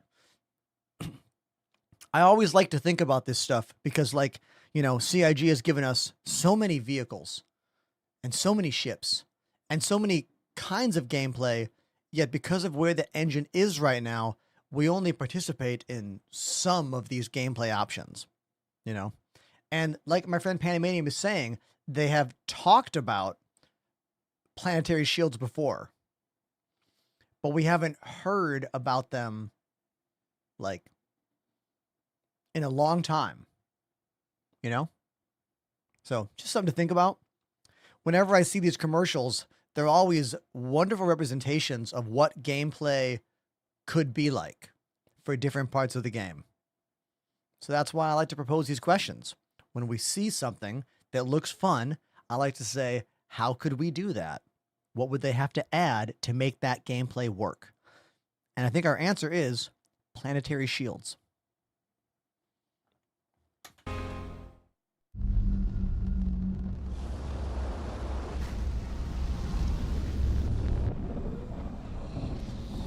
Ah, the Hull C. Everybody. The biggest cargo ship currently in the game that can move thousands of units of cargo, but still needs a lot of optimization when it comes to how the cargo gets on and how the cargo gets off.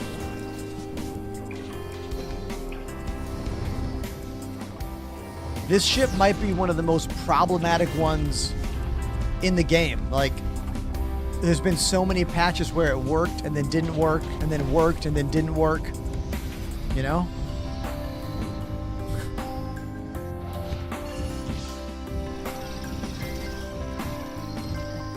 Look at that dying star in the background. This is from an Arena Commander map.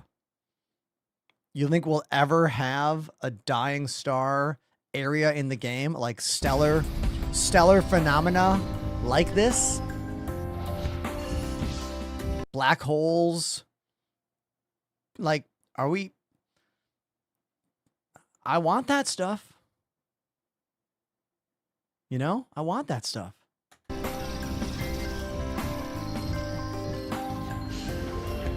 Hold on. I got a detractor here.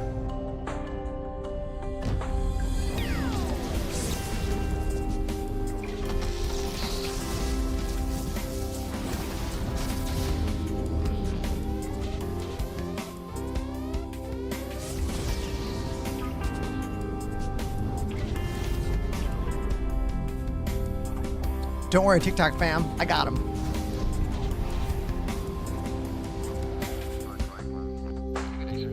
A streamer's job is to maintain the positivity in the chat. Also the moderators.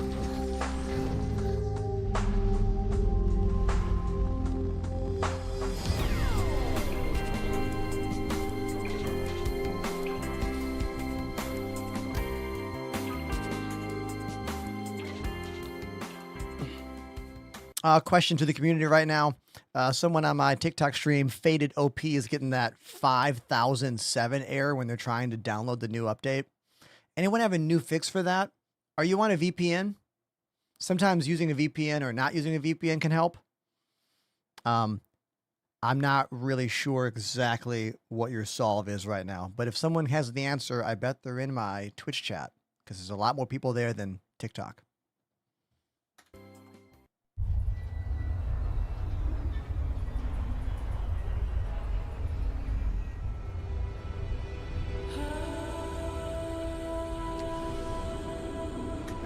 Remember racing? How many years has it been since we had racing missions in the game? Like, it's been a full year, right? I need someone to, like, do some research for me. When did they pull the racing missions? Those were fun.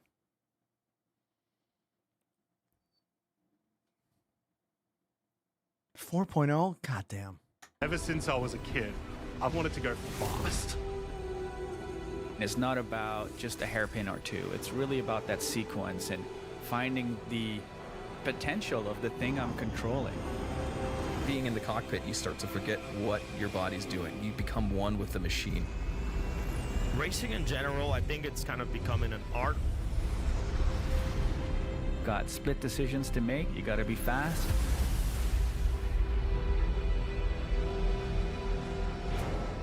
Racing is one thing, but racing when you know your reputation is on the line, the money is on the line, you got something to actually bring home.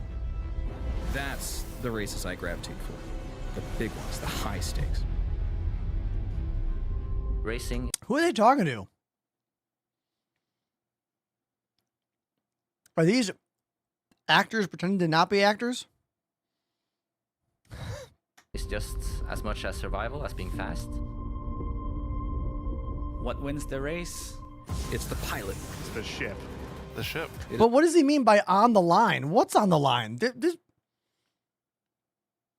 bro was talking like there was like legit money or a trophy or something. It's 100% the pilot. Always the ship. It's definitely the pilot, man. You're the one maneuvering and moving it. The best pilots are so close in skill level that a different ship can change the game.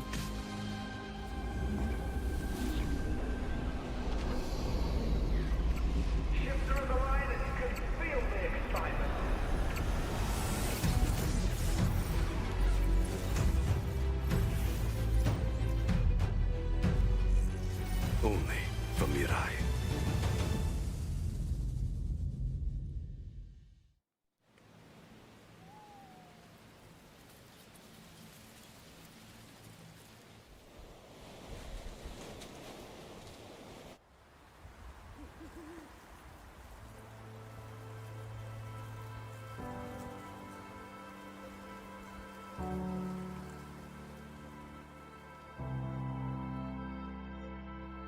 I can't count the ways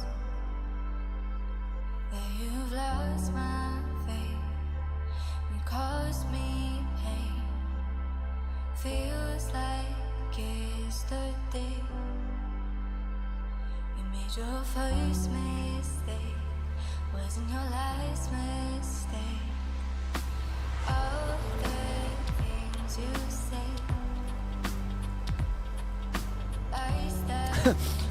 Yeah, remember the Lynx? Has a champagne chiller in it.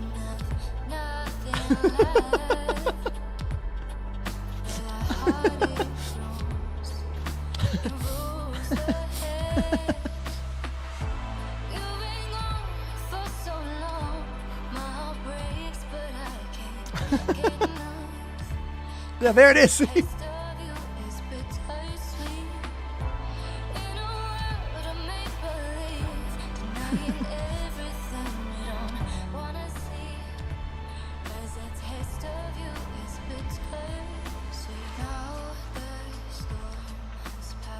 I do love that suit, though.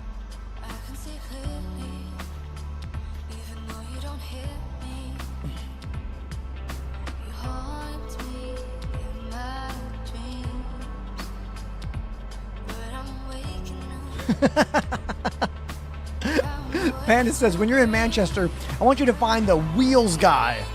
Find out why wheels don't work. Okay.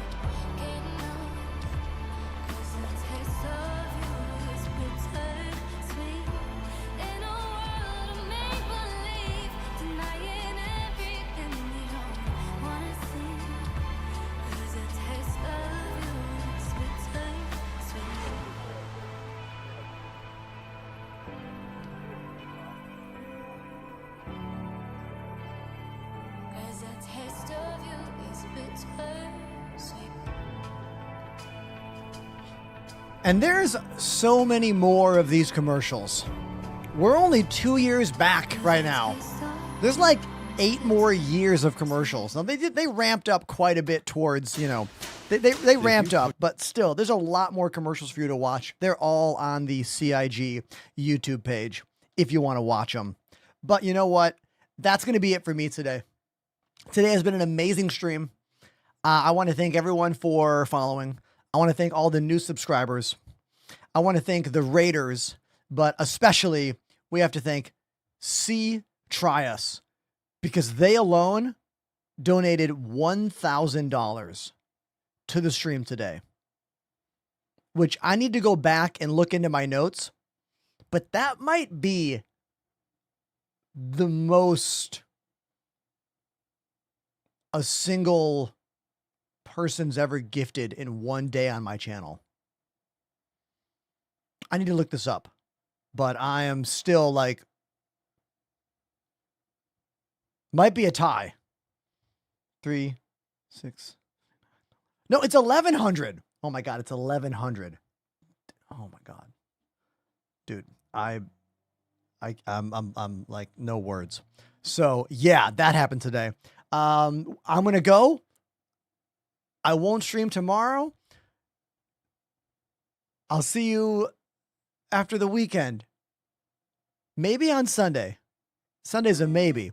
Oh, last resub of the night, everybody. Here it is. Danger. Danger. Danger_Hobo has subbed for 27 months. CYA. Thank you very, very much, Danger, for being the last subscriber of the night. 27 months.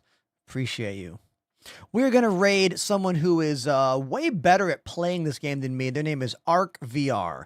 ArcVR is very good at this game. Mostly does PvP combat. They're real good. If I ever need someone to help me fight, I'm going to call them up for sure. Now, let's go watch their show. Thank you, everyone, for today. Honestly, blown away at the support today and the views and the engagement. Truly a stream for the books. Thank you. Have a good weekend. Happy flying, and I'll see you soon.